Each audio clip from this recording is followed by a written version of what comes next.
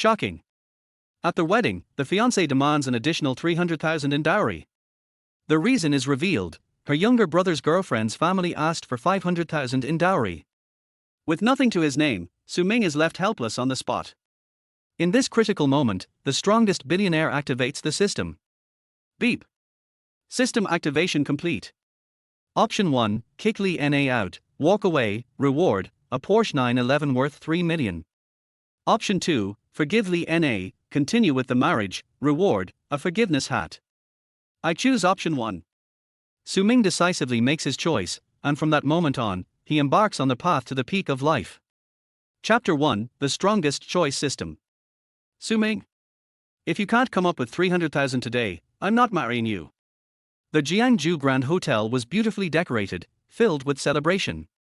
Today was the day Ming and his fiancée Na, who had been together for 2 years, were supposed to get married.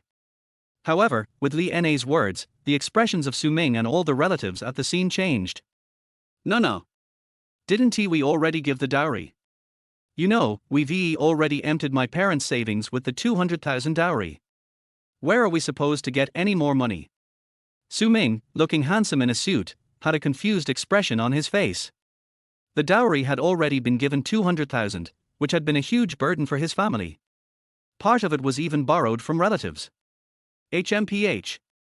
I don't care about that. If I don't see 300,000 today, don't even think about getting on the wedding car. Na turned her head away, looking displeased. Father-in-law, mother-in-law. You should talk to Nana. There are so many relatives watching. Ming was helpless and turned to Na's parents for help. However, the two of them sat calmly in their seats, their faces unchanged. Na's father spoke in a voice, Ming, you know, Nana has always been a person with her own opinions, and we've always supported her. Ming couldn't help but feel angry, but since it was his wedding day, he forced the anger down. No, can you give me a little more time? Let us get married first. All the relatives are here. Don't let them see a joke. Give you time. Ming, don't think I don't know what you're thinking. If I agreed to marry you today, you'd probably come up with 100 excuses not to give me the 300,000. Na looked at Ming and sneered. Ming fell silent. He didn't know what to say anymore. Father-in-law, mother-in-law, can we talk about the dowry later? The auspicious time is almost here, and they are waiting for the bridegroom at our side. Ming's second uncle, Su Changui, stepped forward. However, before Su Changui could finish speaking, Na's mother immediately shouted, "What are you yelling for? Who's your in-law? Whether this marriage happens or not is still up in the air." Su Changui's face immediately darkened, and the faces of the Su family's relatives turned solemn. Hey! Ming, you're such a grown man, why are you dithering? Give us a clear answer, are you going to come up with the money today or not? At this moment, Na's younger brother, Li Chao, asked in an annoyed tone. Ming suppressed his anger and ignored Li Chao, instead focusing on Na. No, I just want to know, why do you suddenly want to increase the dowry by 300,000? Fine, you want to know. Let me tell you. Xiao Chao is dating someone now, and both families have met. My parents are very happy with his girlfriend. They are asking for a 500,000 dowry. Ming, my parents raised me with great difficulty, and I plan to use my dowry to cover part of Xiao Chao's. Now you know. Today, I want 300,000. If you can get that, I'll marry you. Upon hearing Na's words, the anger that Ming had been holding in exploded. He had been wondering what the sudden request for a higher dowry was all about, but now he understood it was the mindset of a brother-supporting monster at play. Na, don't go too far. At that moment, Ming's closest friend, Gao Xiong, couldn't stand it any longer and stepped forward. Heh! Go too far? Ming, let me tell you, you don't have to give the 300,000, there are plenty of people willing to do it. Whether this wedding happens or not depends on you. Na gave Gao Xiong a mocking glance, and after finishing her words, she turned away and sat down in a chair. HMPH. You want to marry, but you don't have money. Na's brother, Li Chao, snorted coldly and sat beside Na. Son of AB. Gao Xiong clenched his fists, fury burning inside him. If these people weren't his brother's future family, he would have killed them right then and there. Hey, Xiao Ming, how about we think of another way? Second uncle still has some savings. We can call your parents and ask them to gather some money. Let us just get married first. Su Changui sighed deeply and came up to Su Ming. Gao Xiong slowly relaxed his fists and walked over, speaking in a low voice. Ming Ji, I have 100,000. I just got a loan to open a barbecue shop. I was planning to use it for that, but since you're in urgent need, you can have it first. No. Second uncle, that's your retirement money. I can't take it. Xiangzi, I can't take your money either. Su Ming felt deeply moved by their words, but he firmly shook his head. Xiao Ming, this isn't the time to be stubborn. Su Changui said anxiously. Ming Ji, let us just get married first. Gao Xiong also urged. Beep. Strongest choice system successfully bound. Option 1, give up on the marriage, angrily scold Li Na for her brother supporting behavior, and receive 3 million in cash. Option 2, submit, accept the kindness of your brothers and second uncle, gather the dowry and proceed with the wedding. The system will automatically unbind. Huh. Su Ming was stunned, not overly surprised, as he had read many novels and was somewhat familiar with systems. He was just a bit skeptical that he would actually bind a system in such a situation. After confirming that the system indeed appeared in his mind, Su Ming felt a sense of calm. At that moment, he released all the anger he had been suppressing. Second uncle, Xiangzi, thank you, but today, I'm not getting married. What? Xiao Ming, you can't be foolish. Su Changui was shocked. Ming Ji. Gao Xiong was also taken aback. To be honest, Gao Xiong couldn't stand Li Na and her family's behavior, but he didn't want to see his brother regret it. Gao Xiong knew that Su Ming loved Li Na deeply, and she was the only woman he had ever loved. Su Ming? What did you just say? Say it again. At this moment, hearing Su Ming's words, Li Na jumped up from her chair and shouted loudly. Heh! Didn't he hear me clearly? I'll say it again. Li Na, listen carefully. I'm not getting married today. The 200,000 dowry has already drained my parents' savings. Part of it was borrowed from relatives. Now you want an extra 300,000. Sorry, Su Ming, can't come up with it. Of course, even if I could, I wouldn't give it to you. Oh, I wouldn't give it to your brother. Su Ming completely let go and spoke without holding back. Son of A.B. Su Ming, you really dare say that? Is this how much you love me? You won't even give me 300,000, you liar. Li Na screamed hysterically. I'll effing take your money. Do you think my parents' money comes from the wind? And you say your parents raised you with difficulty. What about my parents, huh? Your brother is getting married, why should I pay for it? Why should I use the dowry I gave you to cover your brother's dowry? Oh? What if on the day your brother gets married, the other side asks for more dowry? What if they also have a brother getting married? Would you want me to give them extra dowry too? Su Ming yelled, and after finishing, he felt an indescribable sense of relief. Su Ming? Do you still want to marry or not? Marry my ass. Whoever wants to get married, let them. I'm not doing it today. Su Ming said with a face full of impatience. Beep. Congratulations, host. You have completed the option. 3 million in cash will be delivered via courier in 10 seconds. Beep. Reminder, please ignore normal logic. The system is omnipotent. Also, the funds are legally sourced, so the host can rest assured in using them. The system's notification sounded, and Su Ming felt as if his entire body had become lighter, the world brighter than before. Chapter 2, A New Choice. Bastard, Su Ming, are you looking for death? Li Chao was completely enraged. He grabbed a chair and rushed towards Su Ming from behind. Oh? Nobody else giving you the dowry anymore, are you getting anxious now? Come on, try me. Let us see if I don't beat you to death today.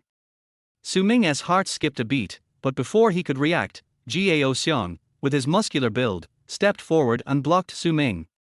Li Chao immediately stopped, his gaze shifting between Gao Xiong and Su Ming.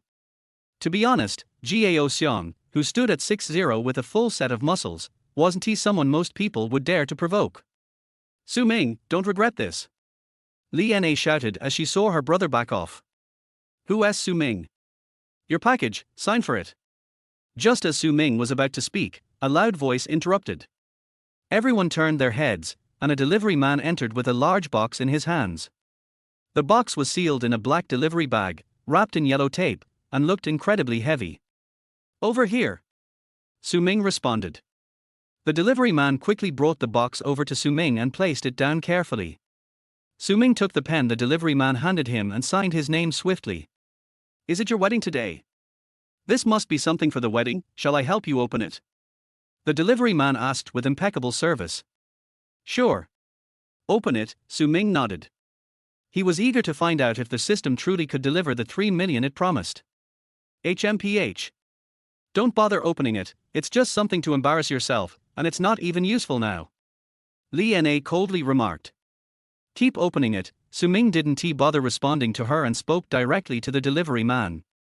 The delivery man nodded, swiftly tearing open the black bag and cutting the tape on the box. He then opened the lid. Holy shit!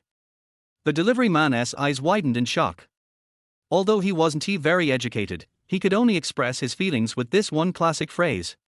At the same time, all the guests in the room turned their gazes toward the box. Holy shit! Holy shit! Soon, the entire room was filled with expressions of astonishment. Inside the box, neatly stacked bills of 100 yuan notes lay there, and every detail was mesmerizing. Only Su Ming remained calm, as he had been mentally prepared for this moment. Amidst the stunned silence, Su Ming took a stack of bills and pulled out 3 crisp ones. Whoosh whoosh whoosh. Here, thank you for your hard work. Thank you, boss. No, thank you, sir. You're so generous. The delivery man eagerly took the cash, which was worth 2 days' wages for him. Ming Ge, this is money. Gao Xiang finally came to his senses, his face filled with disbelief. Su Ming nodded slightly. Honestly, even he felt like it was hard to believe. How much is this? Gao Xiang asked, his voice filled with wonder.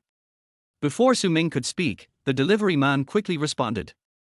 Each new bill weighs about 1.15 grams, and there are 100 bills in a stack, so that's 115 grams per 10,000 yuan. Based on my years of experience delivering packages, considering the box and bag, this should weigh around 70 kilograms. 70 kilograms equals 35,000 grams, so the total value of the bills here should be about 3 million yuan. Brother, am I right? Holy shit! With your skills, shouldn't you be doing something better than delivering packages? Su Ming was stunned. The delivery man proudly puffed out his chest and said, I'm actually a senior accountant, worked in a bank for 2 years, but it was too dull, so I prefer the freedom of delivery. Holy shit, and you still have a pile of deliveries to make. Gotta go, bro. With that, the delivery man dashed off like a gust of wind. Dull? Freedom? Su Ming muttered as he watched the delivery man leave. Did you hear that? 3 million. That's 3 million. Gao Xiang exclaimed. TCH, who knows if it's real? Someone else sneered. Heh, poverty limits your imagination. Didn't you hear what the delivery guy said? He's a senior accountant, worked in a bank for 2 years. You think he can't tell the difference between real and fake money? Looks like the Li family picked up a rich guy. One of the guests remarked. Rich? Does it have anything to do with the Li family? Have you forgotten what happened earlier? Someone else said. Finally, everyone in the room came to the realization. Ming Ge, is this yours? Gao Xiang asked, still in shock. Who else would it be? Never seen this before. Come on, help me carry it to the car. Sure. Gao Xiang eagerly responded and rushed forward, laughing as he easily picked up the box. He was grinning from ear to ear. 3 million. I've never seen so much money in my life. All right, everyone, let us go. We're heading to our place, we're not welcome here anymore. Su Ming waved his hand and led the wedding party out. Wait, Su Ming. Li Chao shouted from behind. You have this much money, and you can't even part with 30,000. TCH. Are you kidding me? Su Ming sneered, uninterested in talking to the fool. Su Ming, wait up. Li Na called as she rushed up and grabbed Su Ming's ankle. Su Ming, was this your surprise for me? I'm sorry, I was wrong, please forgive me. Marry me, please. Su Ming, you wouldn't be so heartless, would you? You love me, right? Li Na's face was full of desperation, and her acting was so pitiful that anyone else might have softened. But not Su Ming. He'd seen through too much by now to feel any sympathy. Ding! Choice triggered. Option 1, kick Li Na away and walk out, reward, 3 million yuan, plus a Porsche 911. Option 2, forgive Li Na and continue with the wedding, reward, a forgiveness hat. Su Ming froze for a moment. Is there really a choice to make? System, I choose option 1. Ding dong. Choice successful. Reward has been issued. The car keys are in your pocket. The car is parked in the Jiangju Grand Hotel parking lot. All necessary documents are in the car's glove compartment. Please complete the required tasks for your chosen option as soon as possible. If you fail to comply, the system will revoke all rewards. Chapter 3, The Wheel of Karma. Get lost. Right now, you disgust me. Su Ming raised his foot and kicked hard, causing Li Na to lose her grip. She stumbled, her center of gravity shifted, and she crashed to the ground. Su Ming, perhaps using more force than he intended, had just received his reward, the Porsche 911 key, which flew out of his pocket and landed right in front of Li Na, with the Porsche emblem facing her eyes. Silver, I like it. Su Ming glanced at the delicate key on the ground and bent over to pick it up. We're leaving. With a wave of his hand, Su Ming led the wedding party as they marched out of the Jiangju Grand Hotel. As they left, everyone's gaze toward Li Na and her family was filled with mockery. That's a Porsche. Could that key be for a Porsche 911? Holy shit, how rich is Su Ming? He already has 3 million in cash, and now he has a Porsche 911 too. That must be worth more than 3 million. Only someone with tens of millions of assets would dare to flaunt wealth like this. Damn, the Li family really lost big. Why did they have to act so unreasonable for 30,000 yuan? Li Na's relatives couldn't hold back their shock, and their voices were growing louder with disbelief. What? 3 million for a car? Another 3 million? Li Na froze, and so did her brother and parents, who had rushed to help her up. Sis! Get up, quick! Go after him and apologize. You have to marry him today. Sis, the dowry depends on you. Right, no. Get up, and be nice about it. This is a real rich guy. Don't let him slip away. Li Chao and their mother snapped out of it and hurriedly urged Li Na. Right, go after him. Go after Su Ming, he loves me. Li Na came to her senses and scrambled to her feet, pulling up her wedding dress and running after Su Ming. At that moment, her relatives streamed out of the hotel after her. Su Ming, wait. Su Ming, I love you. Su Ming, I can't live without you. Li Na shouted as she ran. Su Ming, now sitting in the car, glanced at Li Na with disdain. Just then, Gao Xiong, who had been fiddling with the car, lightly pressed the convertible button. Immediately, the soft top retracted, revealing the luxury of the Porsche 911. Everyone who had chased after them couldn't help but gasp in admiration as they saw the car. Wow! Ming Ji, this car is too cool! Gao Xiong exclaimed as he touched the car, fascinated by every detail. Not bad. If you like it, you can drive it anytime. Su Ming casually responded. He couldn't show how much he liked the car, of course. Now that he had the system, getting cars like this would be as easy as splashing water. Really? Har, then my future happiness is all thanks to this car. Gao Xiong's face turned red with excitement. Of course it's real, my good brother. Su Ming clapped Gao Xiong on the shoulder. Their relationship had always been good, and after Gao Xiong had been willing to help him with a loan, Su Ming had considered him family. Good things should be shared with family. Su Ming. Li Na finally reached the Porsche, her face tear-streaked, her eyes still full of longing despite the tears. Mine, it's all mine. Everything is mine. I must keep Su Ming. At this moment, Li Na had made up her mind no matter the cost, she would marry Su Ming today. However, the next sentence from Su Ming shattered her hopes. Xiangzi, let us go. Su Ming first spoke to Gao Xiong, then turned to look at Li Na with cold eyes. Remember to return the 200,000 yuan I gave you. That was my parents' hard-earned money. If I don't get it back within 2 days, I won't hesitate to use legal means to get it back. Boom. As Su Ming finished speaking, the roar of the Porsche 911's engine sounded like a beast coming to life. The car roared and sped off into the distance. Watching the car drive away, Li Na felt as though all her strength had been drained from her body. She collapsed to the ground in despair. At the same time, Li Na's parents, standing next to her, were pulling at Su Changui. Father-in-law, what a wonderful match this was. Please, persuade Su Ming. We know we were wrong earlier. Please don't hold a grudge against us. Su Changui sneered in his heart. He yanked his hand free from their grasp. What do you mean, father-in-law? Who are you calling family? Whether this marriage happens or not is still up in the air. Everyone, let us go. With a snap of his fingers, Su Changui signaled for his relatives, and the Su family quickly piled into the car. It roared to life and sped away like the wind. Li Na's parents stood frozen in place, hearing Su Changui's words echo in their ears. How familiar they sounded. Not long ago, those same words had come out of their mouths. It was as if karma had come swiftly. Bastard! Li Na, what are you good for? A golden son-in-law, and you let him slip away like this. Now, what about my dowry? Are you going to give it to me? Damn!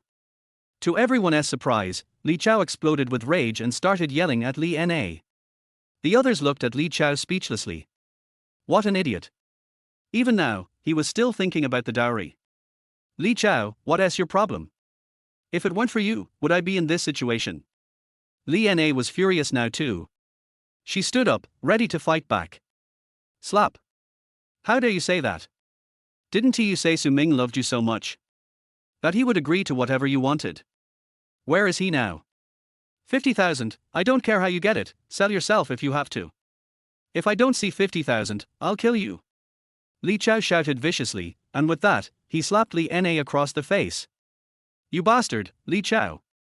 Li Na cupped her cheek and immediately pounced on him, disregarding everything else. Soon, the two siblings were rolling on the ground, fighting. Stop! Stop it! Li Na's parents rushed forward to separate them. For a moment, outside the Jiangju Grand Hotel, a chaotic scene unfolded, like a dog-eat-dog struggle. If Su Ming could see this, he would probably feel a great sense of satisfaction. Good riddance. None of the onlookers stepped in to stop them. As the bride's relatives, they had already lost all face. It was outrageous, the wedding day and the dowry demands. If they were in the other family's shoes, they certainly wouldn't feel good about it. Meanwhile, at the Marriott Hotel entrance, Su Ming and his group had already entered the hotel. The Marriott was just an ordinary hotel, nothing compared to the Jiangju Grand Hotel's luxury.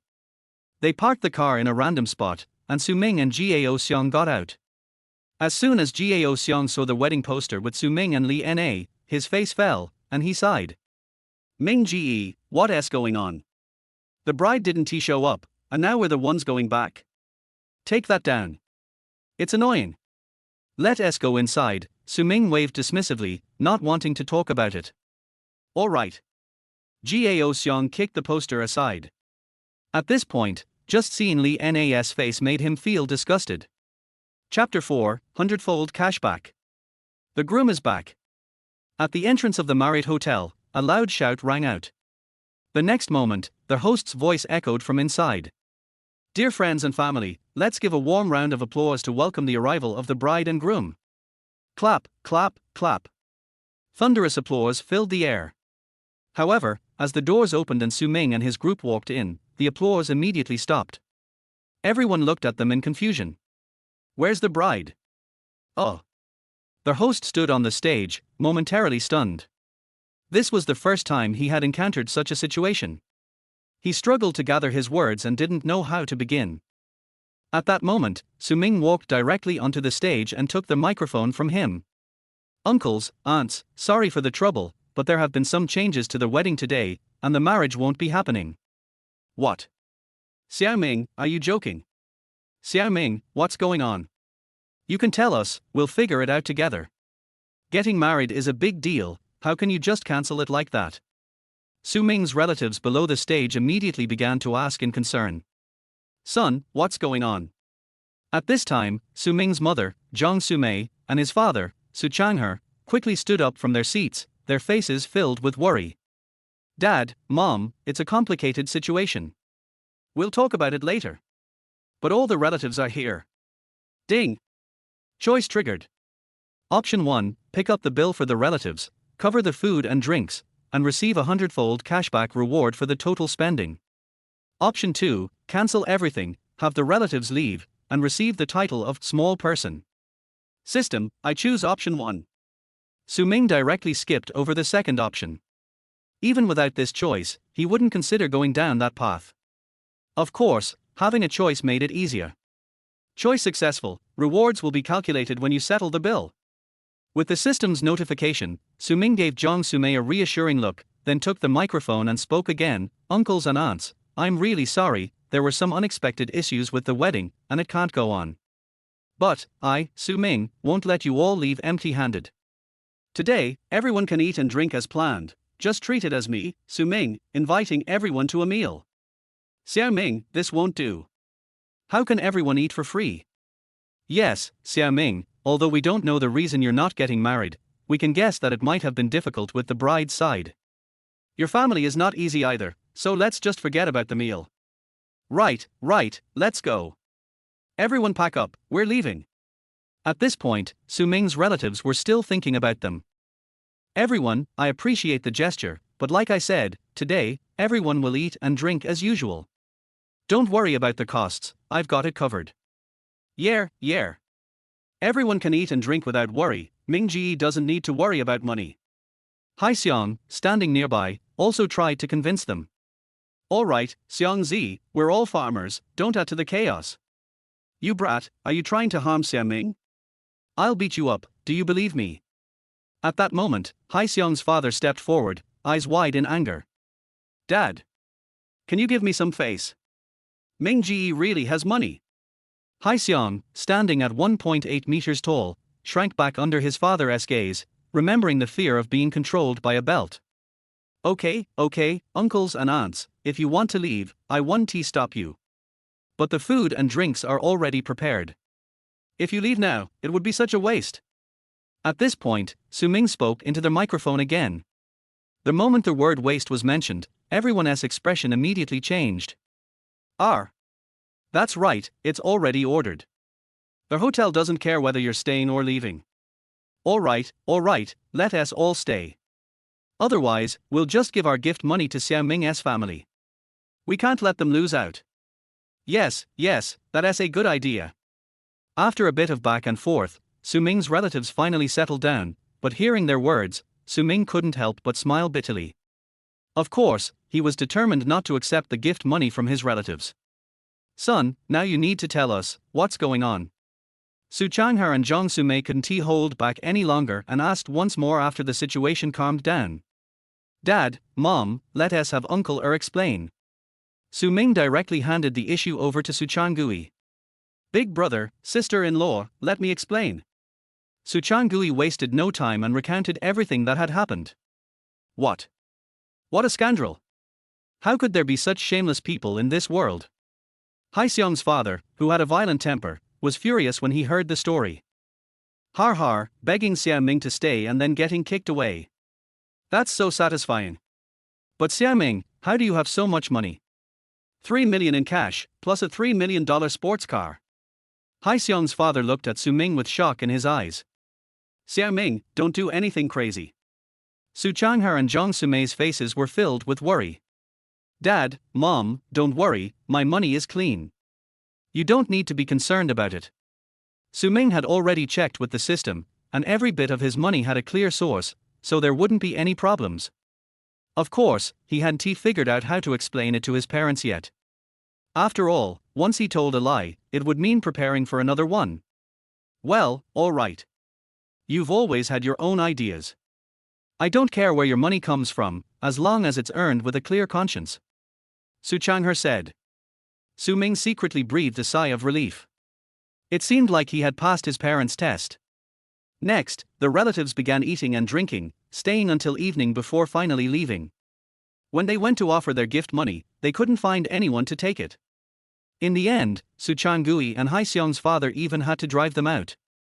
Xiongzi, let's go, time to settle the bill. After everyone left, Su Ming took Hai Xiong to the car to get some cash, then they headed to their hotel to pay. Mr. Su, hello. Your total bill for the banquet comes to 38,060 yuan. We'll round it off for you, so you only need to pay 38,000. Alright. Su Ming pulled out 2,000 yuan from a stack of money, and left the remaining amount on the counter. Ding! Detected that option 1 has been completed. Total spending, 38,000 yuan, rewarded with a 100-fold cashback, 3,800,000 yuan, credited to your account. Ding dong! As the system's notification sounded, Su Ming's phone buzzed with a message. 3 million yuan had been deposited. Su Ming could maintain his composure and didn't show much emotion.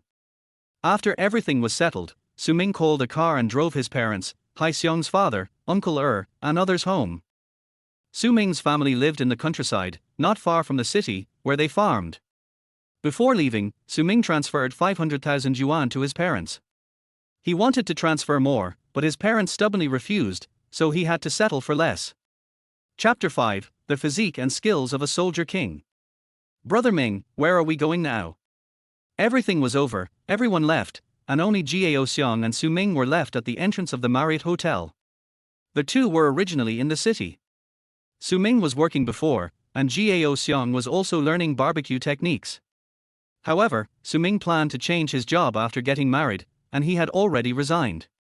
And Gao Xiong was also successful in his studies and was ready to start his own business, so the two were now unemployed. Let's go. Let's eat skewers. We didn't eat enough just now, so we were busy toasting.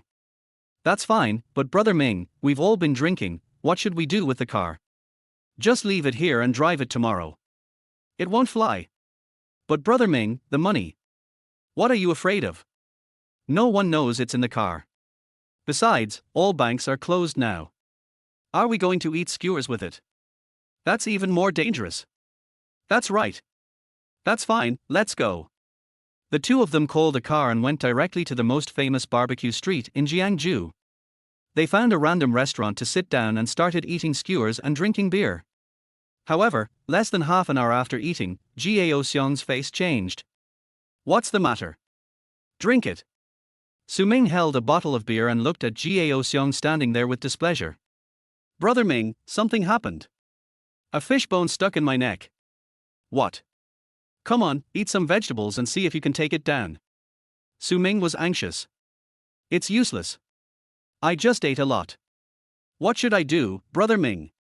Gao Xiong had a bitter face and felt his neck burning. Damn it. What can I do? Let's go to the hospital. Su Ming got up to pay the bill, called a car, and the two went straight to Jiangsu People's Hospital. Soon, they arrived at the hospital, and after a lot of trouble, the fishbone was removed. Hee, okay, Brother Ming, let's go and eat more. Eat shit, let's go to sleep. The two were ready to leave. At this time, the two did not know that on the way they left, Li En's parents and Li Chao were arguing. You beast, that's your sister, how could you do that? Li En's father was furious and slapped Li Chao in the face. Why did you hit me? You asked me how I could do that. What about her? Didn't she say she loved me the most? She ruined my betrothal gifts, and you see, she scratched my face and body. Li Chao said, lifting his clothes, and there were bloodstains all over his body, which was shocking. What's wrong with scratching you twice? You are man, can't you let your sister go? What's more, you started it first, do you think we are blind? Li En's mother also yelled at Li Chao at this time. It turned out that after Su Ming and his friends left, Li En's brother and sister started fighting, and Li En's parents couldn't stop them. Later, they were really angry and didn't care too much. Li Chao didn't know where he got a stone and hit Li En's face with it. Unfortunately, the stone was quite sharp, and Li En's whole face was split open by the stone. A bloodstain was scratched from the left forehead to the right chin, and the flesh was turned out. The family didn't care about the fight anymore, and took Li En to the hospital. After a simple treatment, Li En's injury was stable. But the doctor said that if she wanted to recover completely without scars, she would need at least 500,000 yuan. Good guy, Li Chao was really cruel. Because of the 500,000 yuan treatment fee, the family of three started quarreling in the hospital. You beast, your sister is like this now, and you don't know how to repent. What do you say about the 500,000 yuan treatment fee? Li Na's father roared with red eyes. I don't care, it's all her fault. I tell you, you can't touch the 500,000 yuan betrothal gift I gave you to marry my wife. At worst, don't treat her. Li Chao is really a wolf-hearted man. After hearing this, Li Na's parents almost died of anger. Son of a bitch, son of a bitch. Li Na's father beat his chest and stamped his feet. At this moment, he regretted so much that he raised such a beast. His father, if you want, otherwise, let Nana call Su Ming and let him pay for it. He might be too angry today. In fact, he still loves Nana in his heart. This, ask Nana. Li Na's father hesitated for a moment and nodded. Oh? Why call me? Let me pay? What money? However, just when the two were about to enter the ward to discuss with Li Na, Su Ming and Gao Xiang happened to pass by. I was wondering what the family was arguing about here. When Su Ming heard his name and asked him to pay, he was stunned. This is too shameless. At this time, he still wants to fleece himself. Su Ming? Are you in the hospital? Do you know about Nana? I know that you love Nana. Li Na's mother was immediately surprised. Catch her. At this time, the door of the ward opened, and Li Na, with gauze wrapped on her face, rushed out. Su Ming, it's really you, thank you, thank you. Li Na said, and was about to rush to Su Ming. Wait, what are you doing? Stop. I'm not here to see you, what's wrong with you? Su Ming stretched out his hand to block Li Na. If their voice was not too familiar, Su Ming would not believe that the person in front of him was Li Na. Hey. Su Ming, you don't know, it's all this damn beast. Li Na's father sighed and then began to tell the story. After listening to Li Na's father's words, Su Ming and Gao Xiang were stunned. Finally, the two of them cast their eyes on Li Chao. It must be said that Li Chao's operation really made the two of them admire him. Su Ming, you know the situation, 500,000, just 500,000, the doctor guarantees that my face can be restored to its original state, and there will be no scars left. Su Ming, I was wrong about what happened during the day, so how about you heal my face and we get married? This time, I don't want a gift, okay? From now on, I will agree to whatever you say, please, please. Li Na grabbed Su Ming and spoke, with a pleading look in her only exposed eyes. Su Ming looked at Li Na with a suspicious expression on his face. Do you think I'm an idiot? I'll pay for your face treatment and marry you? And then give you another chance to increase the gift on the wedding day? Get lost. Ding. Option triggered. Option 1, forget the past, pay for Li Na's treatment, and get a good guy card as reward. Option 2, refuse to pay for treatment, and ask for the immediate return of the betrothal gift to prevent Li Na's family from using the betrothal gift for treatment. Reward, Soldier King's physique, Soldier King's skills. I choose the second one. Su Ming made a choice secretly in his heart, and the next moment, a huge memory flooded into his mind, and some strange skills were also deeply imprinted in his mind. Not only that, a sense of power that had never been experienced before was brewing in Su Ming's body, like a dormant beast. Once it suddenly rises, it will bring a fatal threat. Chapter 6, Throwing a Tantrum. Get out of here. Gao Xiang reached out and pushed away Li Na's hand that was holding Su Ming. What were you doing earlier? Now that something's happened, are you thinking of Brother Ming? You still want Brother Ming to pay for your face treatment? Have you forgotten how you made things difficult for Brother Ming during the day? Heh. If you don't have 300,000 today, the marriage won't happen. Who said that? Huh? Do you know what you are called? A green tea bitch. Well done. Good job, brother. Su Ming secretly gave Gao Xiang a thumbs up in his heart. Li Na was stunned by what Gao Xiang said, but she knew that she could not give up. If Su Ming didn't nod and give her the money, she would be finished, completely finished. Woo, Su Ming, I was wrong, I was really wrong. 3 years of our relationship, can you really let it go? You said you would accompany me to see the Aegean Sea and to Sonia to bask in the sun, but we haven't done these yet, woo. Li Na's eyes were filled with tears, and she spoke so sincerely, revealing her true feelings.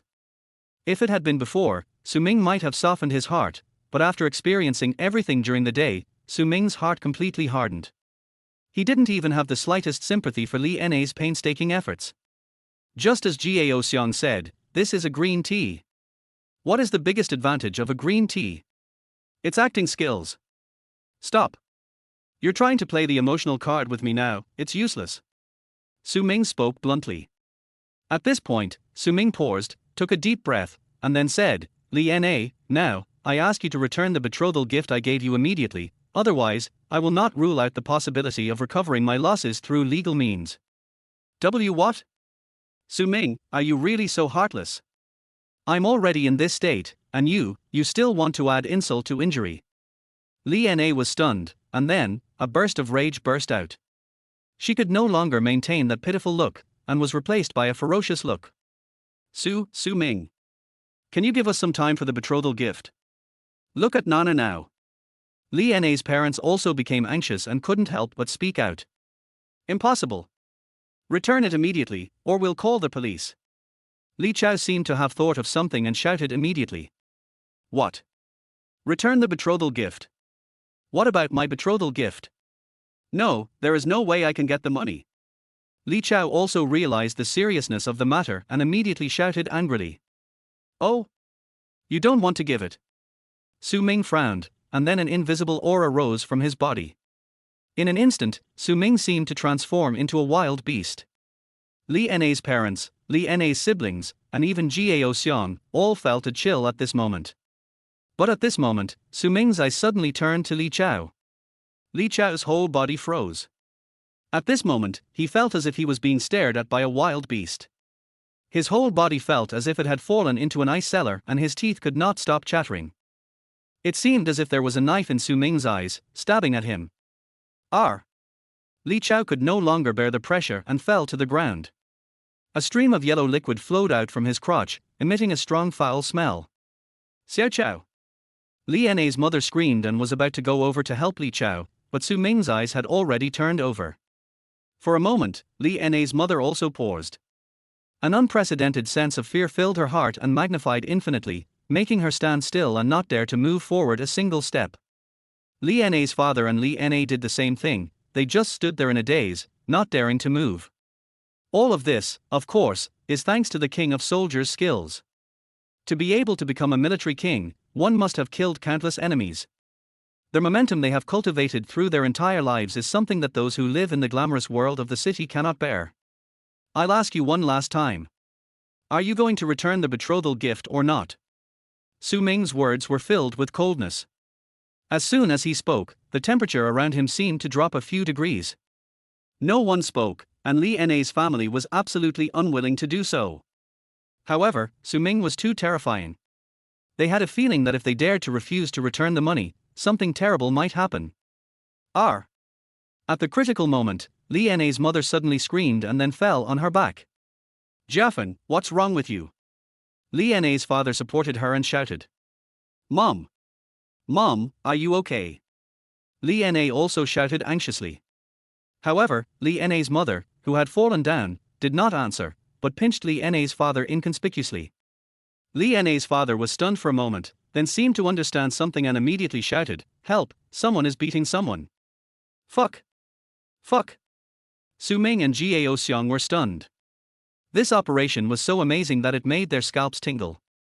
God have mercy on them, they just stood there without moving. What's going on? What are you doing? This is a hospital. At this moment, a voice was heard, and two tall men in security uniforms rushed over with rubber sticks in their hands.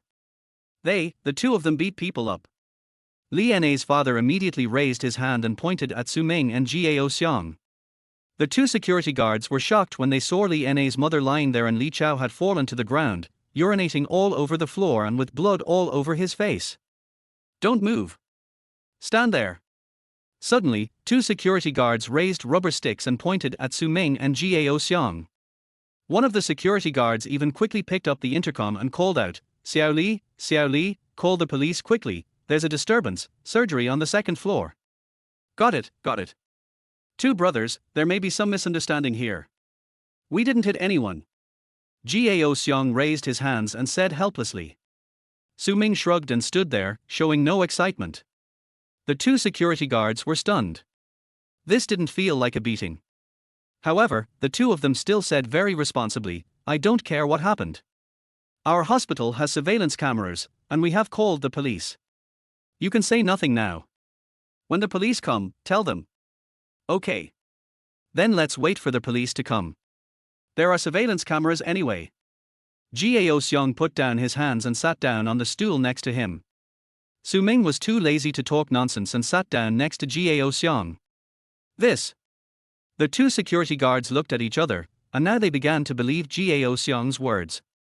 When they heard the word police, Li Na's family looked a little flustered. But now that things have come to this point, they can only pretend to be victims. The police were quite quick. It took less than 10 minutes from the time the security guard arrived to the time the police arrived. At the elevator entrance on the second floor, 3 police officers in uniform walked over with serious expressions. The leader was a woman wearing a police hat and her black hair was completely tied up, revealing her entire face. Everyone's eyes light up when they see the policewoman, because she is so beautiful, with bright eyes, white teeth, and a heroic look between her brows. The police uniform makes this temperament even more obvious. Chapter 7: Recovering the Gift. Who's causing trouble?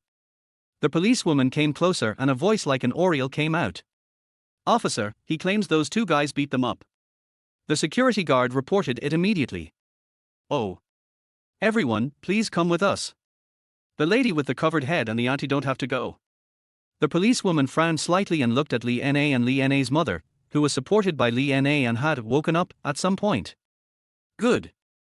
Gao Xiong stood up immediately. Su Ming shrugged and stood up, but he said, "Officer, I suggest retrieving the surveillance video." The policewoman glanced at Su Ming, nodded, and ordered, "Go and retrieve the surveillance video of this period. Let's go back to the police station to take a statement first." After saying that, the policewoman turned around and left. As for the other 2 police officers, one left under the guidance of the security guard, while the other took Su Ming, Gao Xiong and Li Chao and his son downstairs. Soon, a group of people arrived at the police station. In the interrogation room, the policewoman walked in first, and the police officer let Su Ming and others enter the interrogation room one by one. Soon, Gao Xiong and Li Chao and his son came out of the interrogation room, and Su Ming stood up and walked in. "Su Ming." The policewoman held a piece of paper and read. Su Ming nodded. "Let me introduce myself, my name is Ning Fengqing." Ning Fengqing did not rush to interrogate him, but instead reached out her hand towards Su Ming. "Hello, Officer Ning." Su Ming stretched out his hand and shook Ning Fengqing's hand. His hand was soft and boneless, and felt cold. "Then we are considered to have known each other." "Su Ming, did that woman with bandages really ask you to increase the betrothal gift at the wedding?" And the reason was that his brother's girlfriend's family wanted a betrothal gift of 500,000 yuan. Well. Su Ming was stunned and quickly glanced around. This was, of course, an interrogation room. Why wasn't it an interrogation? Instead, they were chatting about gossip. Har har. Well, I'm just curious. This kind of plot in novels actually happens in real life. Don't misunderstand Su Ming. I know that those 2 are wrongly accusing you. You don't have to be nervous. Come on, let's talk. Ning Fengqing said this, and sat down on the chair without any image, crossing his legs. "How did you know? The surveillance hasn't arrived yet." Su Ming was puzzled. "It's just a small problem. The 2 testimonies are inconsistent. I can tell they are fake right away." Ning Fengqing said nonchalantly. "I see." Su Ming nodded and continued, "Yes, as you know, these things should be said by Xiangzi, and I don't think he would leak them out." "Wow. Really? Har har. You are so unlucky to meet such a family. But then again, Su Ming, didn't you borrow money for your wedding gift? How come you suddenly have so much money?" Ning Fengqing was amazed and then frowned in confusion. "Oh. This, do I have to say it?" Su Ming was a little unsure whether Ning Fengqing really wanted to chat or just wanted to trick him into talking. After all, Su Ming had so much more money all of a sudden, and he was still a little unsure. Although the system guaranteed that there would be no problems, Su Ming couldn't help but feel suspicious. That's not the case. If you don't want to say it, you don't have to. I don't mean anything else. I'm just a little curious about this counterattack routine. Ning Fengqing said casually. Su Ming heaved a sigh of relief and said, "It's not that I can't tell you, it's just that it's a little troublesome to say it." "Forget it, no need to bother."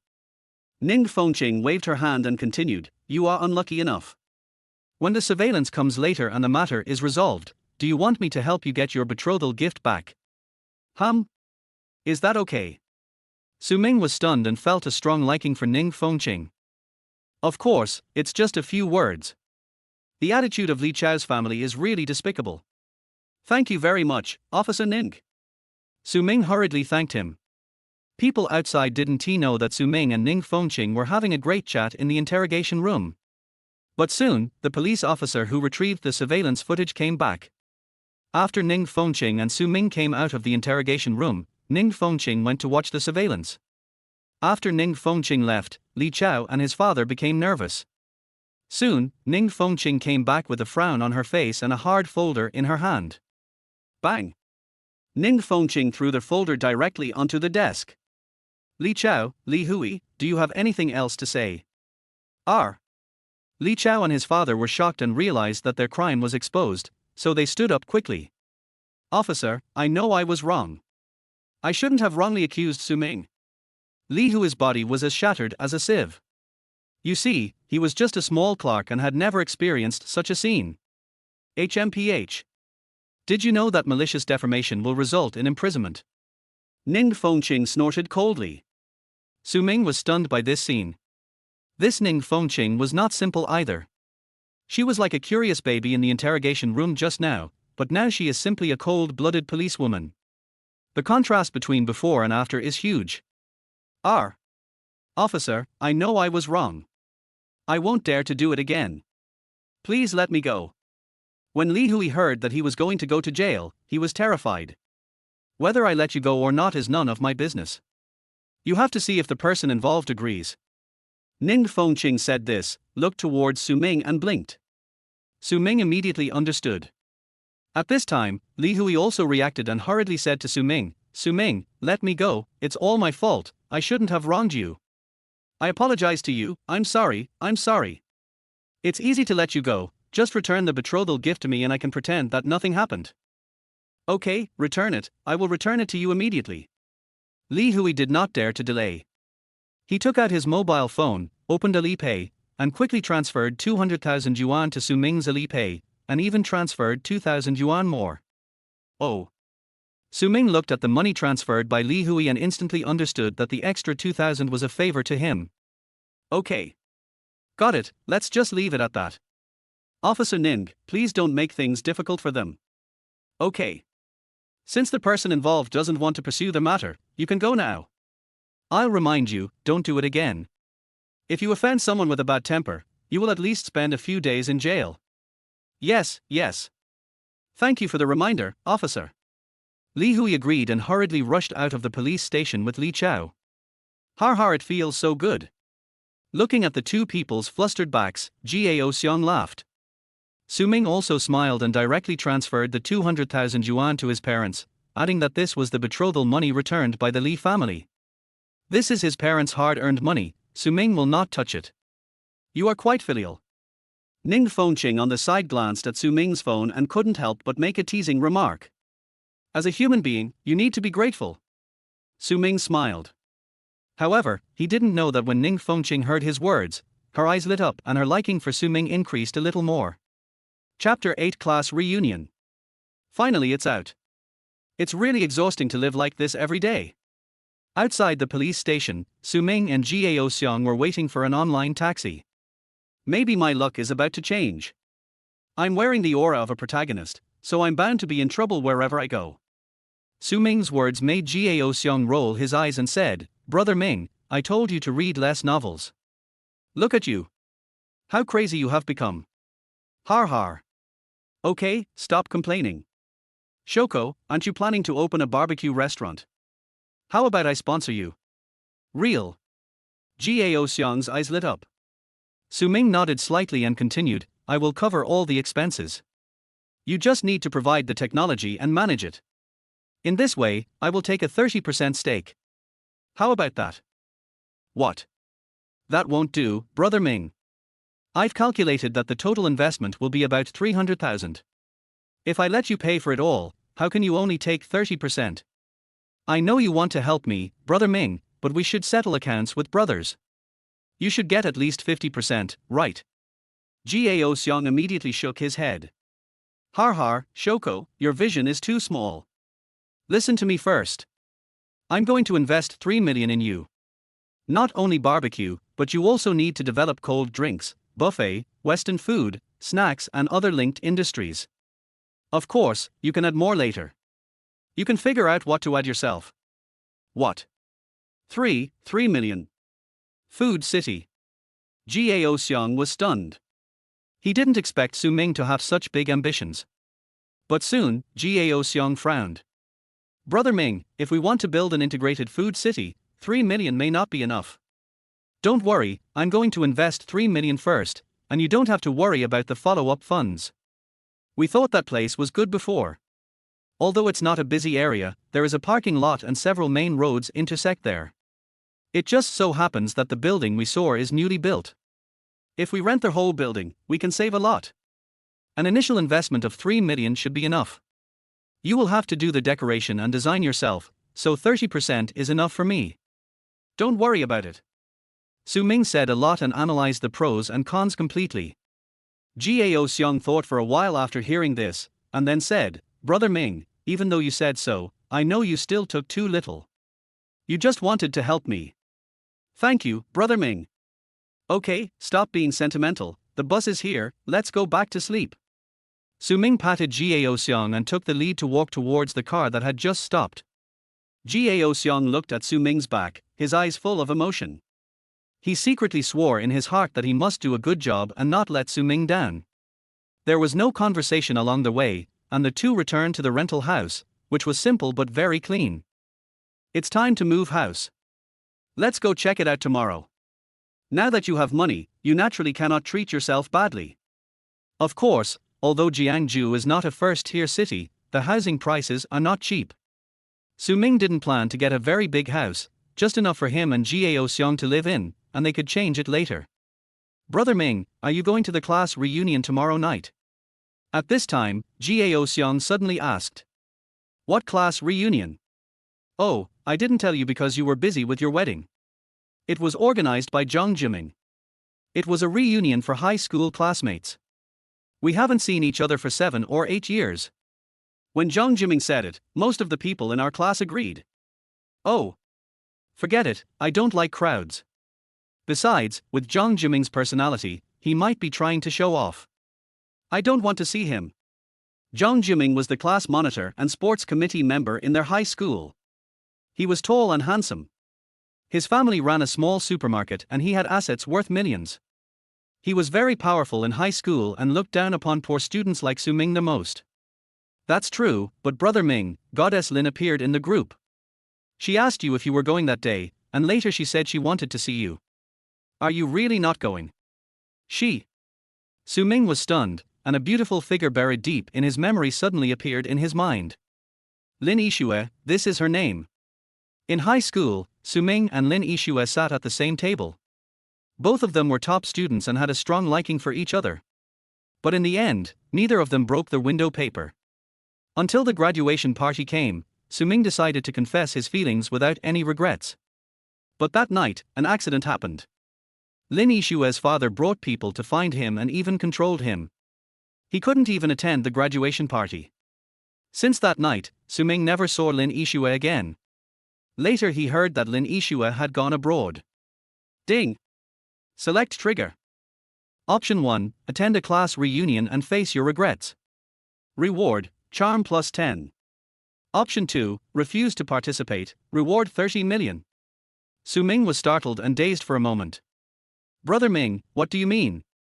Stop being stunned. Gao Xiong didn't know that Su Ming was struggling between 30 million and meeting the goddess. Damn, 30 million, I want it so much. No, it's just 30 million. With a system in place, 30 million will be just a drop in the bucket for me. I need to have a broad perspective. I'll go. Finally, Su Ming spoke. Ding! Congratulations to the host for making a successful choice, charm plus 10. The moment he made this choice, Su Ming felt a lot more relaxed. Eh?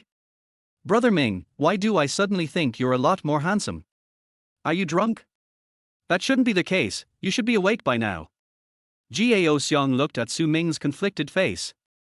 He naturally didn't know that this was the effect of charm plus 10. Forget it, never mind.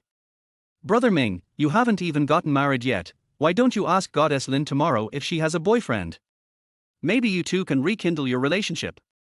Gao Xiong became a wretched person. Get lost.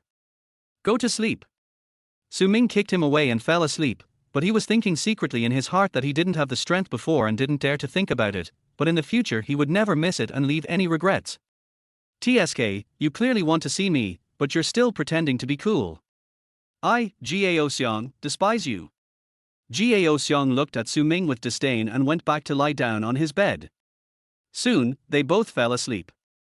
It was a very dark sleep. When they fell asleep, it was almost 5 in the morning. When they woke up, it was already 2 in the afternoon. There was no way. The experiences of the day were too complicated and both of them were too tired. Let's go, drive the car first, and put the money into your card. You'll have to get busy after the class reunion is over. Gao Xiong had no objection, and the two left the rental house, and their original plan to look at houses was disrupted. After eating, picking up the car, and depositing money, it was already 5 o'clock. After looking at the time, Su Ming and Gao Xiong drove straight to Jiangju Hotel. That's right, the venue for the class reunion is Jiangju Hotel. Of course, this time it was not in the banquet hall, but in a private room. Room 888 on the 7th floor of Jiangju Hotel. When Su Ming and Gao Xiong arrived, the room was already full of people. At first glance, although there are some changes, they are still vaguely recognizable. Chapter 9 Lin Yishue. Brother Ming, Xiangzi, come here quickly. A familiar voice was heard and the two of them looked over immediately. The owner of their voice was a little over 1.60 meters tall, short and wearing a small suit. Monkey. Don't you have food to eat? You're still so thin and short after all these years. Monkey is his nickname, his real name is Li Jiao, and in high school, the three of them had the best relationship. Get lost, we are the essence of concentration, unlike you, who are strong in body but simple in mind. Hey! Boy, have you forgotten that I beat you with one hand? Gao Xiong and Li Jiao always quarrel whenever they meet. A hero never brags about his past achievements. Get out of the way. Brother Ming, sit down quickly. Li Jiao pulled out a chair and motioned to Su Ming. Where's mine? What's up, little monkey? Do you look down on me or what? Gao Xiong started to make trouble again. Brother Ming, let's ignore him. Come on, drink some water first. Okay, don't meet each other as if you have a grudge against each other. Su Ming's words finally succeeded in extinguishing the war between the two that was about to become intense. TSK, I won't bother with you. Gao Xiong found a stool and sat down. Brother Ming, I heard you got married yesterday. You didn't even invite me. Don't you consider me a brother? At this time, Li Jiao spoke again, his face full of dissatisfaction. Okay, monkey, stop talking about this. It's a good thing you didn't come, otherwise something bad would have happened. Su Ming was feeling embarrassed when Gao Xiong came to the rescue. Afterwards, Gao Xiong recounted what happened yesterday, which made Li Jiao feel angry and relieved. Damn it! What retribution! How could there be such a shameless person in the world? Okay, let's not talk about this, monkey. It's my fault for not inviting you. You'll have to drink 3 cups of wine to make amends later. Su Ming interrupted their conversation. Okay. That's what you said. At this moment, the box suddenly became quiet. Everyone, look, who's here? A female voice sounded, and then a playful-looking woman opened the door of the box. Then, a figure walked in. Wow! Exclamations immediately broke out in the box. The person was tall, wearing a high-end custom-made dress, holding a Prada handbag, and wearing light makeup. She has bright eyes, white teeth, hands as smooth as catkins, skin as white as cream, and her 3,000 strands of black hair casually falling behind her. If we were to judge her by scores, this woman would get at least 98 points. Su Ming looked at the woman and his whole body trembled. The beautiful figure in his mind that he had missed day and night began to merge with her. Welcome, Goddess Lin. Welcome, Goddess Lin. The animals roared loudly. Lin Yishua smiled sweetly and opened her red lips. Thank you, everyone. Then, Lin Yishua's eyes began to scan, and for a moment they stayed on Su Ming's face. A gleam of light flashed in her beautiful eyes, and Lin Yishua walked directly towards Su Ming. Can I sit here? A familiar voice came into his ears, and before Su Ming could react, Lin Yishua had already sat down. Su Ming came back to his senses instantly, and their eyes met. A different feeling spread in Su Ming's heart, and finally, it turned into a sentence. Haven't seen you for a long time. Yes. 7 years, 3 months and 17 days. Lin Yishua looked at Su Ming and said with a smile. However, Su Ming saw something called hard work in this smile. Su Ming couldn't help but look away, for he was afraid that he would not be able to control himself and would hold her in his arms. A hint of disappointment flashed across Lin Yishua's eyes, but she quickly concealed it. I heard that you got married yesterday. The voice sounded again, and this time, Su Ming could clearly hear a slight tremor in the voice. At this moment, Su Ming could no longer control his inner emotions. Turning his head, Su Ming's eyes flashed with a gleam of determination, and he said directly, something unexpected happened, so the relationship didn't work out. Let me formally introduce myself, Su Ming, currently single. Lin Yishua was obviously stunned, but the next second, 2 rays of surprise flashed in her eyes. Hello everyone. Just as Lin Yishua was about to speak, a loud shout was heard.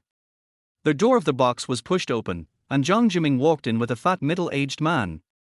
Just when everyone was wondering who the fat man was, Zhang Jiming took the initiative to speak. Hello everyone, let me introduce you, this is the general manager of Hongda Real Estate, Luo Bo, Mr. Luo. I have applied for benefits for everyone. If you are interested in buying a house today, Mr. Luo can give you a discount of up to 30%. Wow! 30% off, that would save hundreds of thousands. Thank you, squad leader, thank you, Mr. Luo. Thank you, squad leader, thank you, Mr. Luo. All the former classmates cheered. You're welcome, you're all Jiming's classmates, and they are also my Luo Bo's friends. Robo said with a smile. Su Ming glanced at the two of them casually and silently memoized the words, Hongda Real Estate. He had already decided not to go to Hongda Real Estate to buy a house. What Su Ming didn't notice was that when Lin Yishua, who was sitting next to him, saw Luo Bo, a look of disgust flashed in her eyes. At this time, Luo Bo seemed to have seen Lin Yishua and walked straight towards this side. Boss Lin, it's really not easy to see you. Everyone is busy, so naturally there are fewer opportunities to meet. Lin Yishua replied indifferently. Mr. Lin is right. Luo Bo smiled slightly, and then sat directly on the chair next to Lin Yishua. Su Ming, let's switch. Unexpectedly, Lin Yishua stood up and looked at Su Ming. Good. Su Ming didn't waste any words. He could naturally see that Lin Yishua disliked Luo Bo. Luo Bo was not embarrassed either. He smiled and nodded at Su Ming. Hey, Su Ming, I heard that you got married yesterday. What's wrong? Do you look down on us old classmates and don't even invite any of us? Zhang Jiming's voice sounded at the right time. Yes, Su Ming, that's not very kind of you. That's right, that's right. We're classmates, and you didn't even say hello to me for such a big event as getting married. Su Ming, you can't do this. Zhang Jiming's words immediately attracted the approval of everyone. Su Ming frowned, thinking that he was bringing up something that was not relevant. He was deliberately trying to embarrass himself. Gao Xiang and Li Gao looked at Zhang Jiming with some anger. All right. Everyone, stop making a fuss. There must be a reason why Su Ming didn't invite everyone. Isn't it that he didn't even bother to invite me? Lin Yishua suddenly stood up, and everyone's attention was drawn to her. That's right. They didn't even invite Goddess Lin, their former girlfriend, so why would they invite us? The story between the two was widely known back then, and almost everyone knew about it. Forget it, it's all in the past. Today is a class reunion, let's not talk about this, everyone should eat and drink. When Zhang Jiming saw Lin Yishua speaking, he knew that he could no longer mock Su Ming, so he had to change the subject. Soon, the food began to be served. The efficiency of the star-rated hotel is quite high and all the dishes were served in a short while. Time passed quickly while we were eating, drinking and chatting. Squad leader, I heard that you recently changed your car, a BMW 7 Series, which must be worth more than $1 million, right? Finally, the theme of the class reunion has arrived. Chapter 10. I didn't want to show off. Har har, it's just a broken car, more than 1.2 million. Zhang Jiming smiled proudly. Oh. I'm jealous. I'm jealous. Over $1 million for a junky car. That's right, then what are those of us with over 100,000 people worth? That's right. I only have an Audi worth over 300,000 yuan, and I still have to pay off the mortgage for 3 years. Oh, comparing yourself to others makes you feel pissed. Okay. Everyone has different purposes, so they can't be the same. My main purpose is to take customers to see houses. Only by serving customers well can I sell more houses. Although he said this, anyone could see the smugness in the corner of Zhang Jiming's mouth. At this time, Zhang Jiming suddenly turned to look at Su Ming and asked, "Speaking of Su Ming, everyone has said it, but you haven't told me what car you drive. You are married now, so you should have some assets, right?" Following Zhang Jiming's words, everyone's attention shifted to Su Ming. I still can't avoid it. I didn't mean to show off. Su Ming sighed in his heart. He now had only one feeling, that is, there were always villains who wanted to harm him. Ding! Select trigger. Option 1, give Zhang Jiming a slap in the face and be rewarded with a special grade villa in Yanshanyu Mansion. Option 2, endure silently, be rewarded with a title, and be tolerant. System, I choose 1. Su Ming was a little unhappy at first, but the system suddenly refreshed the option, which made Su Ming's unhappiness disappear immediately. He wished that this option would come more often. After making his choice, Su Ming sat up upright. Hey! Actually, it's nothing. I just bought a 911. The car is nice, but I think the key doesn't look good. Right, Ishue. As he spoke, Su Ming took out the small silver white key with perfect lines and winked at Lin Ishue. Lin Ishue's eyes were startled, and a hint of surprise flashed in her eyes, but she quickly calmed down and said softly, "No, I think the design of the key is perfect." Really? Ishue likes it, so I'll just force myself to like it. Su Ming sighed helplessly. However, Su Ming's action caused everyone to fall silent. We have all been working in society for several years. I can't say I know all of them, but I know most of them. The landing price of a Porsche 911 is more than 3 million yuan, which is enough for many people to work hard for a lifetime. Zhang Jiming's face obviously turned ugly, and he muttered with some jealousy, pretending, "You don't even know if it's yours." Anyway, Zhang Jiming didn't believe that Su Ming could afford a car worth 3 million. Huh? Mr. Su, you are here. However, at this moment, a waiter suddenly came to Su Ming. Oh? You are? Su Ming looked at the waiter, somewhat confused. Har har, Mr. Su, you don't know me. I'm a waiter here. Mr. Su, I said I would find a chance to contact you, but I didn't expect to run into you again today. The waiter said with a smile. Oh. What's the matter? Mr. Su, I filmed what happened yesterday and posted it on TikTok. Many netizens were curious about you after watching it. They all asked me to follow up. Can you answer a question for me? I'll just take a moment. Please. The waiter said expectantly. It's no trouble, just ask. Okay, thank you, Mr. Su. The waiter quickly took out his cell phone and turned on the recording function. Mr. Su, let's start. After Su Ming nodded, the waiter quickly asked, Mr. Su, you sent 3 million cash to the scene by express yesterday. Was it to give a surprise to your fiancée, Ms. Li N.A.? When everyone heard what the waiter said, they opened their mouths wide. 3 million in cash, packed by express delivery, aren't you afraid of it getting lost? For a moment, everyone felt that it was a fantasy. Well, if nothing unexpected happens, it should be. Su Ming thought about it and nodded. That's such a pity. Ms. Li N.A. doesn't have this blessing.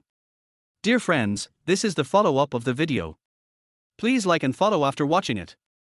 Thank you, Mr. Su. Please go ahead and do your work. I won't bother you anymore. After the video was recorded, the waiter thanked him and hurried away. Obviously, he was preparing to upload it. Wait, what's your TikTok account? I want to follow it. However, just as the waitress was about to leave the box, Jiang Jiming stopped her. Oh well. The waiter quickly took out his mobile phone, and Jiang Jiming operated it a few times and soon paid attention. Squad leader, send me a tip. I'm curious about what happened at Su Ming's wedding yesterday. Push me too. Everyone followed the waiter's TikTok account. After clicking in, I immediately saw a lot of videos, starting from the blessing video. But the more they looked, the more strange their expression seemed. Fuck, what kind of person is this? He's asking for too much money. It's already the wedding day, and is still adding to their betrothal gift. Fuck, if she marries me, I'll beat her to a pulp right there. As the subsequent videos continued to be refreshed, everyone's faces changed again, becoming a little strange. Shoko, how does it feel to carry 3 million? I'm so jealous. Li Gao looked at the protagonist of a video next to him. I don't feel anything, it's just quite heavy. Gao Xiong said calmly, in fact only he himself knew how excited he was yesterday. Fuck. I suspect you're just pretending, but I have no evidence. Li Gao gave a thumbs up immediately. Fuck, there's a hidden boss. Su Ming, you're incredible. Damn it, I thought you were just showing off, but I didn't expect you to be so awesome. I kneel down to you, boss Su Ming. I was skeptical about Su Ming being able to drive a 911, but now I believe it. For someone who dares to send 3 million cash via courier, what's wrong with calling 911? Just sprinkle some water. Meeting Master Su Ming. All the classmates immediately turned into little fans, and all kinds of flattering words burst out. Jiang Jiming's face turned pale. He never thought that he would be pretending to be awesome and suppress Su Ming, whom he disliked, but in the end he would help Su Ming. Ding! Congratulations to their host. The selection has been completed. You have obtained the Yinshan Yuefu Superior Single Family Villa. All necessary documents have been stored in the villa. The intelligent recognition system has been installed. The smart cloud app has been installed on the host's mobile phone. You can check everything about the villa at any time. Smart recognition, it's quite advanced, no keys are needed. Su Ming couldn't help but sigh. It was all his fault that he was too poor before. He couldn't even imagine the life of rich people. This betrothal gift is really good. At this time, Lin Yishua beside Su Ming suddenly said, and then her beautiful eyes flashed with a different light as she looked at Su Ming. That's right. Su Ming also looked over, and the two smiled at each other. Chapter 11 Fighting Back at Robo. I say to you young people, what's the point of showing off your car?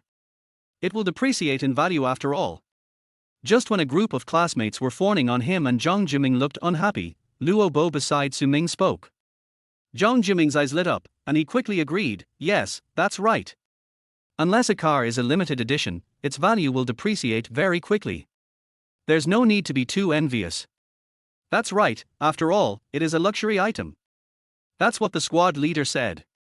As soon as Jiang Jiming finished speaking, he immediately aroused the agreement of everyone. Su Ming curled his lips and was too lazy to pay attention to them. When he can't pretend, he just changes the subject. He has no sense of shame at all. Har har. Mr. Luo seems to be very knowledgeable. I wonder what direction Mr. Luo thinks young people should strive for now. Jiang Jiming laughed and then asked Luo Bo. If you ask me, it's definitely a house. The population is constantly increasing, and the demand for housing is definitely getting bigger and bigger. Cars are always consumables, but houses are different. If you buy one, it will appreciate in value sooner or later and can be considered a solid personal asset. Luo Bo talked eloquently, which made Su Ming's classmates' eyes light up slightly. Good. As expected of Mr. Luo. Jiang Jiming took the lead in applauding, and immediately, the applause of the crowd resounded throughout the private room. Luo Bo smiled triumphantly and raised his hand slightly, and everyone immediately stopped clapping. Now, you all should know the importance of a house.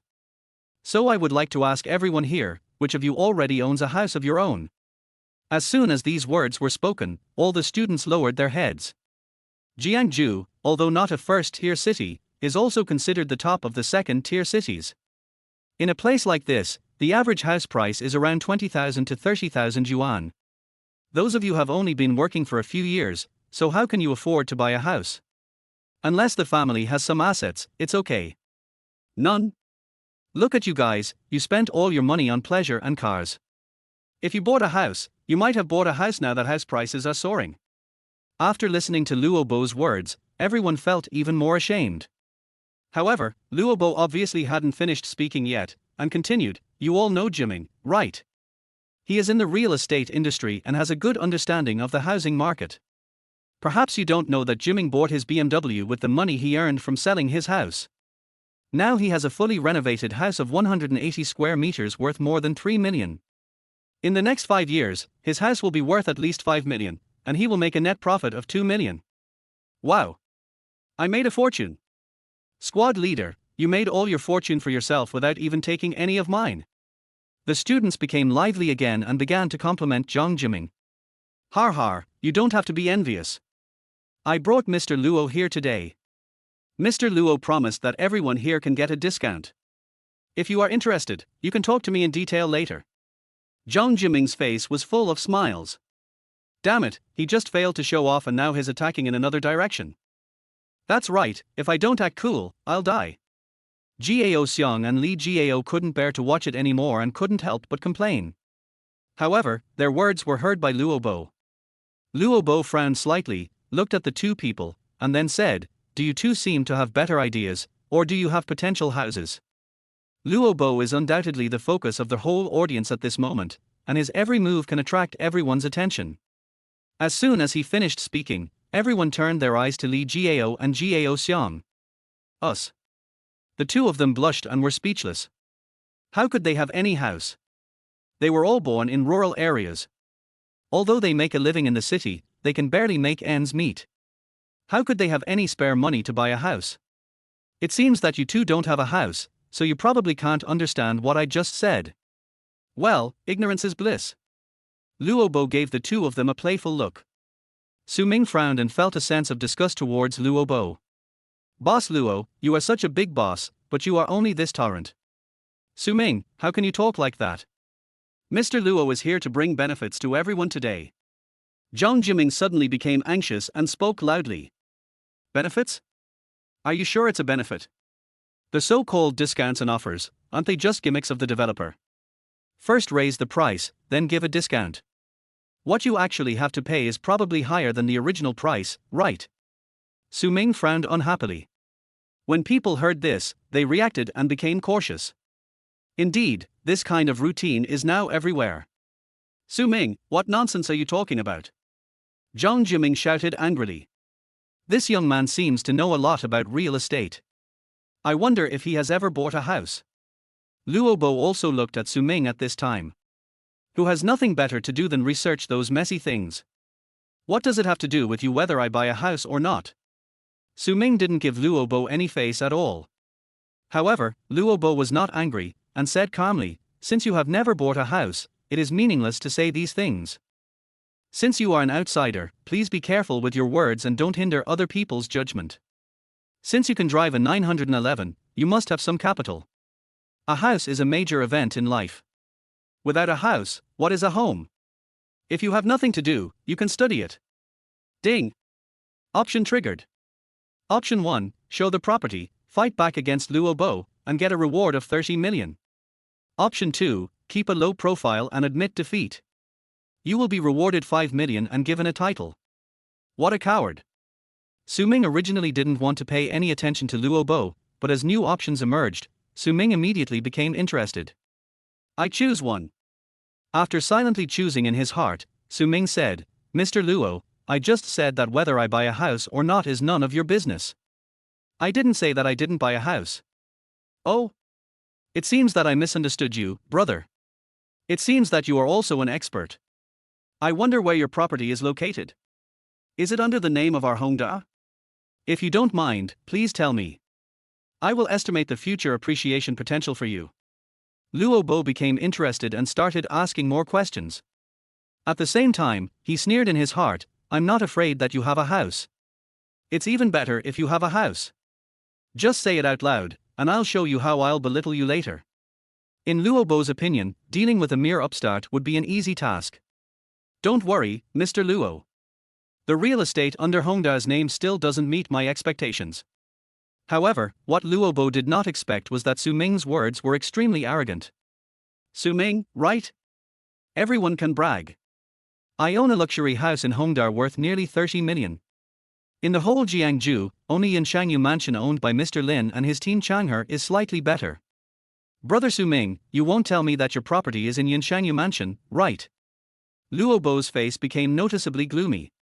Yanshangyu Fu, that is not something you can buy just by having money. Although Su Ming could afford a Porsche 911 and could pack 3 million cash into a courier, he didn't believe that he could afford a house in Yanshangyu Fu. Chapter 12, Life. Why bother? In Luo Bo's eyes, Su Ming was just a nouveau riche. Maybe his house was demolished, or some land was occupied by some state facilities, so he just had a little money. Lin Yixue also frowned slightly. That's right, she is currently serving as the general manager of Changhe Real Estate, and Yanshangyu Fu is the top series of luxury homes developed by Changhe. Inside, they are all single-family villas with gardens and swimming pools, luxuriously decorated. They are not sold by square meters, but the whole building is packaged together. Among them, the cheapest one is as high as 40 million renminbi. There are only 3 special grade villas, and each one costs around 80 million renminbi. Yanshangyu Mansion is where the real richest people in Jiangsu live. In Lin Yixue's impression, there was no real estate of Su Ming in Yanshangyu Mansion. After Luo Bo finished speaking, he immediately looked at Su Ming with a sneer. However, the scene he expected of Su Ming's face changing drastically did not appear. However, Su Ming raised his head slightly and said, Mr. Luo is indeed a well-known person in the real estate industry. Yes, my property is indeed in Yanshangyu Mansion. What? How is this possible? Zhang Jiming exclaimed immediately. Su Ming, stop kidding. The cheapest second-class villa in Yanshangyu Mansion costs 40 million, the first-class villa starts at 50 million, and the top-class villa is worth 80 million. Although you can afford 911, I, Zhang Jiming, admit that I am not as good as you, but if you say that you own a property in Yanshangyu Mansion, I will never believe it even if you kill me. 40 million, 80 million. Damn it, I can't even afford a toilet after working hard all my life. Is this the home of a rich person? I've seen it all. All the classmates exclaimed in amazement. Har har, little brother, it's good enough for you to own a house at your age, but you can't brag about it just to save face. Forget it, I'll just pretend that I didn't say anything before, and you don't have to talk about your property anymore. After all, in the entire Jiangsu, apart from Changhe, no one is qualified to be compared with our Hongda. Luo Bo looked at Su Ming with a smile and changed his address back to little brother. It can be seen that Luo Bo has lost interest in him. Why would you bother with someone who brags just to save face? It's better for everyone to know it in their hearts. Hey! I say, it's just Yanshangyu Mansion, why are you so angry? Alright. Since you don't believe me, I'll let you see for yourself what short-sightedness means. Su Ming said as he took out his cell phone and started flipping through it. Oh! Su Ming, you are not that knowledgeable, right? Do you want to find 2 pictures to show us? Har har, what's the point of that? Who knows if the picture wasn't downloaded? The crowd started to make a fuss. These people were the ones who would lean towards whichever direction the wind blows. Su Ming was too lazy to pay attention to them. He just turned to the last page of the mobile application and clicked on the Smart Cloud app. Welcome to the Smart Cloud. A voice sounded, and everyone turned their eyes to Lin Yixue. It's nothing, their voice is too familiar, it's Lin Yixue, the goddess Lin. But they didn't see Lin Yixue speaking at all. Huh? Su Ming, this is the Villa Smart Cloud developed internally by our Yanshangyu Fu. Only people who buy villas can install it. You actually have a house in Yanshangyu Fu, how come I don't know about it? Lin Yixue came over, her pretty face full of surprise. What? Goddess Lin, you are not mistaken, are you? Yes, Goddess Lin, how is this possible? Lin Yixue waved her hand and said, everyone, there is no mistake. I personally added the welcome message for this app. Hiss. No way. The sound of people gasping for air was heard in the box, and everyone rushed over. At this moment, as the app opens, a cute little robot appears on the screen. Master, welcome to your home. I am the smart butler of Villa number 1. You can call me Xiaoda. Next, I will show you the panoramic view of Villa number 1. If you want to view other areas, you can tell me directly. As the voice of the smart butler Xiaoda ended, a series of pictures suddenly appeared on Su Ming's mobile phone. The so-called panoramic view is the live broadcast from cameras from different angles. Among them, the garden, swimming pool and the entire villa are all presented in the picture. It's really villa number 1, Su Ming, when did you buy it? Why don't I know about it? Lin Yishua looked at the familiar scene and couldn't help but cover her mouth. Not long, I haven't even been in there yet. Su Ming said perfunctorily, who knows when the system was bought, anyway it is his now. Impossible, Su Ming, how can you afford the villa in Yunshanyu Mansion? Zhang Jiming looked at Su Ming as if he had seen a ghost. There was also a hint of disbelief in Luo Bo's eyes. That was Yunshan Yuefu. Even though he was the general manager of a real estate company, his annual salary was several million. But Yunshan Yuefu was really beyond his ability to afford. The annual property fees were in the millions. It's not impossible, Zhang Jiming, can you please stop judging others by your own standards? If you don't believe it, you can try asking the smart butler to check the room and see if the smart butler will pay attention to you. Our Yunshan Yuefu smart butler only listens to the owner. It has gone through identity authentication and voice recognition. If you are not the owner, you can't even open the app. Lin Yishua frowned and said unhappily. Zhang Jiming was speechless, his face turned pale. It's so fun, I'll try it. However, Gao Xiong became interested and took Su Ming's phone directly, saying to the phone, I want to check the situation in the living room. However, there was no movement on the screen. Let me try. I want to check the living room. Li Gao also shouted excitedly, but like Gao Xiong, there was no change. Let me do it. Su Ming took the phone and said, check the living room. Dear master, it is being broadcasted live for you. The phone finally made a sound, and the next moment, the picture changed. Suddenly, a high-tech living room appeared before everyone. The TV occupies the entire wall and is completely embedded in the wall. I can't tell the material of the sofa, but needless to say, it is definitely a high-end custom brand. All other items are also from top brands. Even a layman can see that the things in this living room alone probably cost no less than $1 million. Everyone stared blankly at the pictures on their phones, their eyes filled with envy. At this moment, no one doubted Su Ming's words anymore, including Luo Bo and Zhang Jiming. Ding! Congratulations to their host for completing the selection. You have received a bonus of 30 million, which will be transferred to your personal account. The moment the system prompt ended, Su Ming's mobile phone also received a text message. Suddenly, everyone's attention was focused on the text message.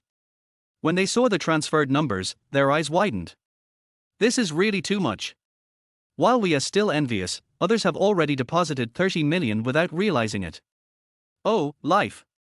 Why do we have to suffer so much? Chapter 13, Shocking Change. Brother Ming, I suspect you are just showing off, but I have no evidence. Was the 30 million you received planned? Gao Xiong and Li Gao said with an expression of, you are so bad, on their faces. Har har, this was an accident. Luckily I got there in time. I was almost out of money.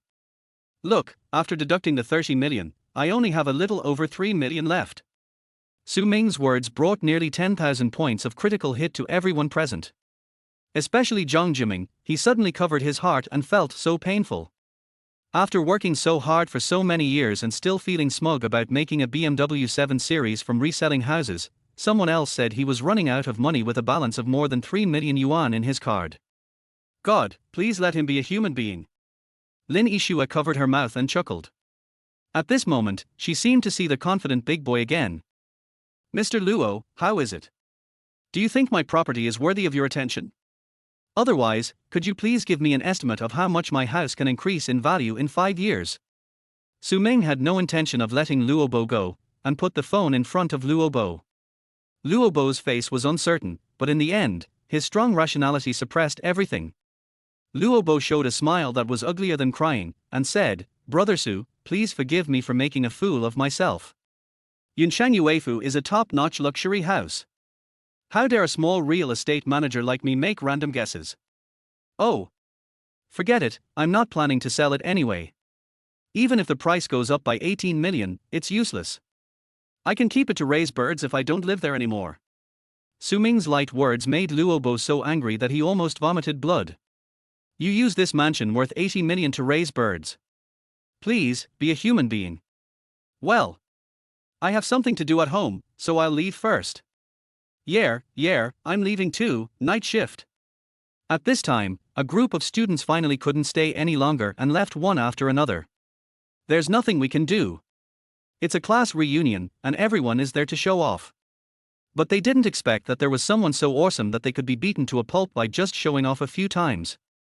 If they continue to show off, they'll become idiots. They wish they had 8 legs so they could leave this dangerous place as quickly as possible.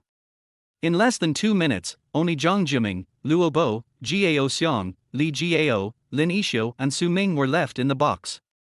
Okay, most people have left now, Mr. Lin, it's time for us to talk business. At this time, Luo Bo spoke. Boss Luo, why don't I send someone to your company? Lin Yixu said lightly. Boss Lin, you know what I mean. If I don't give you my approval, China can't take that project away. Luo Bo no longer spoke in the same good-natured manner as before, but instead became a little aggressive. No one knew that at this moment, Luo Bo's heart was already filled with anger. The emotions that he had suppressed before completely burst out at this moment. HMPH. Luo Bo, do you know that you make me feel sick? Lin Yixu snorted coldly. Really? It doesn't matter, Lin Yixu, I'll give you one last chance. If you agree to my request and I sign it, you can take the project. If you don't agree, just wait. Su Ming frowned, feeling that something was wrong with the atmosphere. Yixu, what's going on? Before Lin Yixu could speak, Luo Bo spoke first. Su Ming, this is none of your business. Go do what you need to do. I admit that you have some money, but some things cannot be solved with money alone. Do you know that? In Luo Bo's heart, most of his anger actually came from Su Ming.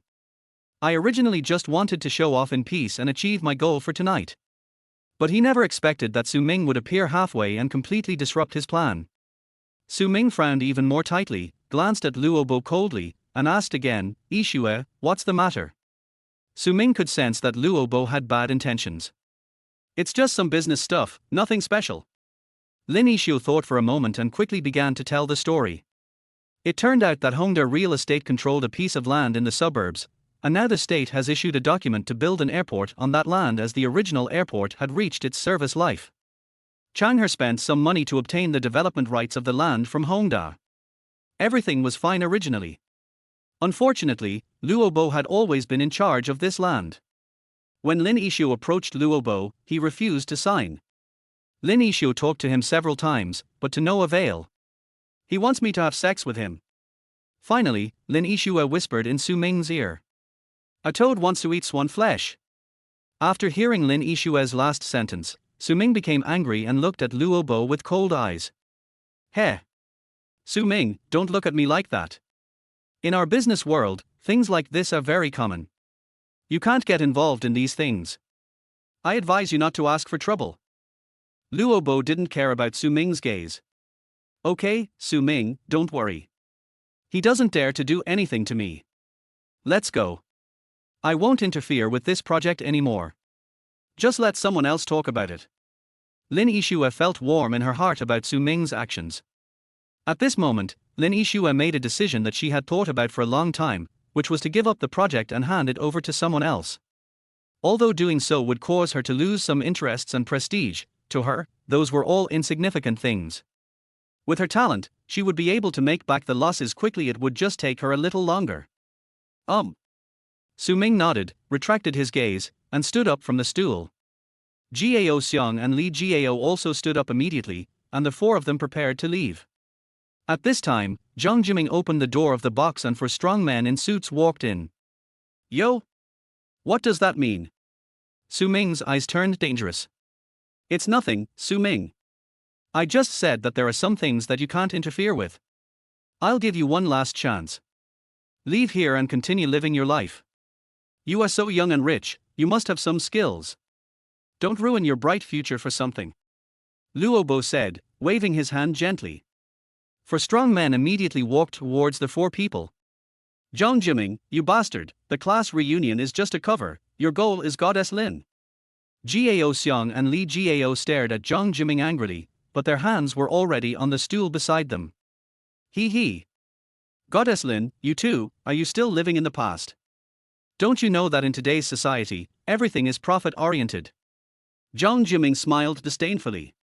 He had lost so much face tonight that his heart was already filled with anger. At this moment, he actually hoped that Su Ming would be tougher and act like a real man, and not run away in disgrace. That would be interesting. What a profit-first person. Zhang Jiming, I underestimated you before. Su Ming looked at Zhang Jiming with an increasingly dangerous look in his eyes. Chapter 14 Murderer. Su Ming, just like I underestimated you, there are many things you underestimated about me. Zhang Jiming smiled and said nothing. It seems that in your line of work, such shady things often happen, right? Otherwise, why don't you do it? Su Ming no longer paid attention to Zhang Jiming, but asked Lin Yixue. It's not too many, it's just an isolated case that I happened to encounter. If I don't do it, will you support me? Lin Yixue smiled, and that smile was like 100 flowers blooming, intoxicating. Sure. No problem, 2 meals a day will keep you full. TSK. I can't be supported by these 2 meals. That's all I can do. My abilities are limited. You better make a living on your own. Humph, an unfaithful man. Lin Yixue pouted, obviously unhappy. However, the two men's indifferent attitude completely angered Luo Bo. You two are pretending we don't exist. Let's do it. Kill those 3 guys and tie up that girl. The 4 strong men didn't waste any time and walked over quickly. Luo Bo. Do you really think you can defeat me?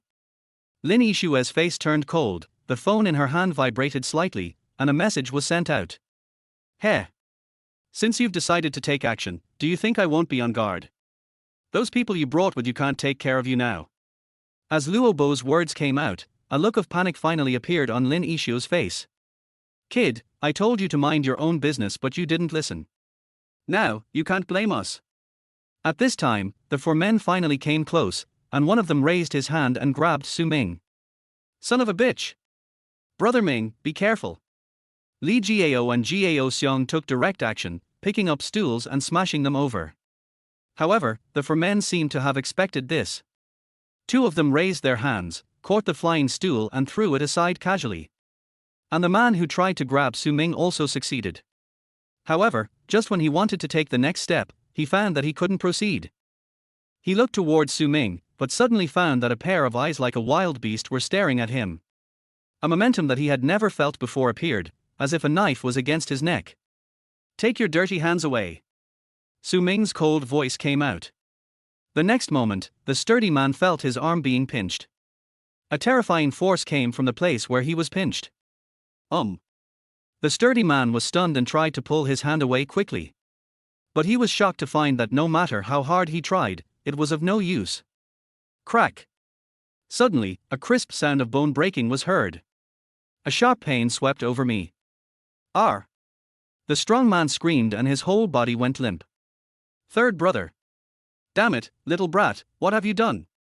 A sturdy man shouted, rushed over and punched Su Ming in the face. Su Ming's eyes were calm, he shifted his footing and easily avoided his fist. The next second, Su Ming punched out, with the index finger of his clenched fist protruding a little more than the other 4 fingers, and only half of it was clenched.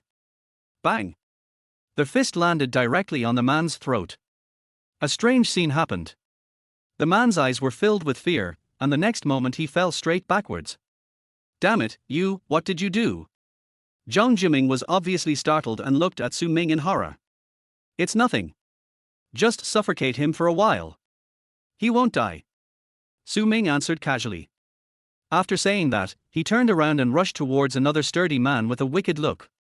Old 4, be careful. Hearing a cry of surprise, the 4th brother immediately retreated. But Su Ming was too fast. He appeared in front of him in the blink of an eye and punched him in the face. The sturdy man reacted quickly and raised his arm to block.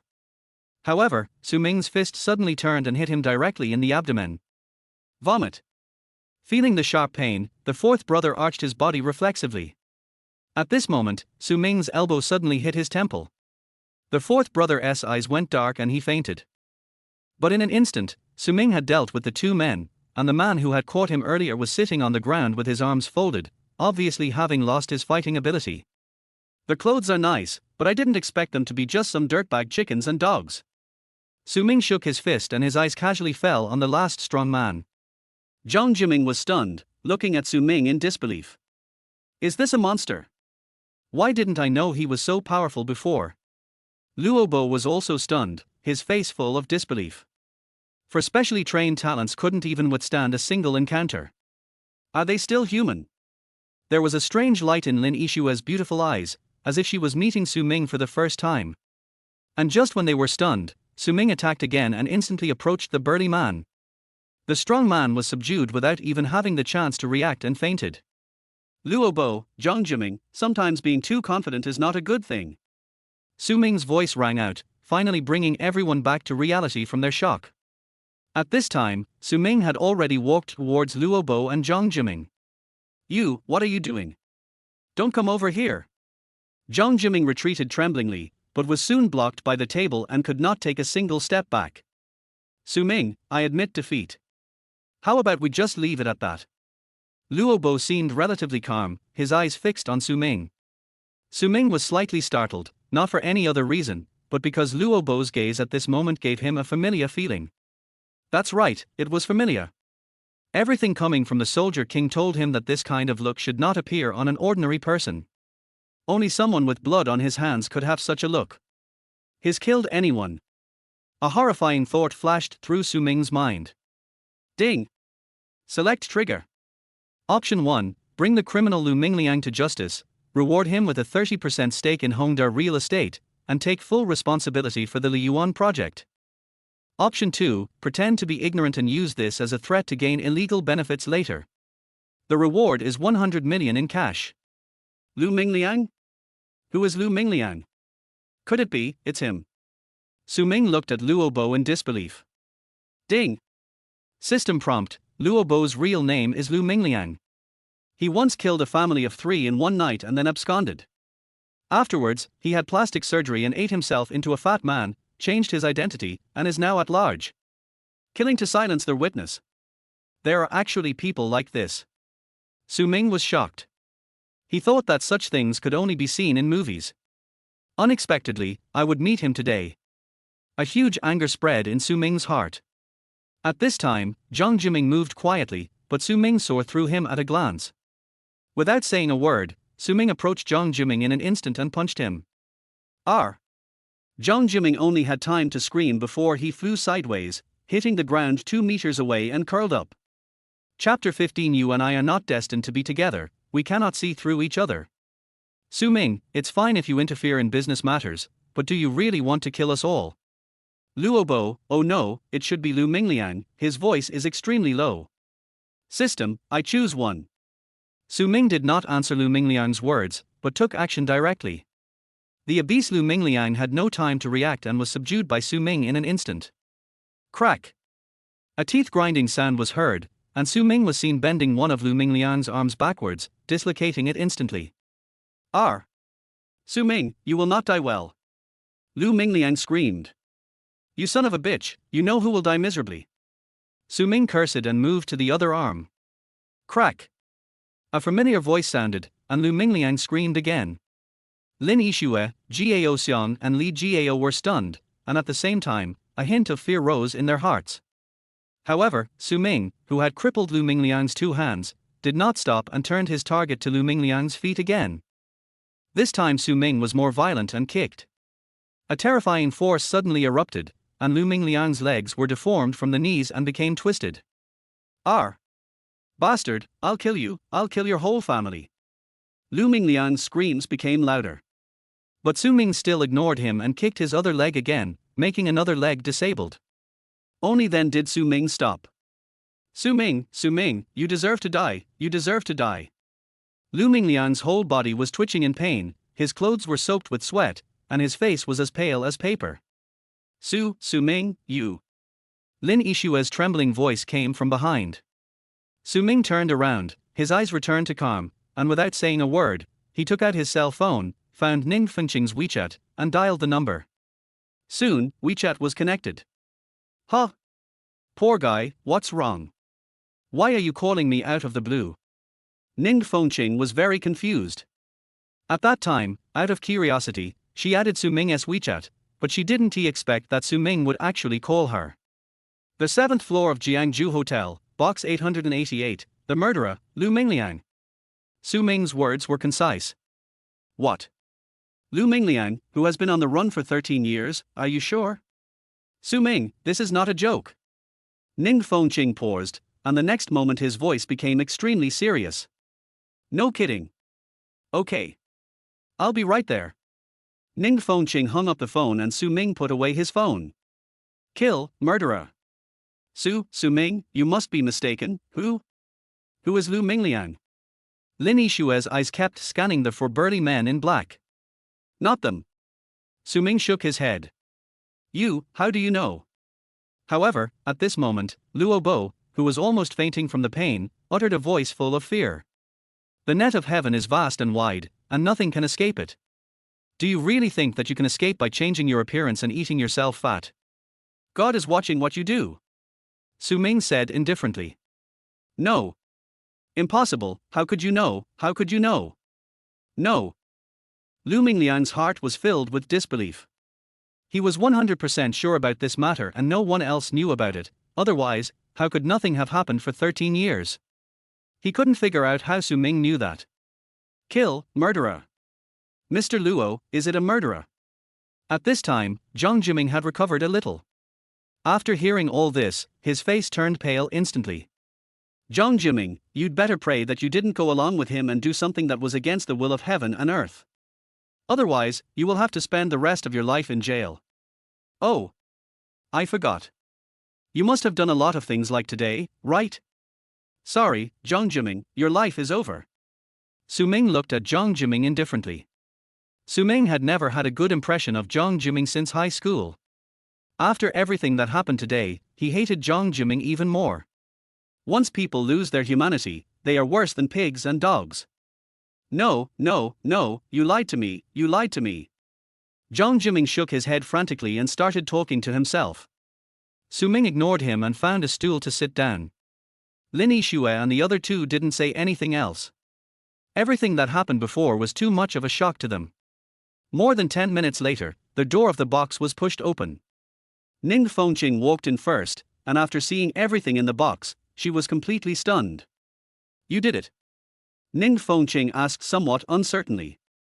Su Ming shrugged, then pointed at Luo Bo and said, the person you are looking for has just admitted it. The three of them heard it. If they confirm it, you should be fine, right? Are you sure? No matter how a person changes, their DNA won't change. It's just a matter of confirmation. It's very simple. Ning Fengqing still couldn't believe it. The police files contained everything about Lu Mingliang, but he was a thin man, and his appearance was very different. Officer Ning, we heard it all just now, he has admitted it. At this time, Gao Xiang, who knew Ning Fengqing, spoke. Good. Ning Fengqing nodded slightly, then raised her hand and ordered, take some samples and return to the bureau for comparison. Leave the matters here to me. A police officer immediately came out and quickly collected samples. Su Ming, until the results come out, please stay here first and come with us to the bureau later. If it's really as you said, not only are you innocent, but you've also done something meritorious. If something goes wrong, then this will be a vicious fight and you will be punished by law. No problem. Su Ming answered without any worries. He no longer had any doubts about the power of the system. Ning Fengqing nodded and then got down to work. An hour later, everyone followed Ning Fengqing and arrived at the police station in a police car. Just as everyone entered the police station, a police officer in a white coat quickly came up to them. Captain Ning. The result is out, it's Lu Mingliang. Ning Fengqing was startled and turned her beautiful eyes to Su Ming, her eyes full of disbelief. Lin Yishue, Gao Xiang and the other two stared at Su Ming as if they had seen a ghost. Oh. Actually, my ancestors were fortune tellers. They knew what would happen 500 years in the past and 500 years in the future. Su Ming talked casually. Really? Brother Ming, you have to tell me when I can find a girlfriend. While others looked at him as idiots, Gao Xiang spoke with great excitement. Ahem. Xiangzi, those who are destined to be together can see the secrets of heaven, but you and I are not destined to be together, so we can't see through it, we can't see through it. Su Ming coughed awkwardly and cursed Gao Xiang for his pig brain. Ning Fengqing rolled her eyes, turned around and walked away, too lazy to listen to Su Ming's nonsense. Lin Yixuo tried hard to suppress her smile, her face flushed red. How is that possible, Brother Ming? Is there any price for your fortune telling? Gao Xiong didn't find the problem yet and continued to ask questions. Yixue, this is your first time here. You see, the environment here is pretty good, the people here speak very nicely, and they are all talented. Su Ming no longer wanted to pay attention to him, so he pulled Lin Yixue aside and started introducing them. Chapter 16 Chinese Martial Arts. Bajikan. Gao Xiong was confused and looked at Su Ming in confusion. Li Gao looked at him and shook his head helplessly, as if he was ashamed to be associated with him, and walked quickly into the police station. Ding! Congratulations to their host, you have completed the option, obtained 30% of the equity of Hongda Real Estate, and will be fully responsible for the Liyuan project. The relevant documents have been placed in their host's villa. Delicious. Su Ming felt much better the moment he heard the notification tone. Hongda Real Estate has a market value of tens of billions. 30% would be more than 3 billion. It is really worth it to catch this criminal. The key is the Liyuan project. Su Ming is a little suspicious that this project might be the one that Lin Yixuo and Lu Mingliang talked about. However, he did not ask, but planned to give Lin Yixuo a surprise. In the police station, everyone was questioned one by one to give their statements. Of course, it was just a simple questioning, nothing special, just a process. Su Ming, do you have a bad luck aura or something? It's only been a few days and you've already come here twice. In the lobby of the police station, Ning Fengqing looked at Su Ming and said with some amusement. Su Ming smiled helplessly. I can't help it, but fortunately, I am always on the side of justice. Loquacious. Ning Fengqing gave Su Ming a charming look. You guys have helped a lot this time.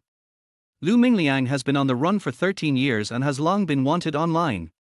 This time it's your contribution. There is a banner and a reward of 100,000 yuan. I can't give it to you tonight. You can come to the police station tomorrow when you have time to claim it. Okay. I'll have Shoko and Monkey come get them tomorrow. I probably won't have time. Ning Fengqing nodded, then looked at Su Ming curiously and said, Su Ming, I'm curious, have you ever been a soldier? The way you subdued those people is not an ordinary method. Ning Fengqing's beautiful eyes flickered, and Su Ming seemed to see a strong desire to fight. That's right, it's the will to fight. This made Su Ming stunned. Ning Fengqing was as beautiful as a flower, but he didn't expect that she was actually a warmonger. I've never been a soldier, but my ancestors were soldiers in the army, and I just learned this blindly. Yeah. Ning Fengqing obviously didn't believe it, and suddenly couldn't help but said, Su Ming, how about a sparring match? Oh. This is not good. Su Ming couldn't help but hold his forehead. It was true that whatever you worry about will come true. What's the matter? Let's go outside while we still have time. Ning Fengqing really is a warmonger, and he was about to walk outside as he spoke. Hey, Captain Ning is itching to show off his skills again. Look at Su Ming, his face looks really ugly. That's right. In this game, we are no match for Team Ning. If Team Ning suddenly sees someone like this, he will definitely not let him go. I think Su Ming is in a terrible state. Even though Captain Ning is a woman and looks weak, the last time I sparred with her, she almost left me half paralyzed. The police officers suddenly started a heated discussion, and there was a sense of fear in their words. Obviously, they had probably all been forced to practice with Ning Fengqing. Hearing everyone's discussions, Su Ming felt helpless and felt that he could not escape tonight. Ding! Select trigger. Option 1, accept Ning Fengqing's request for a sparring match, and receive the national martial art, Bajikan, as a reward. Option 2, refuse sternly and be rewarded with the title of Ninja Turtle. Just as Su Ming received the system prompt, Ning Fengqing's figure stopped and turned to look at Su Ming. Hey! Su Ming, why are you hesitating? Are you afraid that I will eat you? Okay. Su Ming stood up and walked towards Ning Fengqing. Ning Fengqing was satisfied and continued to walk out. Let's go. Let's go and take a look. Har har. I wonder how long Su Ming can hold out against Captain Ning. I bet within 10 moves, I'll win instant noodles on the night shift tonight. You call that a bet? I bet on the night shift instant noodles tonight and tomorrow night that Team Ning can defeat Su Ming in 5 moves. The police officers became excited. Why do I feel like Officer Ning is not a very easy person to deal with? Li Jiao looked at Jiao Xiang and said. Of course it's not simple. Ning Fengqing was born into a military family. Her ancestors were all soldiers. She joined the army for further studies after graduating from college. She came back 2 years later and took a job at the Jiangju police station. Do you know what unit she is in? Under the expectant gazes of Li Jiao and Jiao Xiang, Lin Yixue uttered lightly. Female special forces, and she is the strongest among them. Oh my god. Brother Ming won't be in danger, right? After hearing this, both of them widened their eyes and secretly worried for Su Ming. I don't know about that, but Su Ming's methods are obviously not simple. Let's go and take a look. Lin Yixue shook her head slightly and walked out of the police station. Jiao Xiang and the other man hurriedly followed. Ding! Congratulations to their host for completing the selection and obtaining Bajikan. Do you want to merge it? Yes. As Su Ming confirmed it in his heart, suddenly, an extremely powerful memory merged into his mind. In an instant, Su Ming seemed to see a figure, day after day, year after year, no matter how cold or hot it was, braving the scorching sun, wearing the cold wind, carrying heavy weights and practicing boxing continuously. The entire memory was like a cursory review, but it was completely integrated in an instant, allowing Su Ming to know everything about Bajikan. At the same time, the two men also came to the yard outside the police station. Everyone followed closely behind them, standing not far away and watching, their eyes full of excitement. Come on. Let you attack first. The moment he stood still, Ning Fengqing immediately took a stance. Su Ming could tell at a glance that Ning Fengqing was definitely not a show-off. Even though Ning Fengqing was just casually posing, his whole body was already tense and he didn't reveal any flaws at all. Ladies first. Su Ming shook his head, stood casually, and raised his hand slightly. In Ning Fengqing's eyes, Su Ming had no flaws at all, which made her excited. After leaving the army, she never saw anyone like Su Ming again. His already vigilant heart became even more solemn. I didn't expect you to be so graceful. I won't be so arrogant then. As soon as he finished speaking, Ning Fengqing took a wrong step and rushed over. 1 meter away from Su Ming, Ning Fengqing jumped up, spun in the air, and swept over with a whip kick. Su Ming's eyes narrowed, and a calm mentality that came from fighting among thousands of troops arose. He took a step wrong and raised his hand to block. Bang! A huge force came, but Su Ming remained motionless. But it was obvious that Ning Fengqing didn't intend to score a goal with this kick. The moment her figure landed on the ground, she kicked out again, this time directly attacking Su Ming's lower body. Su Ming, as if he had expected this, also kicked out with his leg. Bang! The two legs collided, and Ning Fengqing used the impact force to leap up, and punch towards Su Ming's side like lightning. Su Ming raised his hand and clapped his hands, once again blocking Ning Fengqing's move. Afterwards, Ning Fengqing began to attack with great excitement, but Su Ming was always able to block them one by one. In the yard of the police station, two figures were walking back and forth, leaving everyone stunned. Chapter 17: The Power of 8 Extremes. How is that possible? I've never seen anyone fight Team Ning for so long. What's the point of fighting for so long? Don't you see that Su Ming resisted easily? That's right. Although Team Ning's offensive was fierce, it was all in vain. This Su Ming is a master. Everyone exclaimed in surprise. Ning Fengqing himself was even more shocked. Because no matter how she used her tactics, Su Ming seemed to be able to predict it in advance and fight back. Even though she was attacking fiercely, Su Ming seemed to be on the defense. In fact, this was not the case. From the very beginning, Su Ming had suppressed her. She even felt that as long as Su Ming wanted to, he could defeat her at any time.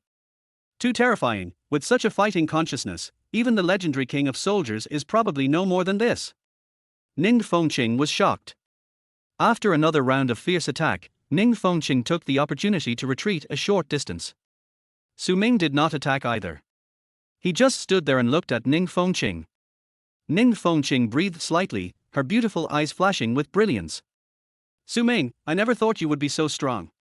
Officer Ning is not bad, it's not easy for a girl to reach this level. Ning Fengqing raised her head slightly, without making any comment. I haven't been this excited in a while, Su Ming.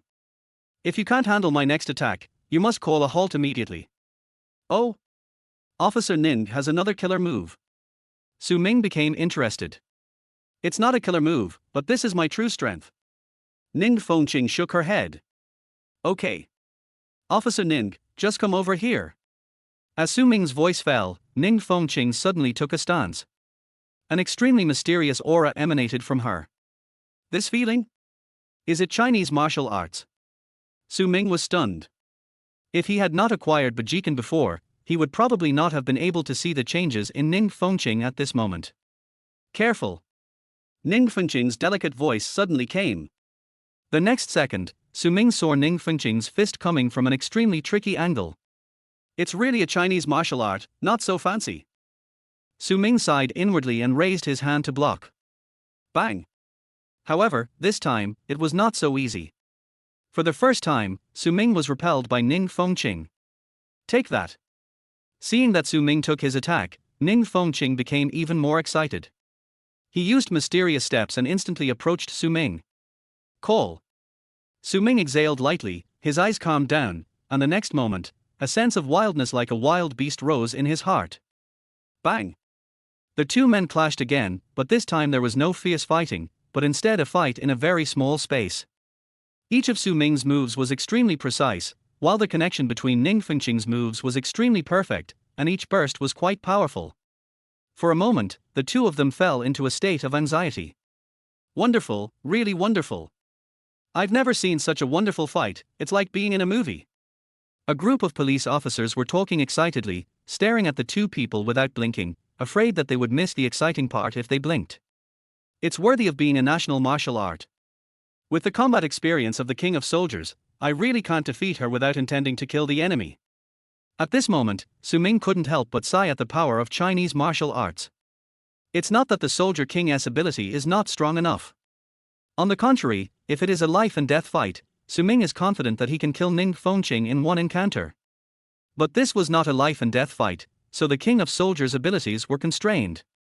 Forget it, let's try Bajikan. Using Chinese martial arts against Chinese martial arts is the best way. Su Ming made a secret decision in his heart and the beast-like aura on his body changed. He became restrained, but still ready to explode at any time. This is... Ning Fengqing was shocked. At this moment, she actually felt a little palpitation. Officer Ning, be careful. 8 Extremes Iron Mountain backing. Su Ming roared in his heart, gathered all his strength on one side, and rushed towards Ning Fengqing with his entire body. Danger! Ning Fengqing was shocked and quickly raised his arms to block. Boom! A gas explosion sounded, and a terrifying force was transmitted. The next moment, Ning Fengqing couldn't stop retreating backwards, his heart already filled with horror. And Su Ming, after unleashing the Iron Mountain backrest, did not stop, but took a step and followed closely. Elbow to the heart. Another powerful move, with a bang from the elbow. You bastard, you want to kill me? Ning Fengqing couldn't help but shouting as he retreated. Base. However, at this moment, Su Ming suddenly stopped, his elbow less than 10 centimeters away from Ning Fengqing. Who? Ning Fengqing was breathing heavily, feeling a little scared. What the hell? What was that just now? I don't know, the explosion is so strong, could it be Chinese martial arts? What? It's Chinese martial arts. Does Chinese martial arts really exist? Su Ming looked at Ning Fengqing, withdrew his hand, and had a clear concept of Bajikan in his mind. That is being strong, so strong that it is unreasonable. At this moment, Ning Fengqing glared at Su Ming fiercely, her face full of dissatisfaction. Har, sorry, I got too excited. Looking at Ning Fengqing's murderous eyes, Su Ming laughed awkwardly. Snort. Ning Fengqing pursed her lips in dissatisfaction, then clasped her fists towards Su Ming and said very seriously, Xingyi, Ning Fengqing. Su Ming was stunned for a moment, then he followed suit and clasped his fists. 8 Extremes, Su Ming. It really is the long-lost Bajikan, bastard. The anger in Ning Fengqing's beautiful eyes surged up again. Bajikan, that's Bajikan. If this guy hits me with that one move, I'm afraid I'll be dead. Well. Officer Ning, it's getting late, let's withdraw first. Su Ming felt something was wrong, and hurriedly called Lin Yixue and others to escape from the police station. Ning Fengqing looked at Su Ming's back with hatred, and the anger in her heart could not be relieved. Finally, seeing the crowd of police officers watching, Ning Fengqing exploded. What are you looking at? Don't you have anything to do? Or does anyone want to come and practice? Damn it. Go, go. Can't see me, can't see me. A group of police officers fled for their lives frantically. They were afraid that if Ning Fengqing went crazy, it would cost them half their lives. After everyone left, Ning Fengqing put away his anger and murmured with his head down, I didn't expect the successor of Barji to appear again. I'm afraid the Chinese martial arts world will be restless. But this is what's interesting.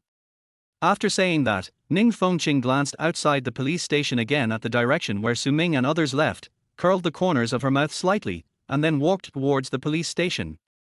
On this side, Su Ming and others had just left the police station not far away when two Mercedes-Benz commercial vehicles stopped in front of them. Four big men in black got out of the car. One of them walked towards Lin Yixue quickly. Mr. Lin, I'm sorry. The big man lowered his head, looking apologetic. It's none of your business. I underestimated Luobo. Lin Yixue waved her hand, turned to Su Ming and said, Are you going to Yanshangyu Mansion? I'll take you there. Okay. Let's go. Su Ming didn't hesitate and got into Lin Yixue's car directly. As for his own car, it was naturally parked at Jiangju Hotel.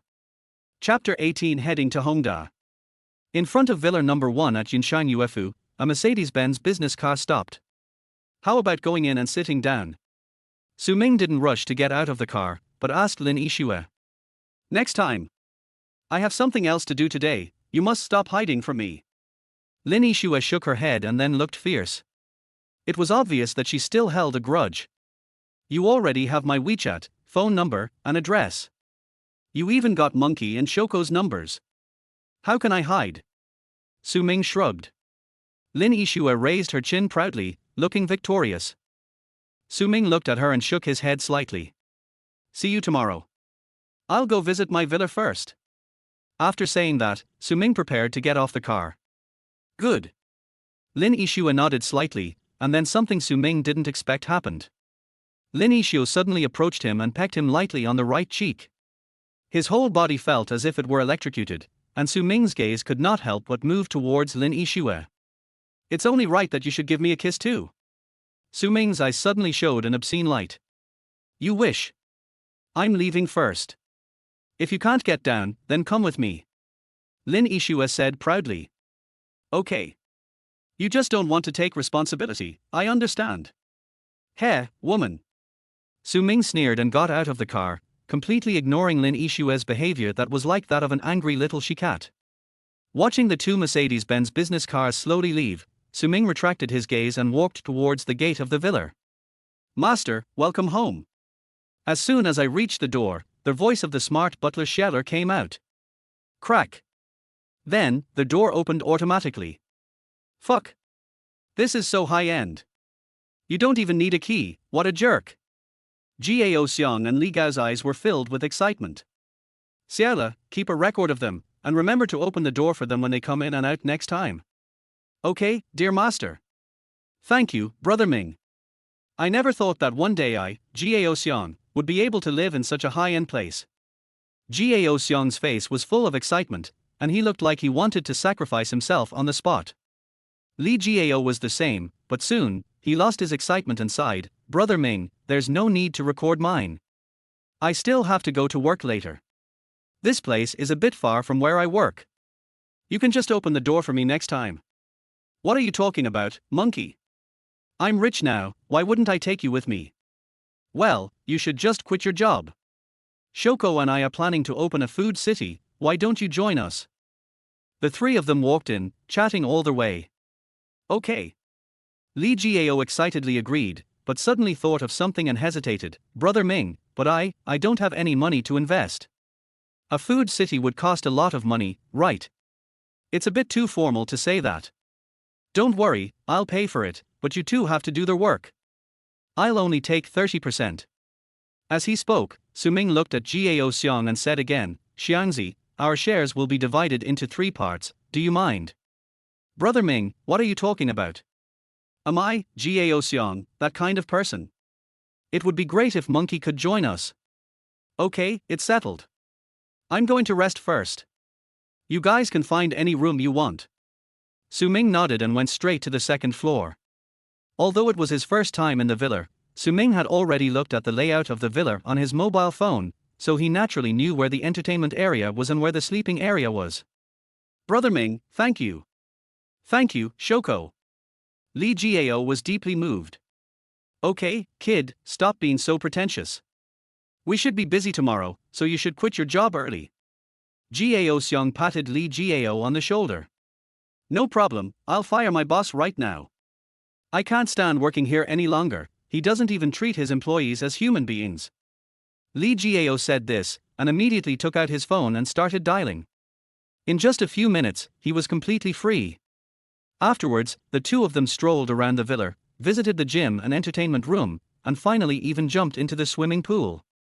Regardless of the time of night, they swam a lap to their heart's content. In the end, the two did not enter the room, but fell asleep on the sofa in the living room watching the huge TV. Su Ming had already entered the master bedroom, took a nice bath, and then lay down on the bed. Ding dong. A new WeChat message suddenly flashed on the phone screen. When I clicked on it, I saw that it was sent by Lin Yixue. Are you asleep? You big idiot. No, I'm just thinking about when I can get back the advantage I was taken from. Bar. Scumbag. Big idiot, do you have time tomorrow? Accompany me to Hongda Real Estate. Sure. I have time. Then it's settled. You pick me up at the Chang'er Gate at 10 o'clock tomorrow. Okay. Then you should go to bed early, good night. Good night. Putting down his phone, Su Ming couldn't help but think of Lin Yixue's expression when he arrived at Hongda tomorrow and found out that he not only held 30% of Hongda's shares but was also the person in charge of the Liyuan project. It must be fun, right? Just thinking about this, Su Ming fell asleep. The next morning, due to the habit he had developed over the years, Su Ming opened his eyes on time at 7 o'clock. After getting up, washing up, Su Ming went downstairs. I said, you two slept in the living room all night. Looking at Li Jiao and Jiao Xiong who had just climbed up from the sofa, Su Ming's forehead was full of black lines. Har har, brother Ming, it's different when the TV is big. I fell asleep while watching it. Jiao Xiong smiled awkwardly. Brother Ming, are you going out? Li Jiao asked. Okay. I'll go get the car and accompany Yixue to Hongda Real Estate later. You two should do whatever you need to do and get moving as soon as possible. Okay, brother Ming. Su Ming went out, called a car and went to Jiangju Hotel. Then he had breakfast, went to the mall to buy some clothes, and returned to the villa again. Just after I changed my clothes, a call came from an unfamiliar number. Hello. Who is this? Mr. Su, I'm your personal assistant, Susan. Today, someone from Chang'er Real Estate will come over to discuss a very important project. You are in charge of this project now. Do you need me to pick you up? A cold female voice came from the other end of the phone. Oh. No need, I'll go there myself around 10. Okay, sorry to bother you. Susan hung up the phone. Su Ming glanced at the time and saw that it was already 9:30, so he went out and drove to Chang'er Real Estate. Soon, Su Ming arrived at the entrance of Chang'er Real Estate Company. Lin Yixue came out wearing a professional suit and holding a file bag. Quite on time. He casually opened the car door and got in. When you meet a beautiful lady, you must be punctual. Okay, stop talking nonsense and let's go. The Porsche 911 sped away. At the entrance of Chang'er Real Estate, a group of employees were stunned. What did they see? Mr. Lin, who usually didn't allow strangers to enter, actually got into someone else's car today. Chapter 19. I said no, I won't. Su Ming. What have you been doing all these years? Why? In the car, Lin Yixue frowned and finally couldn't help but ask the doubts in her heart. Ever since she met Su Ming last night, she couldn't see through Su Ming at all. An 80 million villa, a 3 million luxury car, and 3 million in cash sent by express delivery. And his skills in defeating enemies were so miraculous that even the captain of the police station's criminal police team was no match for him. She was very sure that this man was still the boy she was reluctant to leave and dreamed about. But everything about him was too mysterious, and she could no longer see clearly. What on earth could have suddenly shrouded a country boy in such a mysterious veil? I didn't do anything. Don't you know that with your ability? I'm just an ordinary office worker. On the wedding day, I was forced not to get married because I couldn't come up with a gift of 300,000 yuan. Yes, this is indeed Su Ming's life story. However, how can these life stories explain everything that I see? Lin Yishu shook her head, trying to get rid of those complicated thoughts, but she failed. She still couldn't help but think about it and wanted to expose it. Forget it. I don't want to pry into your secrets. Anyway, you can't hide from me anymore. 7 years, you unfaithful man. In the end, Lin Yishu suppressed the doubts in her heart and put on a bright smile on her face. Okay. Su Ming heaved a sigh of relief.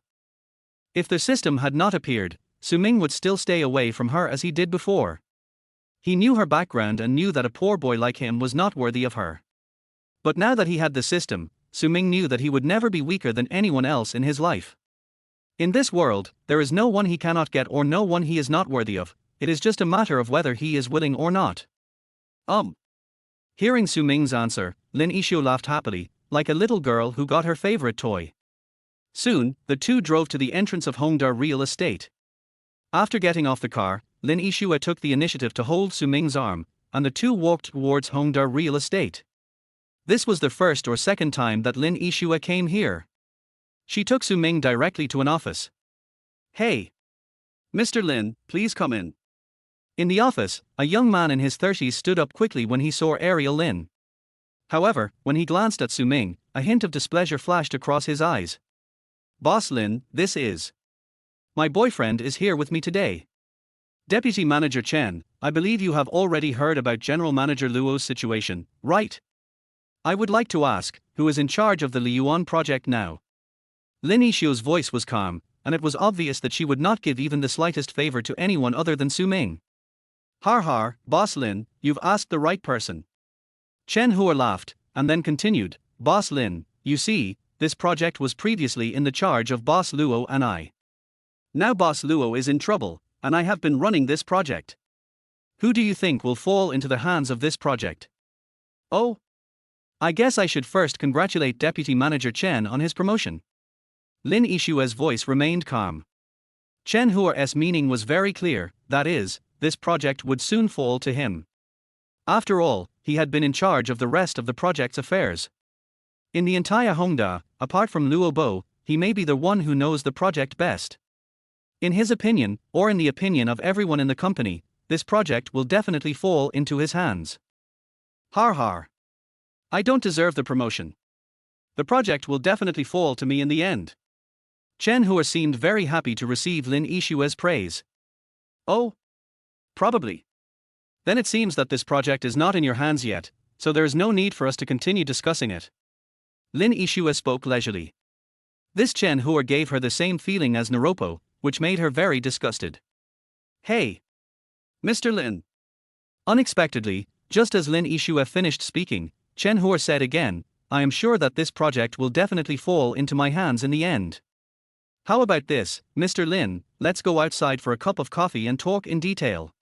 As long as the details are finalized, I will sign the project immediately after it is approved, and I will never keep Mr. Lin hanging. Boss Lin, do you think this will work? Lin Yishu had originally planned to leave, but at this moment she had to stop, as if thinking about what Chen Hua said. At this time, Chen Hua was already sitting behind his desk, looking calm and composed. Let's go. Yishu, the project is not in his hands, and it won't fall into his hands. Finally, Su Ming, who had been silent all this time, suddenly spoke. Hearing this, Chen Hua couldn't help but frown. Brother, you can eat whatever you want, but you can't say whatever you want. You are not from Hongda, so how do you know that the Liyuan project will not fall into my hands? If I say no, then I won't. Su Ming was too lazy to talk nonsense with him. The project was in his hands now. What did it have to do with Chen Hua? Moreover, he really didn't like the way Chen Hua looked at Lin Yishu. Wow! What a big tone! Mr. Lin, is this really your boyfriend? Why do I feel like he's a country boy? Chen Hua said dissatisfiedly. Shut up! Do you think you can judge my boyfriend? What Chen Hua didn't expect was that Lin Yishu frowned slightly, and in an instant, her face turned cold. Chen Hua was shocked. Faced with Lin Yishu's momentum, he was a little unable to adapt for a while. However, when he thought that once the project fell into his hands, Lin Yixue would beg him humbly, the fear in his heart disappeared instantly. With a sneer, Chen Huo said calmly, "Boss Lin, I don't like your attitude. I'm afraid it won't be so easy for us to talk about the project later. It doesn't matter. At worst, I will give up this project. Su Ming, let's go." After Lin Yixue finished speaking, she pulled Su Ming and prepared to leave. However, Su Ming didn't want to leave at this time, because a prompt sound suddenly came from the system. Ding! Option triggered. Option 1, punish Chen Huo slightly and reward him 10 million. Option 2, reveal your identity, forgive Chen Huo, and reward Chen Huo with a 50-point favorability increase. Wait a minute, this project cannot be abandoned. Su Ming grabbed Lin Yixue. System, I choose 1. After making a decision in his mind, Su Ming walked directly to the desk. As for option 2, what the hell was that? What was he trying to do with a man's favorability? Oh? What's wrong, kid? Do you also know how important this project is to Mr. Lin? Are you going to apologize? In Chen Huo's opinion, Su Ming was giving in. Perhaps it was because he knew how significant this project was to Chang'e, and he couldn't help feeling a little proud when he thought about it. In the past, I had to look at other people's faces. After Luo Bo got into trouble, it was finally my turn, Chen Huo, to look at other people's faces. However, what Chen Huo could never have imagined was. Su Ming walked to the front of the desk, suddenly raised his hand, and slapped him. Su Ming's speed was extremely fast and the attack was unexpected. He didn't even have time to dodge before he was slapped in the face. Bang! The crisp sound spread throughout the entire office, and even some employees who were paying attention could hear it clearly. Chapter 20 Chairman Su. Lin Yixue was stunned. The employees outside who were watching what was going on in the office were stunned.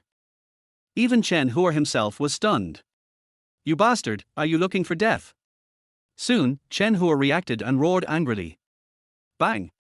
However, Su Ming slapped him again on the other side of his face. Chen Huo was stunned again, looking at Su Ming in disbelief. "I don't like the way you look at my girlfriend. Do you think that now that Luo Bo and Zhang Jiming are in trouble, the position of general manager should be your turn? Don't you think it's ridiculous? Who do you think you are? Deputy general manager? That's just a nice way of saying it. To put it bluntly, you're just an errand boy. How dare you covet the position of general manager? How dare you conclude that the Liyuan project will fall into your hands?" In the back, Lin Yixue felt sweet in her heart when she heard Su Ming's words. Chen Huo, however, was immediately enraged and shouted, "Who the hell do you think you are? Do you think you know about my Hongda's affairs?" After Chen Huo finished yelling, he continued to angrily say to Lin Yixue, "Boss Lin, I'm telling you very clearly that if you guys at Chang'e don't explain the Liyuan project to me clearly, you can forget about getting it. This is what I, Chen Huo, said." There was a flash of anger in Lin Yixue's eyes. Just as she was about to speak, Su Ming spoke first. "Hey! Are you an idiot? I told you, this project has nothing to do with you." Without waiting for Chen Huo to refute, Su Ming said again, "Yixue, give me the materials you prepared." Lin Yixue didn't know what Su Ming was going to do, but she still obediently took out a stack of documents. Who is the fool? Boy, I've already said that Hongda's affairs are not something a country boy like you can discuss. Su Ming glanced at him coldly, too lazy to waste words with him. He took the project document handed over by Lin Yixue, flipped through it casually, then took out a pen from the table and quickly signed his name on the last page. "Su Ming, what are you doing?" Lin Yixue was stunned. Was that a random signature? Or was it his own name? Su Ming did not explain, handed the document to Lin Yixue, and then said, "Take this project, rest assured, it will definitely work." Lin Yixue was stunned and looked at Su Ming with suspicion. Har har har. Har har har. I am dying of laughter. Mr. Lin, can you find a boyfriend with a high IQ? It's definitely effective. What the hell, kid, do you know what it is? It's a multi-billion-dollar project. Do you think Hongda is yours? Just sign your name and it will take effect. Chen Huo seemed to have heard the funniest joke in the world, and he laughed so hard that he fell on the desk. Although Hongda is not mine, 1/3 of it belongs to me. Chen Huo, right? From now on, I don't want to see you again. If you leave honestly, Hongda will pay your salary for this month. If you still insist on doing it, I'm sorry, but Hongda will check your personal bank account. Don't blame me for not reminding you. In the end, you may not get a penny, or even have to pay compensation. Su Ming's words made Chen Hua, who was laughing wildly, suddenly stop and look at him with some surprise and doubt. Lin Yixue was the same. Obviously, he didn't believe Su Ming's words either. Su Ming, we are now out of anger. Why don't we just leave? At worst, Chang'er will not want this project anymore. Chen Hua, who was originally in doubt, felt more confident after hearing Lin Yixue's words. What a big mouth. If 1/3 of Hongda really belongs to you, I will write my name Chen Hua backwards. You still want to check my bank account? Let me ask you again, who do you think you are? HMPH, kid, I'm telling you, now, immediately, apologize to me and get out of Hongda, so that I can have a good talk with Mr. Lin about the project. If Mr. Lin performs well and satisfies me, then everything will be fine. Otherwise, you can just wait for the summons from the judicial authorities. Arrogant. Chen Hua's attitude at this moment can be described as extremely arrogant. Not only that, his purpose was also completely exposed. The ignorant are fearless. Su Ming glanced at Chen Hua indifferently. I gave you a chance, but you didn't cherish it. Soon, Su Ming took out his cell phone and called Susan. Boss Su. Susan's cold voice came from the phone. I'm in Deputy Manager Chen Hua's office. Now, I want Hongda to thoroughly check Manager Chen's personal bank statements. If there's anything wrong, you should know what to do. Yes. I'll arrange for someone to do it right away. Boss Su, I'll be right there. Susan answered twice and hung up the phone. Su Ming put away the phone and pulled Lin Yixue to sit down. Hey. Boy, your acting is pretty good. Who did you call? Can you tell me about it so I can have some idea about it? Chen Hua naturally didn't believe that Su Ming could make people do anything to him with just one phone call. Su Ming, who did you call just now? Did you really? Lin Yixue is a little unsure now. After all, Su Ming's behavior since yesterday has been too mysterious. Perhaps, Su Ming really has a relationship with Hongda. Lin Yixue didn't know why she had such an idea, even though her mind told her that it was impossible. You'll know in a minute. Su Ming replied casually. Da. Just at this moment, the sharp sound of high heels stepping on the ground was heard. Soon, a tall figure entered the office. The man was at least 1.76 meters tall, dressed in a professional suit, with an extremely hot body, especially his cold temperament, which gave off an oppressive aura. Assistant Su, what brings you here? The moment he saw Susan, Chen Hua felt panicked for some reason. Chen Hua, Deputy General Manager Chen. I am officially informing you that you are fired. Our company has already taken legal action to freeze all your assets and will soon verify your bank statements. You should have a good idea of what you have done in the company over the years. When the time comes, take a look and see if there are any mistakes. If there are any problems, you will have some opportunities to defend yourself when you go to court in the future. Boom. As Susan finished her words, Chen Hua felt as if his head was hit hard by a sledgehammer. He felt dizzy and all the strength in his body seemed to be drained away. He collapsed directly into the chair. No, this is impossible, how could this happen? Chen Hua seemed to be murmuring unconsciously. At this time, Susan looked towards Su Ming. Susan walked forward quickly and called out respectfully, President Su, please forgive me. I didn't know you were here. It's okay. I didn't inform you in advance. This is the document for the Liyuan project. You will contact Mr. Lin for the follow-up matters.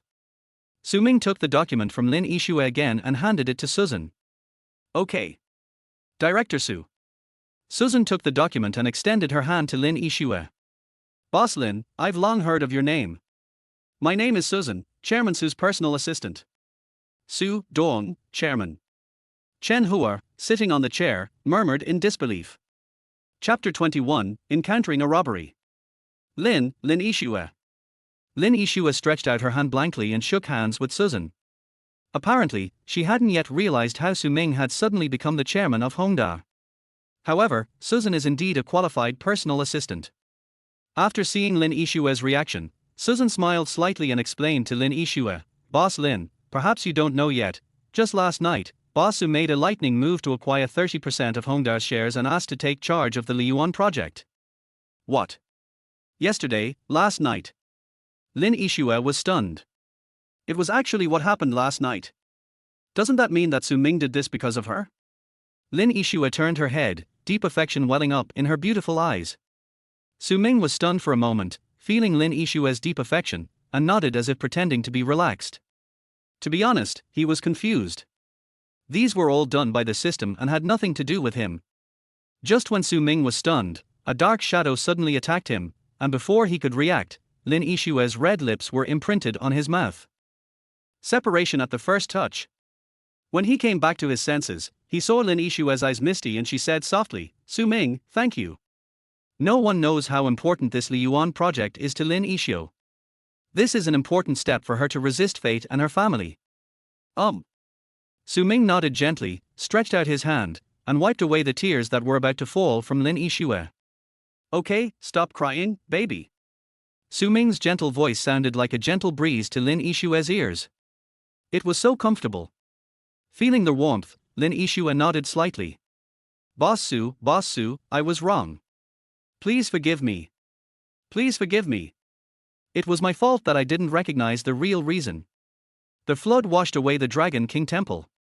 Please, forgive me." Suddenly, Chen Hua rushed out from behind the desk, knelt on the ground, moved quickly over, and knelt in front of Su Ming.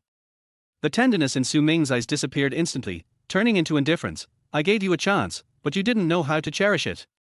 Boss Su. I was wrong. I really know I was wrong. Please let me go."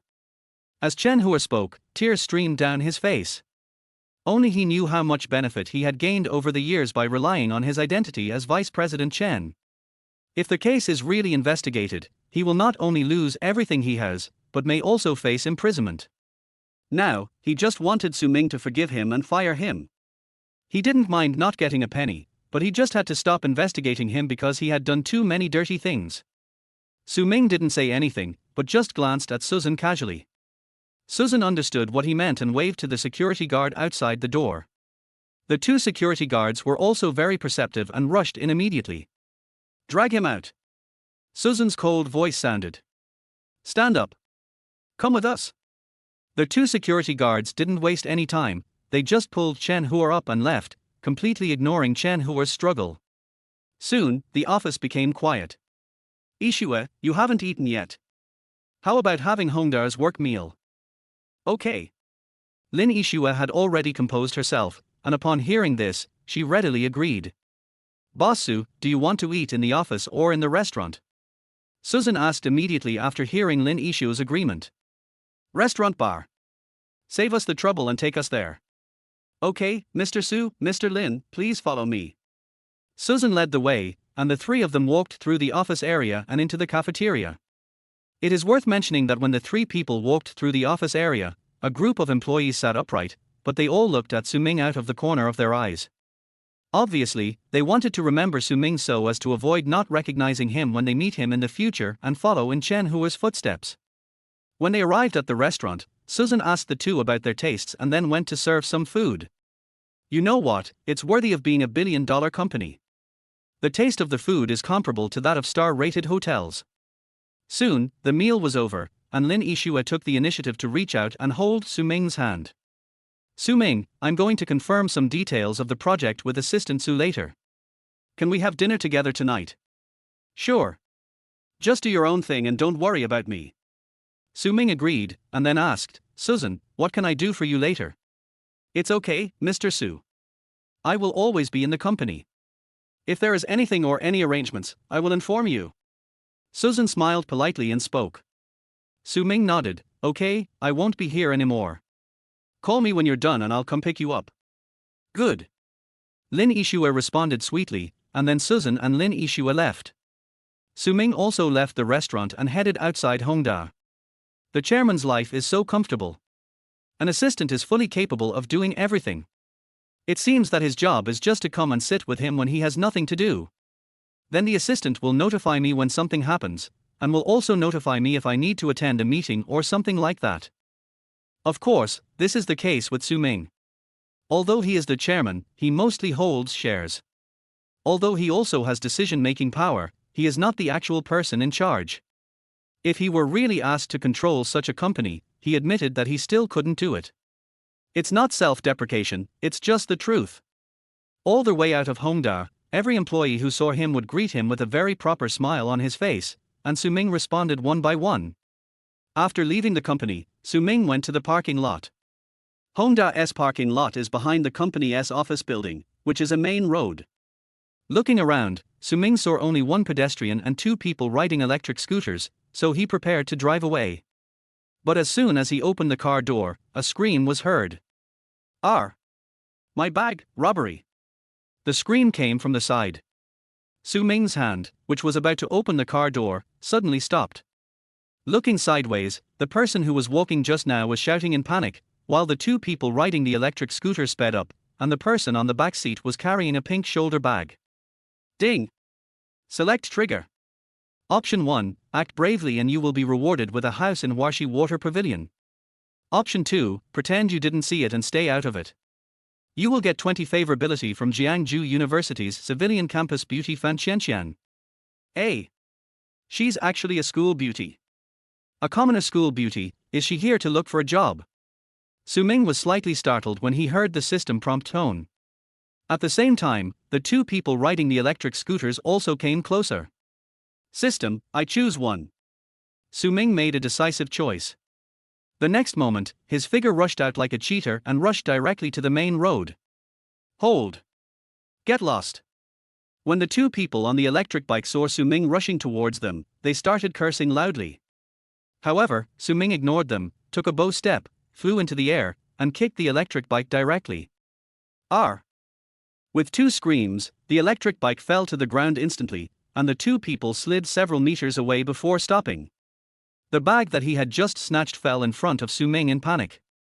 Chapter 22 Chicken Tyrant. Su Ming took a step forward, picked up the bag, then looked up at the duo of robbers. Both of them were wearing helmets and the electric bike had no license plate. Needless to say, these two people must be repeat offenders. At this time, the two men quickly got up from the ground. Because the electric vehicle was not going very fast, the two were not injured. The eyes of the two men who climbed up were filled with anger under their helmets. Thank you, sir. Thank you so much. At this time, the school beauty finally arrived and took the bag from Su Ming while thanking him. Only then did Su Ming have the opportunity to catch a glimpse of the beauty of this school beauty. Upon seeing this, Su Ming's eyes lit up. She is the school belle because of her pretty face, willow-shaped eyebrows, big eyes, clear lines between the eyebrows, and light makeup, which adds a bit of temperament to her. The clothes are ordinary, nothing special, but they make people feel the purity. You son of a bitch, you dare to ruin my good deeds, are you tired of living? At this time, the two robber brothers walked towards this side, cursing and spitting feces as they walked. Su Ming's eyes turned cold, and he was just about to teach the two a lesson when the school beauty spoke first. Stop. Don't run if you can. I've called the police. The two robber brothers paused, and were obviously nervous when they heard the words, call the police. Kid, just wait for me, let's go. The two of them quickly jumped onto the electric scooter, accelerated, and sped away. Call. It's safe. The school beauty let out a long sigh, no longer as calm as before, and patted her very suitable chest. Thank you, sir. Without you, I would have been robbed today. Finally, she seemed to remember her benefactor and hurriedly thanked Su Ming again. You're welcome. Girls, don't go to crowded places like this when you're out alone. It's not safe. Su Ming waved his hand and prepared to leave. The auction had been completed and the house key was in the car. Sir, please wait a moment. Su Ming turned around and looked at the school beauty in confusion. The school beauty smiled shyly, then said, Sir, my name is Fan Qianqian, and I am a college student who is about to graduate. Thanks to you for your help today, I would like to treat you to a meal, is that okay? Oh. My name is Su Ming. I have plans this afternoon, so I don't need to eat. Thank you. Su Ming prepared to leave again. Mr. Su, how about I treat you to a midnight snack? Fan Qianqian shouted again. She didn't know why she kept trying to keep him. Perhaps it was because of gratitude, or maybe it was because Su Ming was really handsome, especially that kick, which went straight into her heart. Su Ming paused, thought about it, and nodded slightly. Okay. Really? That's great, Mr. Su, can we add each other on WeChat? I'll let you know in the evening, okay? Can. The two added each other on WeChat, and then Su Ming drove away. In the car, Su Ming couldn't help but ask, could it be that my luck with women has improved since I got the system? A school beauty has invited me to dinner again and again.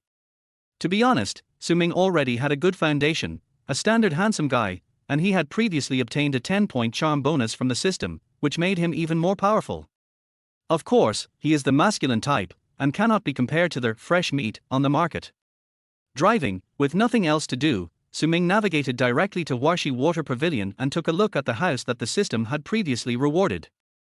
It has 4 bedrooms and 2 living rooms, and is approximately 180 square meters. This place is not very high-end, the price per square meter is about 20,000 yuan, which is actually not cheap. Good, keep it. After taking a casual look around, Su Ming drove back to the villa. Gao Xiang and Li Gao did not come back. Su Ming watched TV for a while and then took a nap on the sofa. Su Ming didn't wake up until 4:30 in the afternoon when Lin Yixue called him. They soon arrived at Hongda to pick up Lin Yixue, and the two found a restaurant and had dinner. After sending Lin Yixue back to Shanghai, Su Ming received a WeChat message from Fan Qianqian. Mr. Su, I'm at the snack street next to Jiangju University. Is it convenient for you to come over now? I'll be right there. Also, just call me by my name. Mr. Su may not be used to hearing that. Okay, Su Ming. Su Ming drove to the snack street. As soon as he stopped the car, he heard Fan Qianqian's call. Su Ming. Here. Following the sound, he saw Fan Qianqian holding a girl and waving at him not far away. Su Ming walked directly towards the two of them. Wow, Qianqian, this is the person who helped you get your bag back. Isn't he so handsome? No wonder you were so shameless as to ask him to dinner. The girl who followed Fan Qianqian looked at Su Ming with stars in her eyes. What nonsense! Fan Qianqian blushed, spat at the girl, and hurriedly introduced, Su Ming, this is my good friend, Zhang Lin, you can call her Lin Lin.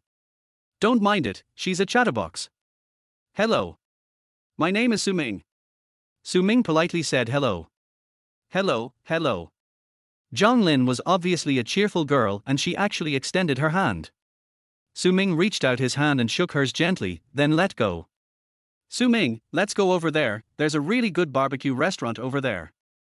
After introducing each other, Fan Qianqian pointed in a direction and said. After Su Ming nodded slightly, the three of them headed towards the place they mentioned. Eh? Jamao, look, is that boy the same boy as today? However, not far from them, 2 men were eating barbecue at a barbecue stall. Really? That girl is here too. Damn it, it's true that enemies always meet on a narrow road. Come on, Daniel, let's go find a place. Ji Mao said this and stood up. But Daniel suddenly stopped him and said, don't worry, Jamao, I think that guy is not simple. What's so difficult about that? Are you scared, Daniel? Destroying someone's financial resources is like killing his parents. Daniel, we will never reconcile with him. No, Jamao, didn't you notice? The speed that guy rushed towards us today, and his kick dented one side of our electric bike. How much force must have been used? Now that you put it that way, it seems to be true. So what should we do? Should we just let it go? No, it definitely doesn't count. Judging from the way the boy is dressed, he should have some money. Come on, call our brothers. We're going to make him pay us back tenfold for our losses tonight. Okay. Let's go.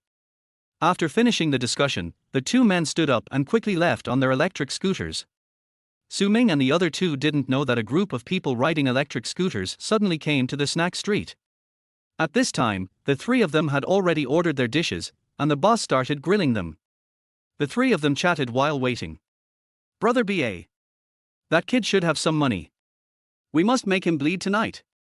Ji Mao and Daniel were accompanying a strong man at this time.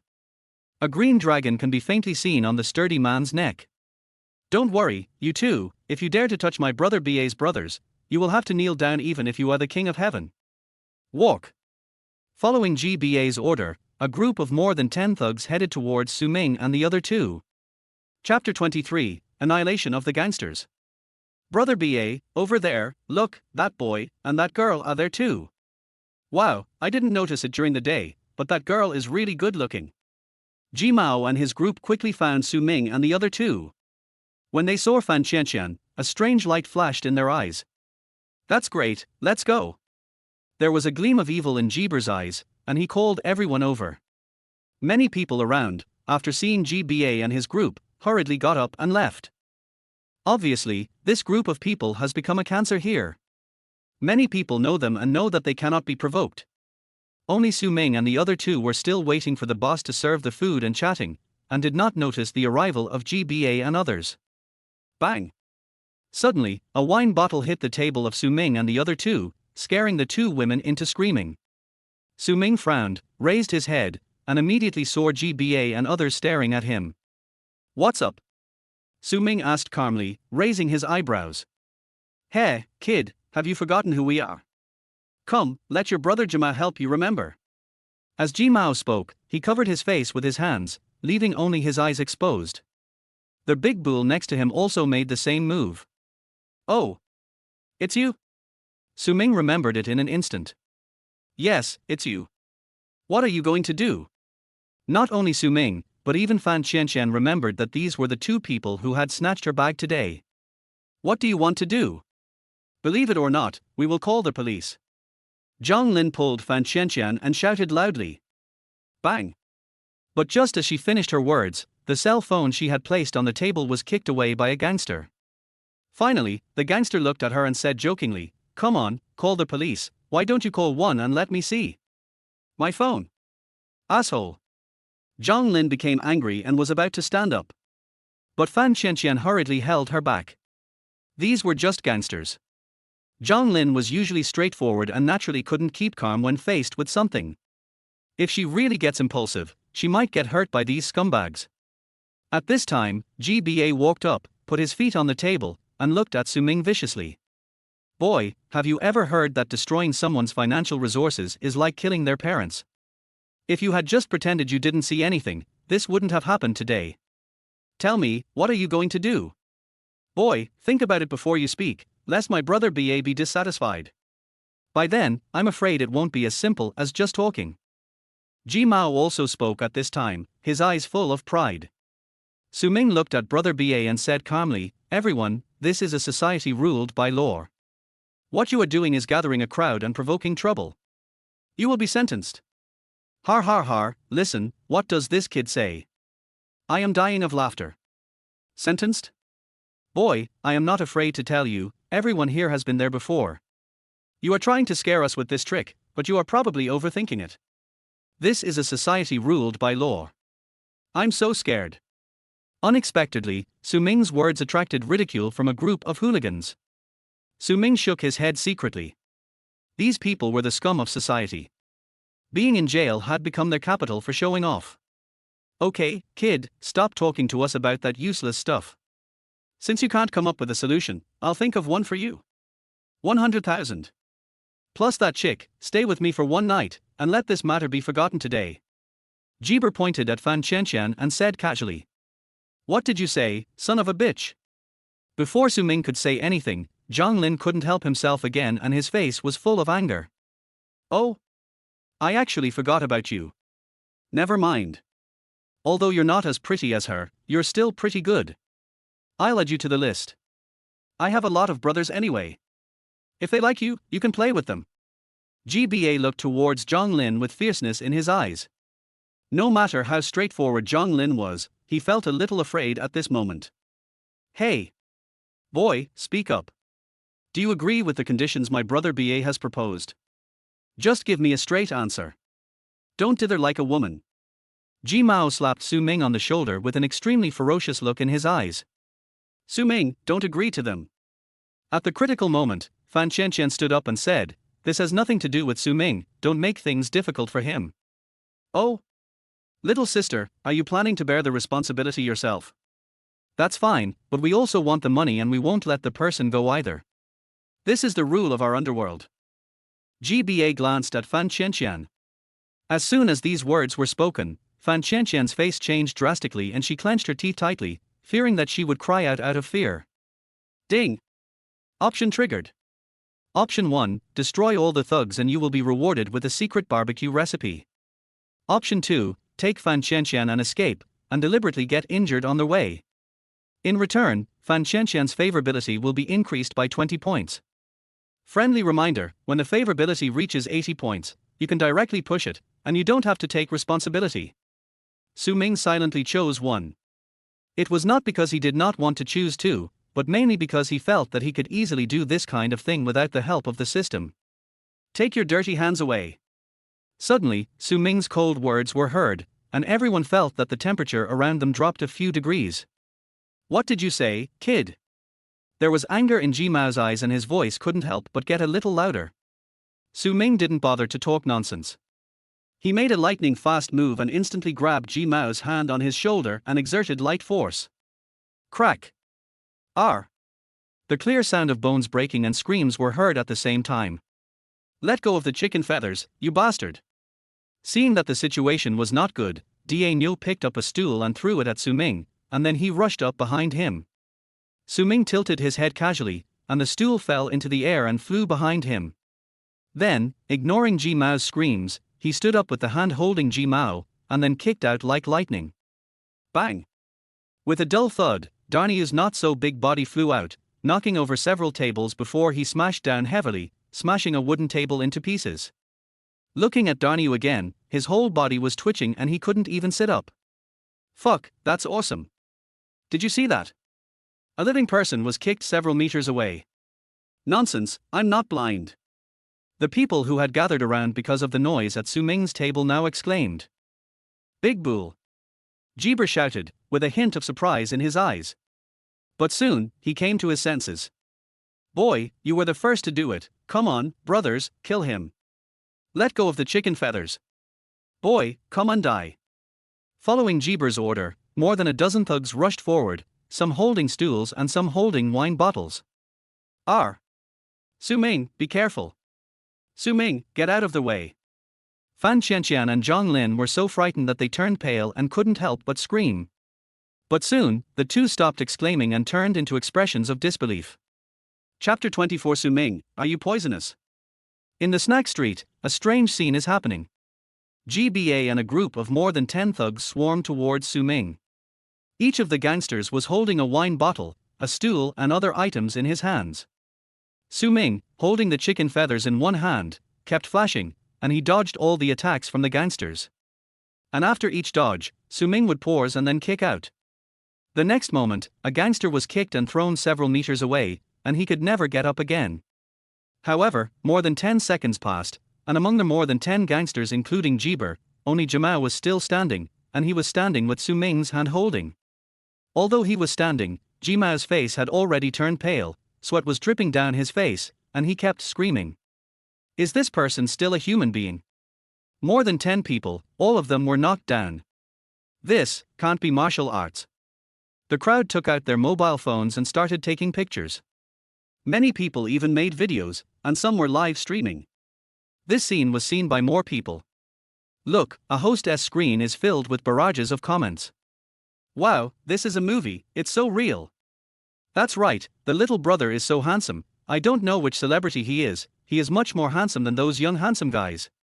Hey! This doesn't look like a movie to me. Exactly. This seems to be the snack street next to our university. Damn, will they come to the snack street to shoot a movie? The barrage of comments swiped the screen like crazy, and the anchor holding up his phone finally reacted and hurriedly explained, everyone, this is not a movie, this is real, the location is the snack street next to Jiangju University. Fuck, are you kidding me, host? How can anyone knock down more than a dozen people by himself? And he didn't even use his hands. He just kicked them one by one. My friends and I were shocked. Looking at the comments that were madly scrolling across the screen, the host smiled bitterly. Brother, I was wrong, let me go, brother, quickly, I'm dying. At the same time, Ji Mao, who was about to faint from the pain, begged for mercy. Qianqian, call the police. Su Ming ignored him and shouted to Fan Qianqian. Oh. Okay. Fan Qianqian finally came to her senses, and quickly took out her cell phone and started calling the police. Bang. At this time, Su Ming kicked the chicken feathers away, sat on the stool, and listened to the system's prompt sound with peace of mind. Ding! Congratulations to the host for completing the selection. You have obtained a barbecue secret recipe, which has been stored in the host's bedroom. It's just in time for the food city to come in handy. I wonder how this secret recipe compares to the technique Shoko learned. Su Ming thought secretly in his heart. At this time, Fan Qianqian finally finished calling the police and came over. Zhang Lin had already sat on the stool, staring at Su Ming with his big eyes blinking. Su Ming, do you know Kung Fu? Do you want to be my disciple? I want to be your disciple. Hearing Zhang Lin's words, Su Ming's mouth twitched, and he said helplessly, why would a girl like you learn Kung Fu? Wow. You didn't deny it. It seems that you really know martial arts. Great hero, please accept my humble greeting. Zhang Lin clasped his fists in a very professional manner. Okay, Lin, we should thank Su Ming. If it weren't for him, we would be in trouble. Fan Qianqian couldn't bear to listen anymore and couldn't help rolling her eyes. The hero is chivalrous and does not ask for anything in return. What are you thanking me for? Zhang Lin's words made Fan Qianqian roll her eyes. Su Ming, I'm so sorry. I wanted to thank you, but who knew? Su Ming waved his hand and interrupted, don't be embarrassed, isn't this all right? Fan Qianqian nodded slightly and stopped talking. Soon, the police arrived. It's a great honor that Ning Fengqing is leading the team again this time. Su Ming. You're poisonous, aren't you? Ning Fengqing was stunned the first time she saw Su Ming. 3 consecutive days, the police were called out 3 times, and all of them were related to Su Ming, and it seemed that each time was more serious than the last. I'm a victim. Su Ming shrugged innocently. Ning Fengqing couldn't help but glance at the hooligans lying on the ground and rolled her eyes. They must be a bunch of fools, looking for trouble with Su Ming? He is a man with the fighting power of a soldier king. What's more, he also knows Chinese martial arts, and the most feared and ferocious form of Chinese martial arts is Bajikan. Okay, old rules, follow me. Ning Fengqing waved her hand and asked the police officers to put GBA and his group into the police car. You take them both over there, my car is over there, I'll drive over. Ning Fengqing glanced at Su Ming and nodded, then waved to Fan Qianqian and Zhang Lin and walked into the police car on her own. Fan Qianqian and Zhang Lin hurried to follow. Su Ming found the boss and asked him to do the math. Then he paid the boss for the losses of the tables and chairs and drove to the police station. Soon, after finishing the statement, Su Ming and the other 2 left the police station, without caring about how the police station would deal with GBA and his group. But from what Ning Fengqing said, these people are repeat offenders, and some of them were even released on bail not long ago. He did it again this time. I guess I'll have to go to jail for 2 years. Su Ming, be quiet. I don't want to see you. Every time I see you, something bad is going to happen. Ning Fengqing said this to Su Ming before he left the police station. Su Ming smiled bitterly. To be honest, he didn't want to do that, but every time, people would provoke him. Is this the legendary halo of the protagonist? Outside the police station, Su Ming watched the online car-hailing vehicle carrying Fan Qianqian and Zhang Lin drive away before getting in the car and driving towards home. At the same time, in the villa, Gao Xiang and Li Jiao had returned. The 2 people, tired after a day's work, were lying on the sofa watching TV. Xiangzi, I think we should not live with Brother Ming, but go live in the food city. Although it is comfortable here, if Goddess Lin comes one day, it will not be convenient for the 2 of us to stay here. It's just like what I thought. Brother Ming is so good to us, so we should also know how to be considerate of him. However, there is no place to live in the food city. Otherwise, how about we rent a house? What do you rent a house for?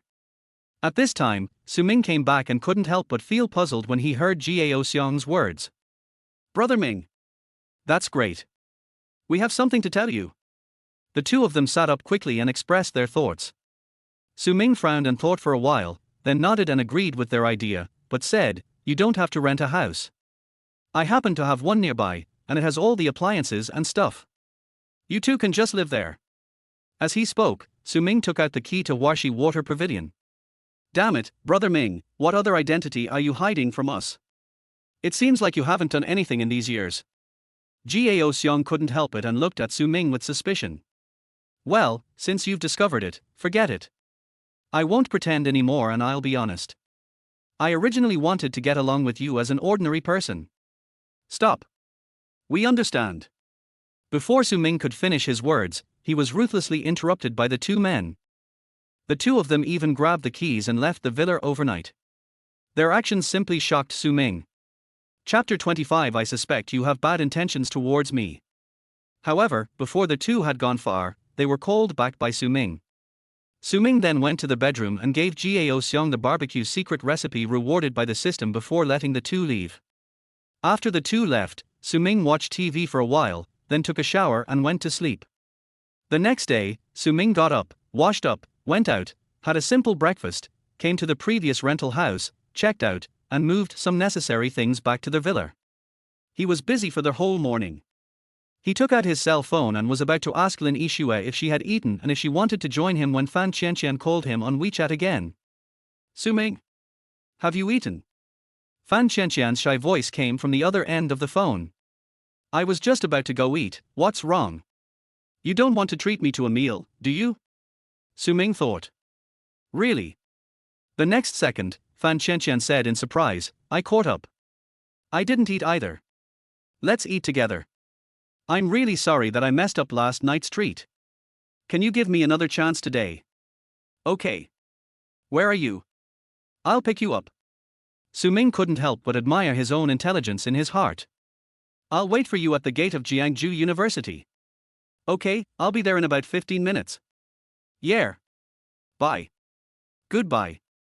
After hanging up the phone, Su Ming drove towards Jiangju University. More than 10 minutes later, Su Ming arrived at the gate of Jiangju University and saw Fan Qianqian, who was wearing a light yellow dress, waiting on the roadside from a distance. As he got closer, Su Ming's eyes lit up. Today, Fan Qianqian seemed to have put on some delicate makeup. Although the light yellow long skirt was not a famous brand, it just highlighted her youthfulness. You look so beautiful today. Su Ming stopped the car and gave a sincere compliment. Thanks. Fan Qianqian blushed, opened the car door and got in. It seemed that this was the first time that Fan Qianqian rode in such a high-end car, and she looked a little nervous. Relax and fasten your seatbelt. Su Ming reminded very considerately. Yeah. Fan Qianqian relaxed a little, quickly fastened her seatbelt, and then said, Su Ming, you don't mind the food stall, right? I don't have the money to treat you to a high-end restaurant. Har har, what are you talking about? I'm from the countryside, but my life is better now. As for eating, it doesn't matter where you eat. Su Ming smiled and started chatting with Fan Qianqian while driving. Really? Wow. I seem to be thinking of an inspirational drama. Can you tell me about your life? How can it be fake? What inspirational drama, what life story? I'm just an ordinary person. Su Ming thought about it and it made sense. If it weren't for the arrival of the system, he wouldn't be in this state now. Maybe they will give up on getting married because they can't afford the bride price, and then continue to find a job. Perhaps, a lifetime will never be as exciting as these few days. Okay. Then I won't gossip anymore. The two left chatting and laughing. However, what they didn't know was that at the gate of Jiangju University, a young man was staring at the departing Porsche 911, his eyes filled with flames of incomparable anger. The next moment, the young man seemed to have made a decision. He rushed to the side of the road, hailed a taxi, and told the driver to follow him. Su Ming and Fan Qianqian walked all their way to a food stall, which was called Food Stall. Wow! You actually know this place. As soon as the car stopped, Fan Qianqian exclaimed. Yes. I used to come here often when I was in school. Oh, by the way, I am also in Jiangju University and have graduated for 2 years. Hey. So, you are still a senior? Senior, can you take care of me, your junior sister, in the future? Sure. The two chatted as they entered the food stall. The young man also arrived in a taxi. After getting off the car, he did not go in immediately. Instead, he found a seat that allowed him to see everything in the food stall. Fan Qianqian, I really misjudged you. You are the same as those materialistic women. In the end, you will become the playthings of these rich men and rely on these rich men to live a high-quality life. Looking at Su Ming and Fan Qianqian who were chatting and laughing, the young man gritted his teeth, his eyes filled with anger. Su Ming and the other man naturally didn't know about all this. After ordering the dishes, they started chatting. The food stall serves food very quickly. After just over 10 minutes, a table of food was served. Su Ming, eat whatever you want, don't be polite to me. Okay. Then I won't be polite. Su Ming responded with a smile, picked up the bowl and chopsticks and started eating. However, Fan Qianqian did not pick up her chopsticks immediately. Instead, she looked at Su Ming with a smile. This scene happened to be seen by the young man outside. He clenched his fists even tighter and the anger in his eyes became even stronger. Eat. Why are you looking at me? Even though I know I'm handsome, I definitely won't be embarrassed if you look at me like that. Su Ming spoke vaguely while eating. Spit. Cheeky. Fan Qianqian's face turned slightly red, she spat lightly, then picked up the bowl and chopsticks and started eating. By the way, Qianqian, why were you there that day? Were you looking for a job? Su Ming started a topic during the meal. Yeah. I majored in architectural design, and most construction companies and real estate companies are in that area, so I just went around and submitted my resume. When you met me, I was on my way to Hongda. I took that road to take a shortcut, but I didn't expect to encounter that incident. Hey, if I hadn't happened to meet you, I would have been robbed. Thank you so much, Su Ming. Fan Qianqian said this, sighing. Even now, she still feels a little scared. Why are you being polite? You're treating me to a meal. Well, is there any news? A few companies have called me to interview, but I haven't heard anything from Hongda yet. I don't know how it will go. Actually, I would rather go to Hongda. After all, it is a large company with a scale of tens of billions. The treatment in all aspects is definitely much better than those small companies. Fan Qianqian said this, shaking her head in disappointment. Ding! Select trigger. Option 1. Help Fan Qianqian join Hongda and increase her favorability by 20 points. Option 2. Pretend you didn't hear it, no reward. Su Ming frowned. What the hell, Fan Qianqian, are you poisonous? The two choices you triggered actually had favorability rewards. I suspect you have ill intentions towards me, but I have no evidence. Although he thought so, Su Ming still honestly said in his heart, System, I choose 1. Afterwards, Su Ming stopped eating and said to Fan Qianqian, how about I help you? I happen to have a friend working at Hongda, maybe I can increase the success rate. Real. That's great, thank you Su Ming. Fan Qianqian was surprised. You're welcome, just a moment. Su Ming said, took out his phone and called Susan directly. Chapter 26 Luo Jin. Boss Su. The phone rang only once before being answered. Well, there is a college student named Fan Qianqian who submitted her resume to the company. Please keep an eye on her for me. Su Ming said simply. Wait a moment. Director Su. Susan answered, and then seemed to be operating the computer. After a few seconds, Susan said again, Mr. Su, I have seen it. He is a student of the Department of Architectural Design of Jiangsu University, and his grades are excellent. Well, the information matches, it's her. Su Ming nodded slightly. Yes. Director Su. Director Su, do you need a position? Susan asked again. Just do whatever you want, she is my friend. Okay, Mr. Su. Soon, Su Ming hung up the phone. Well. Fan Qianqian immediately looked at Su Ming excitedly. It should be fine. Su Ming smiled. Really? That's great. Thank you, Su Ming. I'll treat you to a meal after I successfully join the company and get my first month's salary. Fan Qianqian's face was full of happiness. I originally wanted to treat Su Ming to a meal after he started working, but suddenly I remembered that I didn't have much spare money, and I felt embarrassed. Har, then I'll be waiting. But let me tell you, the working lunch at Hongda is very good. How about you take me to Hongda for a working lunch? Su Ming's face was full of teasing. Oh? How can I do that? Fan Qianqian's cheeks turned slightly red. Buzz. Just then, Fan Qianqian's cell phone vibrated. Fan Qianqian picked it up hurriedly and saw that it was an unfamiliar number. She pressed the answer button without thinking too much. Hello. Excuse me, is this Ms. Fan? I am. You are. Hello, I'm the HR manager of Hongda Real Estate. Miss Fan, we've read your resume and think you're a rare talent. Would it be convenient for you to come to Hongda for an interview tomorrow? R. Fan Qianqian couldn't help but exclaim. The next moment, her beautiful eyes turned to Su Ming, only to find that Su Ming was looking at her with a smile. Hello? Miss Fan, can you still hear me? Fan Qianqian came back to her senses immediately and said hurriedly, I have time, I will go there early tomorrow morning. Oh. Okay then, I won't bother Miss Fan anymore. Goodbye. Goodbye. After the call was hung up, Fan Qianqian was stunned for a long time. R. Su Ming. Suddenly, Fan Qianqian shouted in surprise and reached out to grab Su Ming. Thank you, Su Ming. Thank you. Hongdar called me and asked me to go for an interview tomorrow. How did you do it?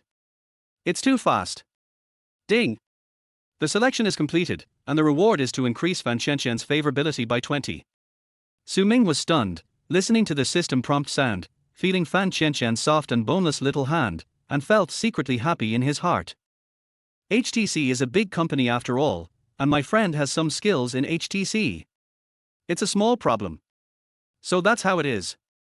Who are you? Take your dirty hands off me. Before Fan Qianqian could finish her words, she was interrupted by a loud shout. Fan Qianqian was stunned, with a hint of panic in his eyes. Only then did he realize that he had grabbed Su Ming's hand involuntarily because of the surprise just now. She was about to let go, but a strong hand grabbed her and violently pulled her and Su Ming's hands apart. R. The big hand was too strong and Fan Qianqian couldn't help but scream in pain. Su Ming frowned and turned his head to look at the person who came. This is a young man, probably around 23 or 24 years old. Luo Jin, you hurt me. At this time, Fan Qianqian pulled her hand away forcefully. However, the young man, Luo Jin, ignored her and instead turned his angry gaze towards Su Ming, shouting, Who are you? Don't you know she has a boyfriend? Su Ming frowned, feeling secretly unhappy. But at this time, Fan Qianqian hurriedly said, Luo Jin, what are you crazy about? Who is my boyfriend? How can I have a boyfriend? Also, we are just friends, not as dirty as you think. Luo Jin's face was filled with anger, and he shouted, I'm dirty. How am I dirty? Fan Qianqian, we've been together since we were 8 years old, and it's been 15 years now. Don't you still admit that I'm your boyfriend? Fan Qianqian was startled, but still said, Luo Jin, I've already said it before, I've always treated you as my brother. Har har har, Fan Qianqian, I really see through you, brother. Don't you just dislike me because I'm poor and look down on me? Fan Qianqian, you are just a materialistic woman. What's the difference between you and those green tea bitches? As soon as you see a rich man, you get in his car. Do you know him? Do you know if he has a wife and children? Don't be silly, Fan Qianqian. Maybe they just want to play with you because you are pretty. There are so many real-life examples. Haven't you seen them? Luo Jin was extremely angry, and his words were merciless and could be as harsh as they could be. Su Ming was really angry. What the hell kind of person is this? He just came up and started to curse at him. Fan Qianqian was also angry and shouted, Shut up, Luo Jin. You said it's okay for me, but please don't insult Su Ming. Oh? His name is Su Ming. Great, Fan Qianqian, you are defending him now, and you still say you have nothing to do with him. Luo Jin was so angry that his eyes turned red. Luo Jin. Don't be so unreasonable anymore, Su Ming and I are just friends. Fan Qianqian's eyes were slightly red, but her mood was low and her voice sounded very flat. Friend? Friend, then why are you holding him? You said you are friends. Who would believe it? Luo Jin remained unyielding. Fan Qianqian looked at Luo Jin and said slowly, Whether you believe it or not, this is the fact. There is no greater sorrow than feeling disheartened and hopeless. Perhaps this is what Fan Qianqian is really feeling at this moment. Luo Jin is also a poor man. At the age of 8, his parents died and he wandered around the village. Fan Qianqian's parents adopted him, provided him with food, lodging, and education. The expenses of having an extra child made the already poor family even worse off. Fortunately, Luo Jin is quite promising. He became sensible at an early age, is considerate of his elders, and often helps Fan Qianqian's family with housework. This also made Fan Qianqian's parents very happy. Later, Fan Qianqian and Luo Jin were both admitted to Jiangsu University, and they became independent, which made their parents feel a little relieved. However, when I went to university and entered society, I came into contact with more and more people. Fan Qianqian discovered that Luo Jin had changed. He had low self-esteem, became twisted, and even had some peculiar ideas about himself. But Fan Qianqian always treated Luo Jin as her brother and never thought about being with him. But Luo Jin didn't think so. Whenever he saw Fan Qianqian talking to a boy, he would yell at her or even smash things. All of this continues to this day. Originally, Fan Qianqian thought that Luo Jin would change. But today, Fan Qianqian was heartbroken and no longer held any hope that Luo Jin would change. Chapter 27, A Prophecy Comes True. Har har, okay. Fan Qianqian, you don't even want to explain anymore. Luo Jin laughed and roared in anger. Fan Qianqian didn't say anything. Luo Jin continued to roar. Okay, I get it, Fan Qianqian, I'm not afraid to tell you that I have been accepted by Shanghai Real Estate. As soon as I graduate, I will be able to work in Shanghai Real Estate as an assistant to the director. Don't you like these rich people? I tell you, in a few years, I will be rich. Now I ask you, do you regret it? Huh. Without giving Fan Qianqian a chance to speak, Luo Jin continued, I originally thought that I would repay your family after I get a job, but now it seems that I don't need to. You, Fan Qianqian, have already hooked up with a rich man and have become a phoenix on the tree. But Fan Qianqian, you have to remember that I'm just playing with you. It won't be long before I get tired of you and kick you away. Luo Jin wanted to say more, but at this moment, Fan Qianqian could no longer listen and roared at the top of her lungs. Luo Jin, you bastard! My parents have been frugal and have worked hard every day for 15 years to support your studies. It is only right for you to repay them. You don't need to worry about my affairs. After yelling, Fan Qianqian sat down and started crying loudly. At this moment, her heart was broken and she felt sorry for her parents. I raised him for more than 10 years, but I didn't expect that he turned out to be an ungrateful person. Har har har. How hilarious. Did I ask them to save money and support my studies? Fan Qianqian, I'm telling you, from now on, I, Luo Jin, will no longer have anything to do with your family. Luo Jin smiled and seemed very happy. Ungrateful bastard. Su Ming couldn't bear it any longer and spoke with a cold face. Ding. Select trigger. Option 1, punish the ungrateful Luo Jin, cut off his future, make it impossible for him to survive in Jiangsu, and reward Fan Qianqian with a 30-point increase in favorability. Option 2, stay out of it and do nothing. Fan Qianqian's favorability will be 20. Su Ming silently recited the choice in his heart and began to think about it. What did you say? At this time, Luo Jin also turned his head, with flames bursting out of his eyes, as if he was ready to devour someone. Su Ming stood up, coldness flashed in his eyes, and a terrifying aura burst out from his body. Luo Jin suddenly felt panicky and was afraid to look Su Ming in the eye. I say. You, ungrateful bastard, their parents raised you for 15 years, and now you kick them away just because you can't have their daughter. Are you still a human being? Perhaps, ungrateful is a nice word. You are worse than pigs and dogs. Su Ming's voice was indifferent, but every word he said was like a heavy hammer, hitting Luo Jin hard. At this time, everyone in the food stall was paying attention to this side, and they were all pointing at Luo Jin. Luo Jin was a little timid, but he still shouted stubbornly, What do you know? I have been working part-time for these years, and all the money I earned has been given to her family, leaving only a little for living expenses. The debt I owed to her family has been paid off. Are you sure you've paid it back? Su Ming's voice became even colder. Do you really think that you can pay it back with some money? You don't seem to understand that what you owe is not money, but life. Yes, 15 years ago, Luo Jin was only 8 years old. At the age of 8, he could not even take care of himself. If it weren't for Fan Qianqian's family, Luo Jin would probably have starved to death on the streets. When Luo Jin heard Su Ming's words, his pupils contracted sharply, and for a moment he didn't know how to respond to Su Ming. At this time, Su Ming continued, the existence of an ungrateful person like you in this world is simply an insult to this world. Having said that, Su Ming did not continue speaking, but took out his cell phone and called Lin Yixue. Hey, Su Ming. Lin Yixue's gentle voice came from the phone. Yixue, there is something I need you to do for me. Su Ming's voice was very soft, and no emotion could be heard. But Lin Yixue could hear that Su Ming's voice was filled with strong anger. Lin Yixue couldn't help but become serious. Su Ming, tell me. A person named Luo Jin, a college student, has been admitted to Shanghai. Now, I want you to cancel his employment qualifications and notify all the cooperating architectural design companies in Jiangsu. If anyone dares to hire Luo Jin, all cooperation projects will be cancelled directly. Su Ming said calmly. Lin Yixue was shocked and didn't know why Su Ming was so angry. However, she did not ask, but directly said, "Okay, I will arrange it right away." "Well, thank you. Don't talk about this, I'll go to the villa to find you in the evening." Lin Yixue finished speaking and hung up the phone. And Su Ming called Susan again. "Boss Su." Susan's voice came from the phone. "Jiangsu University, Luo Jin, is not allowed to be employed by Hongda for life.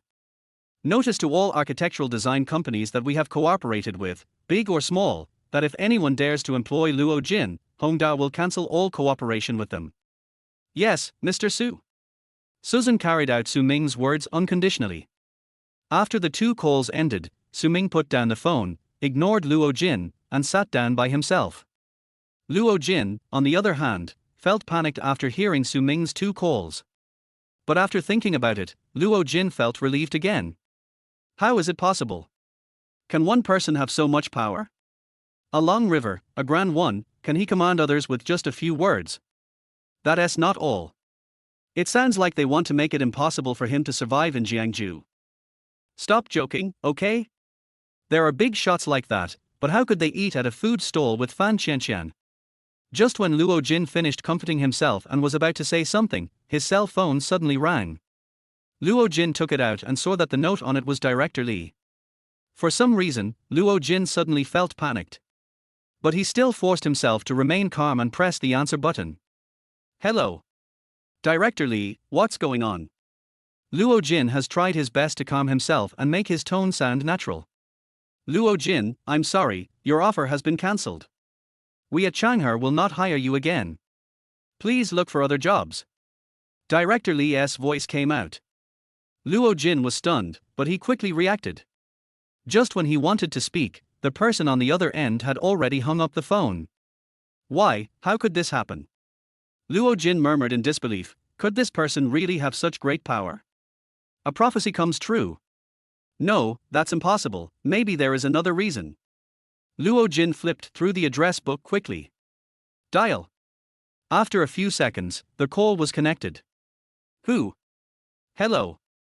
Manager Shu, I'm Xiao Luo, Luo Jin. Didn't you say I was hired? I want to ask. Before Luo Jin finished speaking, the other end of the phone suddenly shouted, What, Luo Jin? What the hell, get out of here. Who hired you? Beep, beep, beep. The call was hung up again. Chapter 28 Humph. Scumbag. Why, how could this happen? Luo Jin didn't believe it and started calling again. Hello, hello. Manager Zhang, I'm Luo Jin. Beep, beep, beep. Deputy Manager Mar, I'm Luo Jin, this is your side. Beep, beep, beep. There were 4 or 5 calls in a row. Every time Luo Jin said his name, the other party would either curse and hang up the phone, or just hang up directly. Finally, Luo Jin gave up and looked at Su Ming in disbelief. At this moment, even a fool would know that all this was because of Su Ming. To be precise, it was because of Su Ming's 2 calls. You, who are you? Luo Jin couldn't help but ask. At this moment, his face was extremely pale, and beads of sweat the size of beans were rolling down his forehead. At this moment, even if he didn't believe it, he couldn't do it anymore. The person in front of him really had the kind of energy that frightened him. 2 calls, one to Shanghai and the other to Hongda, directly ended his future. You are not qualified to know. Su Ming glanced at him coldly, stood up, and walked away, pulling Fan Qianqian, who had stopped crying and whose eyes were full of surprise. Fan Qianqian was still in shock and did not resist.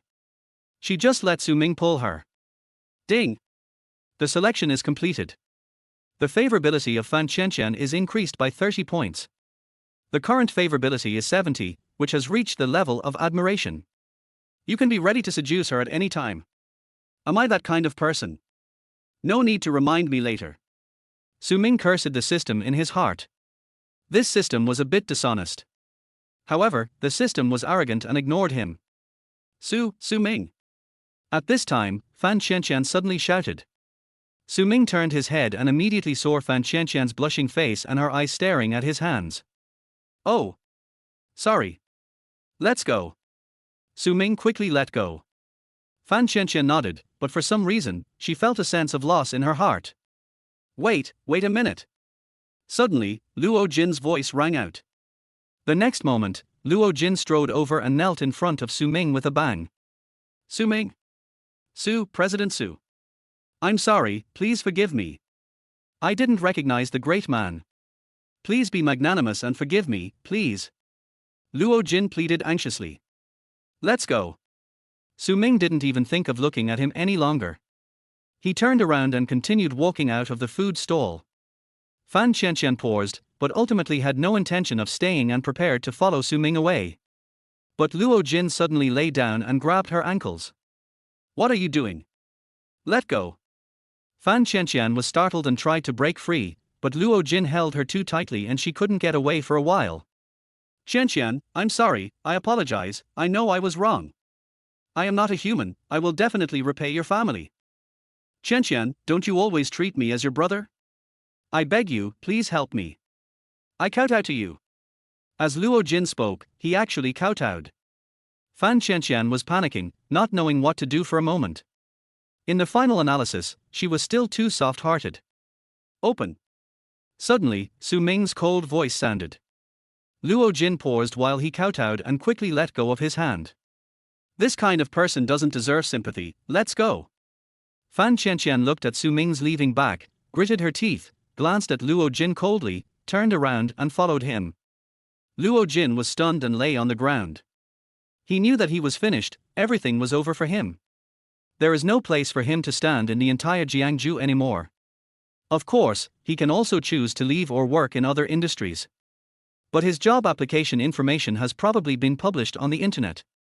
Who would dare to hire someone who has been rejected by countless companies? His life was filled with hard labor. Luo Jin lay on the ground for a few minutes, then slowly stood up, his eyes dull, and walked out of the food stall like a zombie. Then, it went away and gradually disappeared from sight. At this moment, Su Ming was driving and sending Fan Qianqian to the gate of Jiangsu University. In the car, Fan Qianqian told Su Ming almost everything about Luo Jin. This made Su Ming feel even more how correct his choice today was. This Luo Jin is truly an ungrateful person, worse than pigs and dogs. Su Ming, thank you. Suddenly, Fan Qianqian thanked Su Ming. Su Ming was stunned, shook his head, and said with a smile, "You're welcome, work hard in the future. Repay your parents for raising you." "I will." Fan Qianqian answered with a firm look in her eyes, and then continued, "Su Ming, you must be an important person, right? Can I see you again?"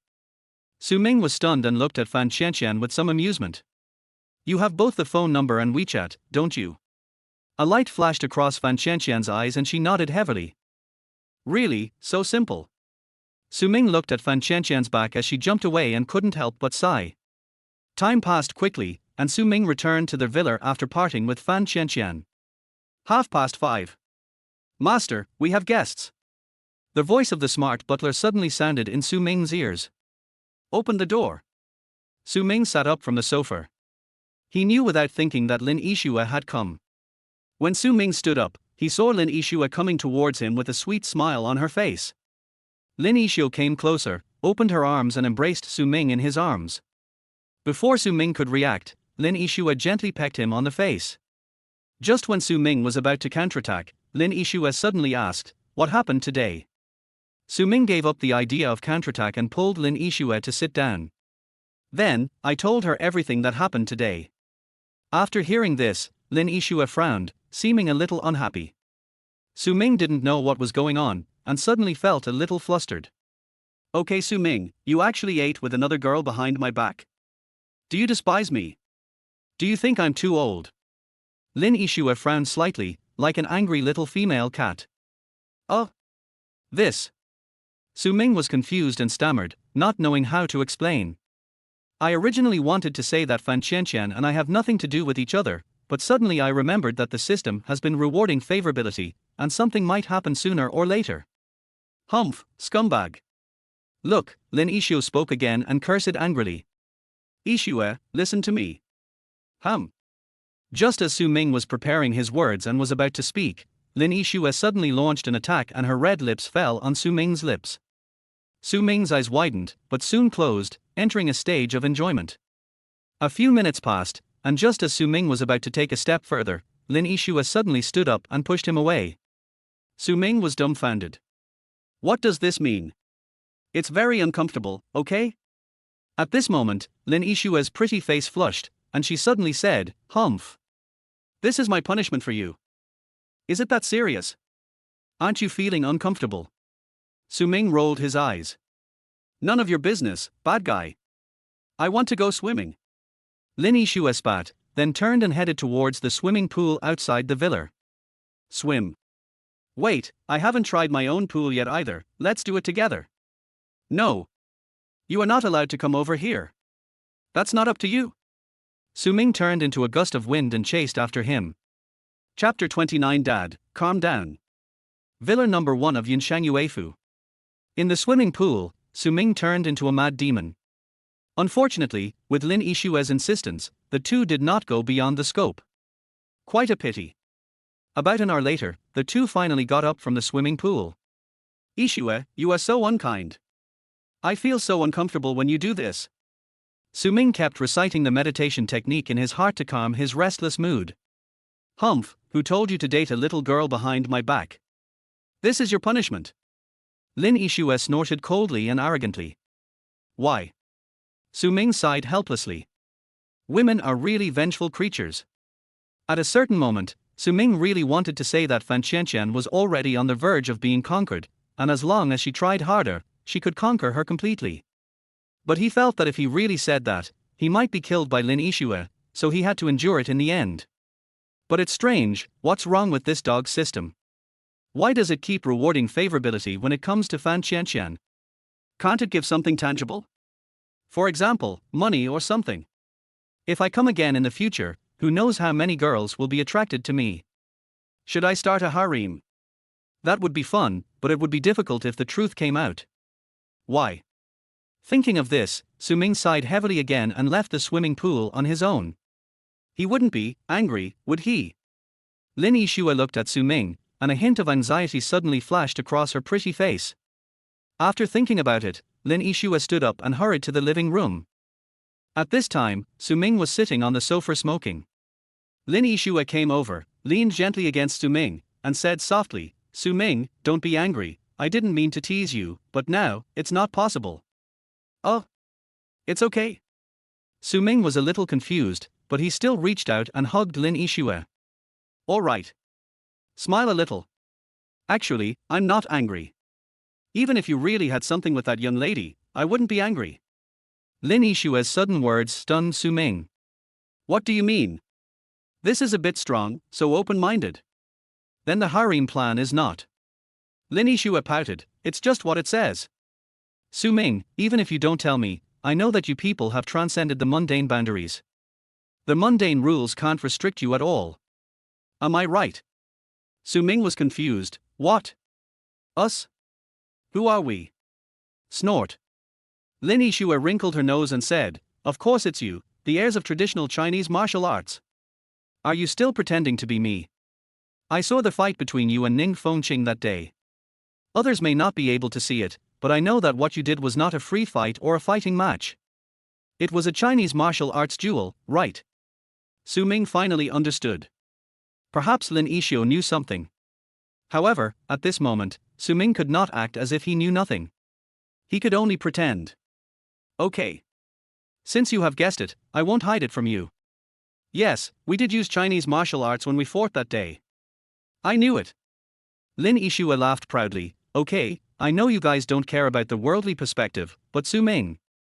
At this point, Lin Yixue's expression became serious, and then she continued, you are not allowed to be promiscuous, and you are not allowed to abandon me. I have been waiting for you for 7 years. Su Ming was stunned and felt touched. He didn't say anything, but just held Lin Yixue's hand tighter. Lin Yixue didn't say anything either, but just closed her eyes gently. However, some things will disturb you when you are in the mood. Gurgle. Well. Su Ming's face turned red, feeling a little embarrassed. Damn it, they haven't even eaten yet, and the atmosphere is already lively, so they forgot about this matter. Puff. Lin Yishue burst out laughing. Su Ming, you are so funny, let's go have a feast. Lin Yishue jumped away, then quickly changed her clothes and came back. You just now, that. Su Ming pointed at his chest muscles, his face full of confusion. Lin Yishue rolled her eyes at Su Ming in a charming manner. Don't you know that you have a dryer at home? Fuck. I really don't know. So, you were empty just now. Su Ming began to gesture up and down again. What else? Lin Yishue's pretty face blushed slightly, and she turned her head away and didn't look at Su Ming. Fuck. I'm so upset. Su Ming showed a compassionate look and looked up at the ceiling. Bar. LSP, are you going to leave or not? If not, I will leave. Lin Yishue stamped her feet and walked quickly out of the villa. Come on, wait for me to change my clothes. Su Ming hurriedly got up, composed himself, changed his clothes, and chased after him. 2 hours later, Su Ming sent Lin Yishue back to Changhe, and then returned to the villa alone. It's a long night, and I can't sleep. How about giving Fan Qianqian a call? As Su Ming was thinking, a strange idea came to his mind, but soon he shook his head quickly and threw the idea away. No. That's too rash. Oh, forget it. Just thinking about this, Su Ming fell asleep. At the same time, in the police station, Ning Fengqing was resting his chin in a daze. Ning Fengqing didn't know why, but she felt so bored today. She always felt like something was missing. She couldn't help but start recalling what had happened in the past few days. Suddenly, Su Ming's figure flashed through Ning Fengqing's mind. Ning Fengqing stood up suddenly. By the way, Su Ming didn't come to the police station today. Well. Suddenly, Ning Fengqing felt the strange gazes from all around her, and her face turned red. However, she quickly adjusted her mentality and shouted, "What are you looking at? Don't you have anything to do?" However, her performance immediately made the police officers on duty look relieved.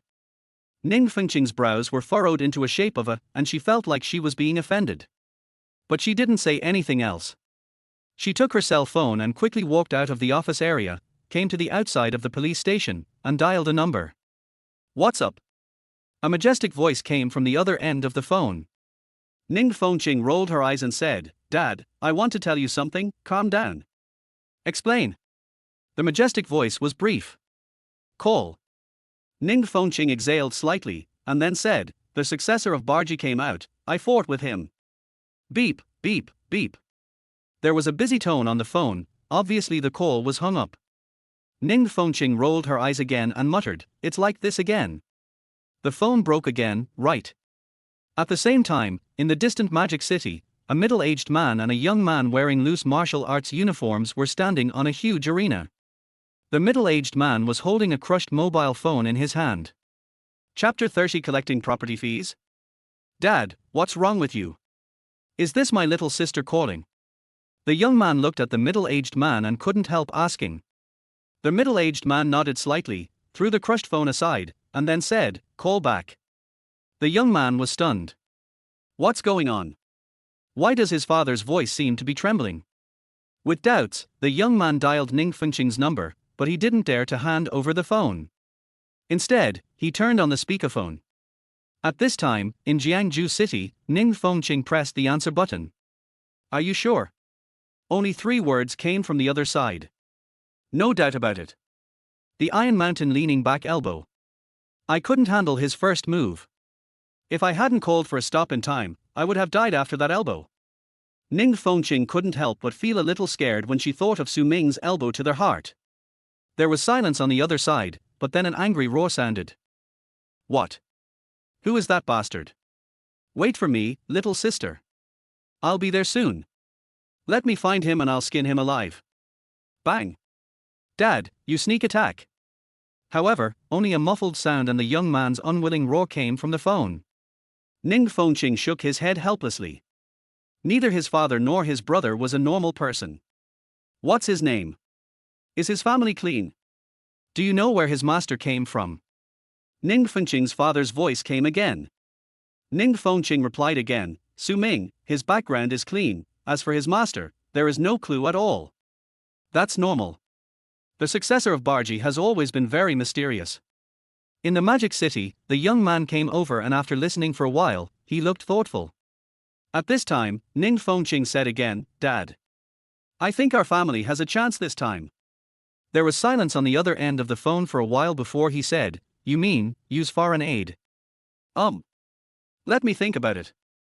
After the last 3 words were uttered, there was no sound from the other end. Ning Fengqing hung up the phone and returned to the police station. In the Magic City, on the stage, the middle-aged man suddenly said, That's all for today. Practice well. You haven't made any progress at all. Humph. The young man immediately cried and said unwillingly, Dad, I'm only 27 years old. I'm already at the peak of Ming Jin. Among the younger generation in the entire Demon City, who is stronger than me, except for that bastard grandson of the Taiji family. You are too disrespectful to me. The middle-aged man's pace suddenly stopped as he was leaving, and he said calmly, There is no first in literature, and no second in martial arts. If you are not the strongest, then you are a weakling. After saying this, the middle-aged man walked away. The young man had a dejected look on his face, but he quickly put away that expression. Su Ming. The young man stroked his chin, chewing on the name, his eyes gradually turning cold. Soon, he picked up his phone and made a call. Master. An extremely respectful voice came from the other end of the phone. I'm going to Jiangju, right now. Yes. Master, I'll arrange it for you right away. Also, check Su Ming. I want all his information. Oh. He has had contact with my little sister recently. Yes. The young man hung up the phone and walked off the stage, his eyes becoming increasingly cold. You dare to bully my sister? Clean your neck and wait for me. That's right, the young man is a sister-protecting maniac rarely seen in 1,000 years, and his name is Ning Fengkai. Maybe he is not famous, but in the Magic City, in a certain circle, he is a feared, devil king. Su Ming was having a sweet dream at this moment. In the dream, there was everything. He didn't know that a man who could call the shots in the Magic City had quietly arrived in Jiangju. Dawn. Ning Fengkai walked down from the plane, followed by a 50-year-old man in a Zhongshan suit. As soon as the two left the airport, a Mercedes-Benz G stopped in front of them. Master, please. The 50-year-old man opened the car door and Ning Fengkai walked in. Soon, the 50-year-old man took out a stack of documents from the backrest. They were densely packed with records about Su Ming's life. The 50-year-old man handed the document to Ning Fengkai respectfully. Su Ming. Ning Fengkai recited it casually and began to read on. There's nothing special about my life of more than 20 years. 4 days ago, something went wrong at my wedding, and I had to send 3 million in cash to be delivered. Har har. Refining the heart in the mortal world. You are worthy of being the successor of Barji. It's ridiculous that this woman got such a huge bargain but didn't know it. How could a Barji successor not be able to come up with a mere 300,000 yuan and ruin her own wonderful life? Ning Fengkai laughed, threw the document aside, and said calmly, Go to Yanshangyu Mansion. The driver nodded slightly, stepped on the accelerator, and the G-Class immediately started speeding away. In just 20 minutes, Big G arrived at the door of Villa number 1 in Yinshan Ufu. The car door opened, and Ning Fengkai and the 50-year-old man got out. Master, we have guests. Xiaoler's voice brought Su Ming, who had just woken up and was still recalling last night's beautiful dream, back to reality. Who is it? Su Ming was puzzled. Lin Yishue should be at work at this time, and Xiangzi and Monkey were still busy with things. Who would come to see him? However, as Su Ming finished his words, the large screen in the living room immediately turned on, and Ning Fengkai and the 50-year-old man appeared on the screen. Don't you know me? Open the door. Su Ming walked out of the living room with doubts. At this time, Ning Fengkai and the 50-year-old man had already stepped into the gate and were walking towards Su Ming step by step. Ning Fengkai didn't walk very fast, but as he walked there was a strong aura permeating around him. The 50-year-old man seemed to be very light and didn't even make a sound when he stepped on the ground. As the two of them walked, there was actually a faint sense of oppression. This feeling? Su Ming looked at the two of them and frowned slightly. Do you charge property fees? Gar. Su Ming's words immediately froze Ning Fengkai and the 50-year-old man. This is fucking awesome. Didn't you see the atmosphere we created? This isn't how the plot should be. Ning Finch's mouth twitched, and he forced himself to suppress the fire in his heart that was about to explode, and said lightly, as expected of the successor of Barji, I am very happy to be able to see it with my own eyes. How happy? Su Ming was stunned and couldn't help but ask back. At the same time, he felt a little embarrassed.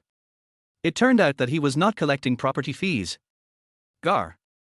However, when Ning Fengkai heard this, the fire in his heart could no longer be suppressed, and the corners of his mouth were pulled so hard that they hurt. Don't let anyone stop me, I'm going to kill him. Master, calm down. The 50-year-old man suddenly spoke, and Ning Fengkai took a deep breath and forced himself to calm down. He didn't plan to say any more, as he was afraid he would get angry to death if he continued. He just took a step forward and clasped his hands together.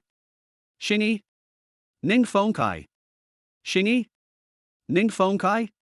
What's your relationship with Ning Fengqing? Su Ming finally reacted. Looking closely, he found that there was indeed some similarity between the brows of Ning Fengkai and Ning Fengqing. Chapter 31. Do you have any objection to me bullying your sister? You finally reacted. Ning Fengkai breathed a sigh of relief. If I had known this earlier, I wouldn't have done all this fancy stuff. Wouldn't it have been much nicer to just introduce myself directly? Su Ming looked at Ning Fengkai and asked doubtfully, what do you want? Ning Fengkai retracted his fists, put his hands behind his back, looked at Su Ming, and said calmly, I heard that you almost hurt my sister. Turns out they are brother and sister. Su Ming's brows relaxed. I'm really sorry, I didn't expect I was so strong. Gar. Ning Finch's eyes were filled with flames, and he could no longer remain calm. He glared at him and said, boy, don't say I didn't give you a chance. Go ahead. Huh? Why? Su Ming was confused, wondering if this guy had taken the wrong medicine. Could it be that he came here deliberately to fight him so early in the morning? Why? Ning Finch's eyes slowly turned cold. Because she is my sister, no one is allowed to bully her. Depend on. Su Ming cursed in his heart. It was confirmed that this guy was a sister-protecting maniac. Ding. Select trigger. Option 1, defeat Ning Fengkai and be rewarded with an upgrade in Bajikan Realm. Option 2, kill Ning Fengkai and be rewarded with Dark Power Mastery. Fuck. The hidden power is so powerful that it sounds incredible. However, Su Ming's eyes widened. What a grudge. Doesn't he know that killing is against the law? Hey. What are you hesitating for? Are you still a man? At this time, Ning Finch's voice was heard. What? Is the successor of Barji so incompetent? He doesn't even have the courage to take action. How dare you bully my sister? Ning Fengkai kept chattering and Su Ming was very upset. How can I put this? There must be something wrong with his IQ. System, I choose one. After making a silent choice in his heart, Su Ming looked at Ning Fengkai. A strong breath slowly rose from his body. Finally, it's decided. A smile appeared on Ning Finch's lips, and his hands behind his back slowly moved in front of him. At this moment, the picture seems to be still. Only the 50-year-old man suddenly opened his eyes, with a gleam of light flashing in his eyes. At the same time, a breeze blew and passed between the two of them. Base. Su Ming moved, and his figure shot forward like lightning. Ning Fengkai narrowed his eyes slightly, and a sense of solemnity flashed across his heart. When starting with Xingyi, the muscles of the whole body are tensed and the feet are taken back. This step carries a feeling of great heaviness.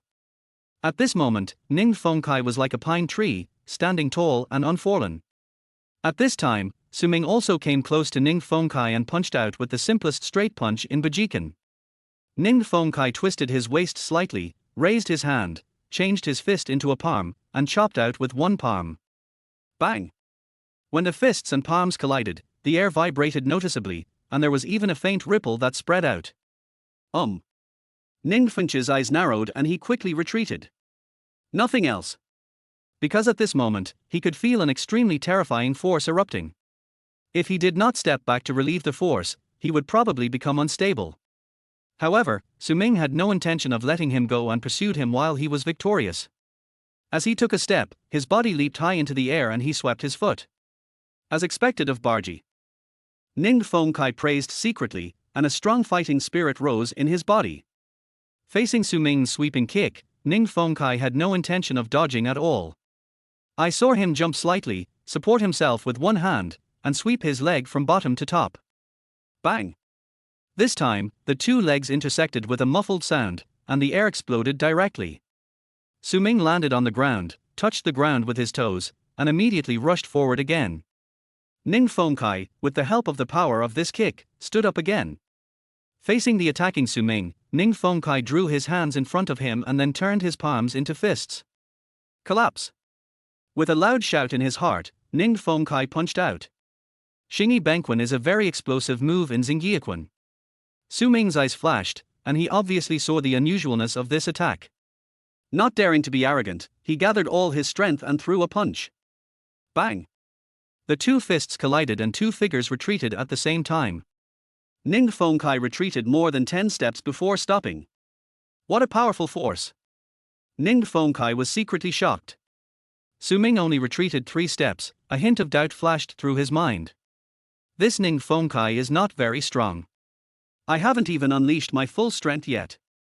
Fuck, what's that look in your eyes? Ning Fengkai understood the meaning in Su Ming's eyes and felt insulted.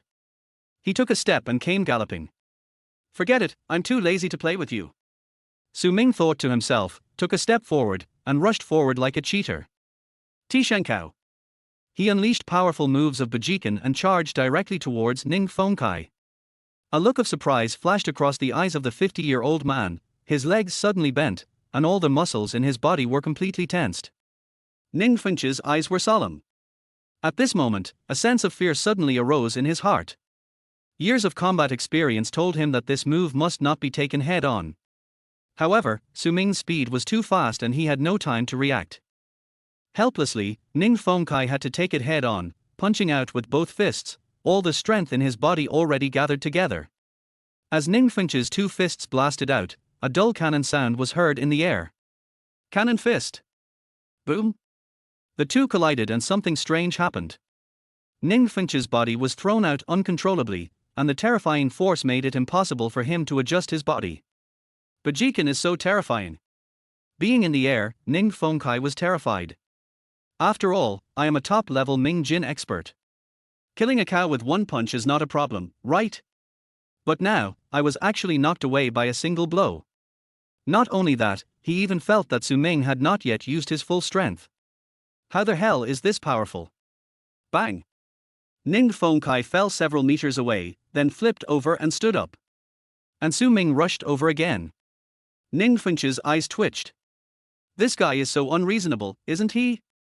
Helplessly, Ning Fengkai could only use his strength to resist. Tishenkao. It was still the same move, Su Ming had no intention of changing it. Bang! This time, Ning Fengkai didn't even manage to hold out for a second, and was thrown out again. Finally, the 50-year-old man moved. His figure rushed out like lightning and instantly came behind Ning Fengkai. He raised his hand and caught Ning Fengkai's flying body, then slowly put it down. Fuck, what a master! Su Ming did not attack again, but looked at the old man. He was completely unable to react to the speed just now. This old man is no ordinary person. Thank you, Mr. Zhang. Ning Fengkai breathed a sigh of relief, then turned around and looked at Su Ming in horror. Still fighting.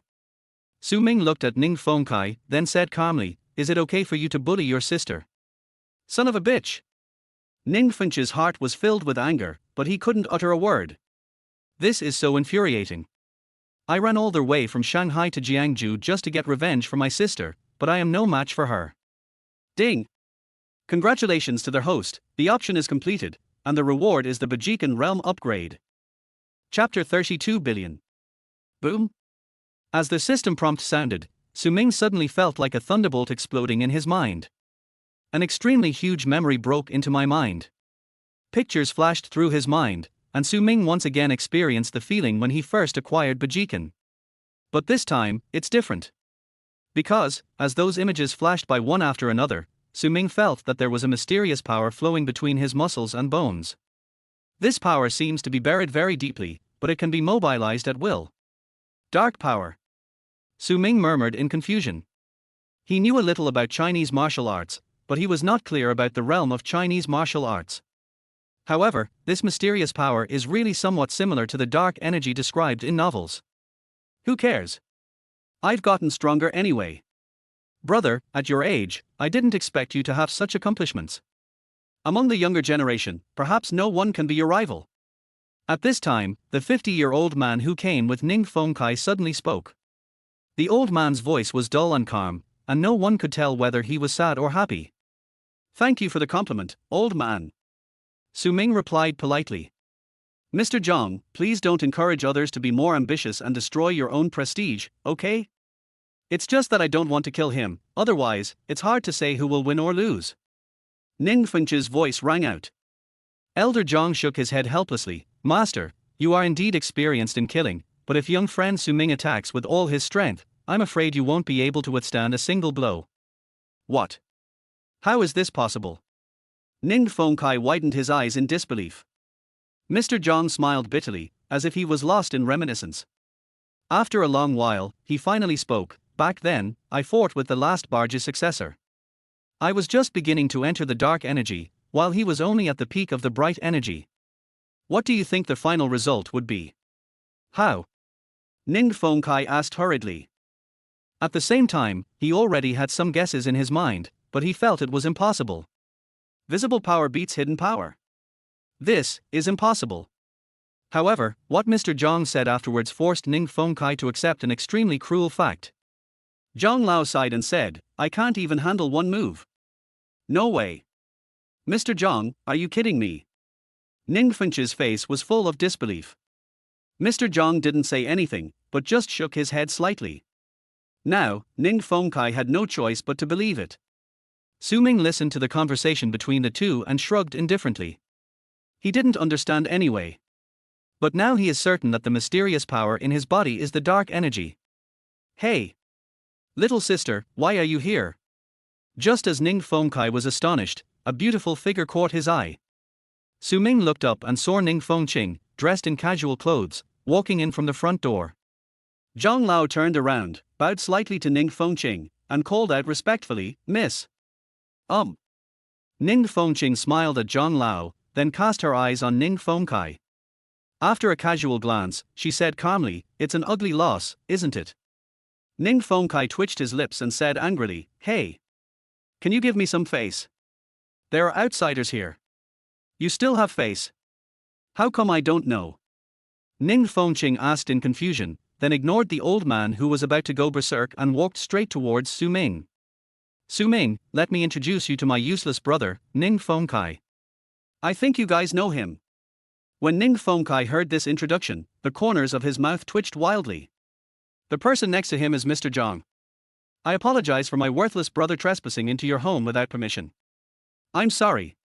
Su Ming looked at Ning Fengchai, smiled slightly, shook his head and said, No need to apologize, we are all friends. Ning Fengchai nodded slightly, and then continued, Su Ming, actually I came here this time because I want to ask you for help with something. Oh? Help. Su Ming was a little confused. It is obvious at first glance that the brother and sister Ning Fengkai and Ning Fengchai are not simple people. From the way old Zhang addressed them, one can tell that they are probably not from an ordinary family. Such a big family actually still needs my help. I really need your help. How about going out for a chat? Ning Fengchai invited.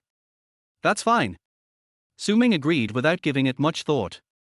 Soon, the group arrived at Jiangju Hotel and booked a private room. Ning Fengchai spoke as soon as he sat down. Su Ming, I wonder how much you know about the current martial arts world. I don't quite understand. Su Ming answered without even thinking. My Bajikan was rewarded by the system, so how would I know anything about the Chinese martial arts world? Ning Fengchai nodded and didn't think there was anything wrong. After all, for the Bajikan lineage, these things were not that important. It's nothing, actually. There have always been only a few people in the martial arts world. This time I asked you for help, and it actually has something to do with the martial arts world. It's like this. Following Ning Fengqing's narration, Ming finally knew how he could help. In the Magic City, there are three major martial arts families. One is Ning Fengqing's Ning family, and the other two are Tai Chi and Baguazhan respectively. These three families are all top families in the Magic City, and they are also families that have been passed down for hundreds of years. There has been a rule between the three families since ancient times. That is, every 3 years, the three families will have a competition. Whoever wins will have to unconditionally contribute 20% of the profits of the other two families to the winning family in the next 3 years. This rule has been in place for hundreds of years, and the next 3-year period will soon be here. You mean, you want me to help you in this fight? Ming probably understood that this person was looking for his help in the fight. Good. Ning Fengqing nodded, and then continued, this is also what my father meant. But I'm not from your Ning family. Ming said. You don't have to worry about that, because this competition does not require anyone from your own family to participate. As long as you are under 30 years old, anyone can participate. Ning Fengqing explained. Ming thought for a moment and said, it's not impossible, but what benefit can I get? 1 billion. As long as you win the fight, our Ning family is willing to pay 1 billion in cash. Oh my god. Ming was so excited that he didn't say anything for a while. Damn, 1 billion.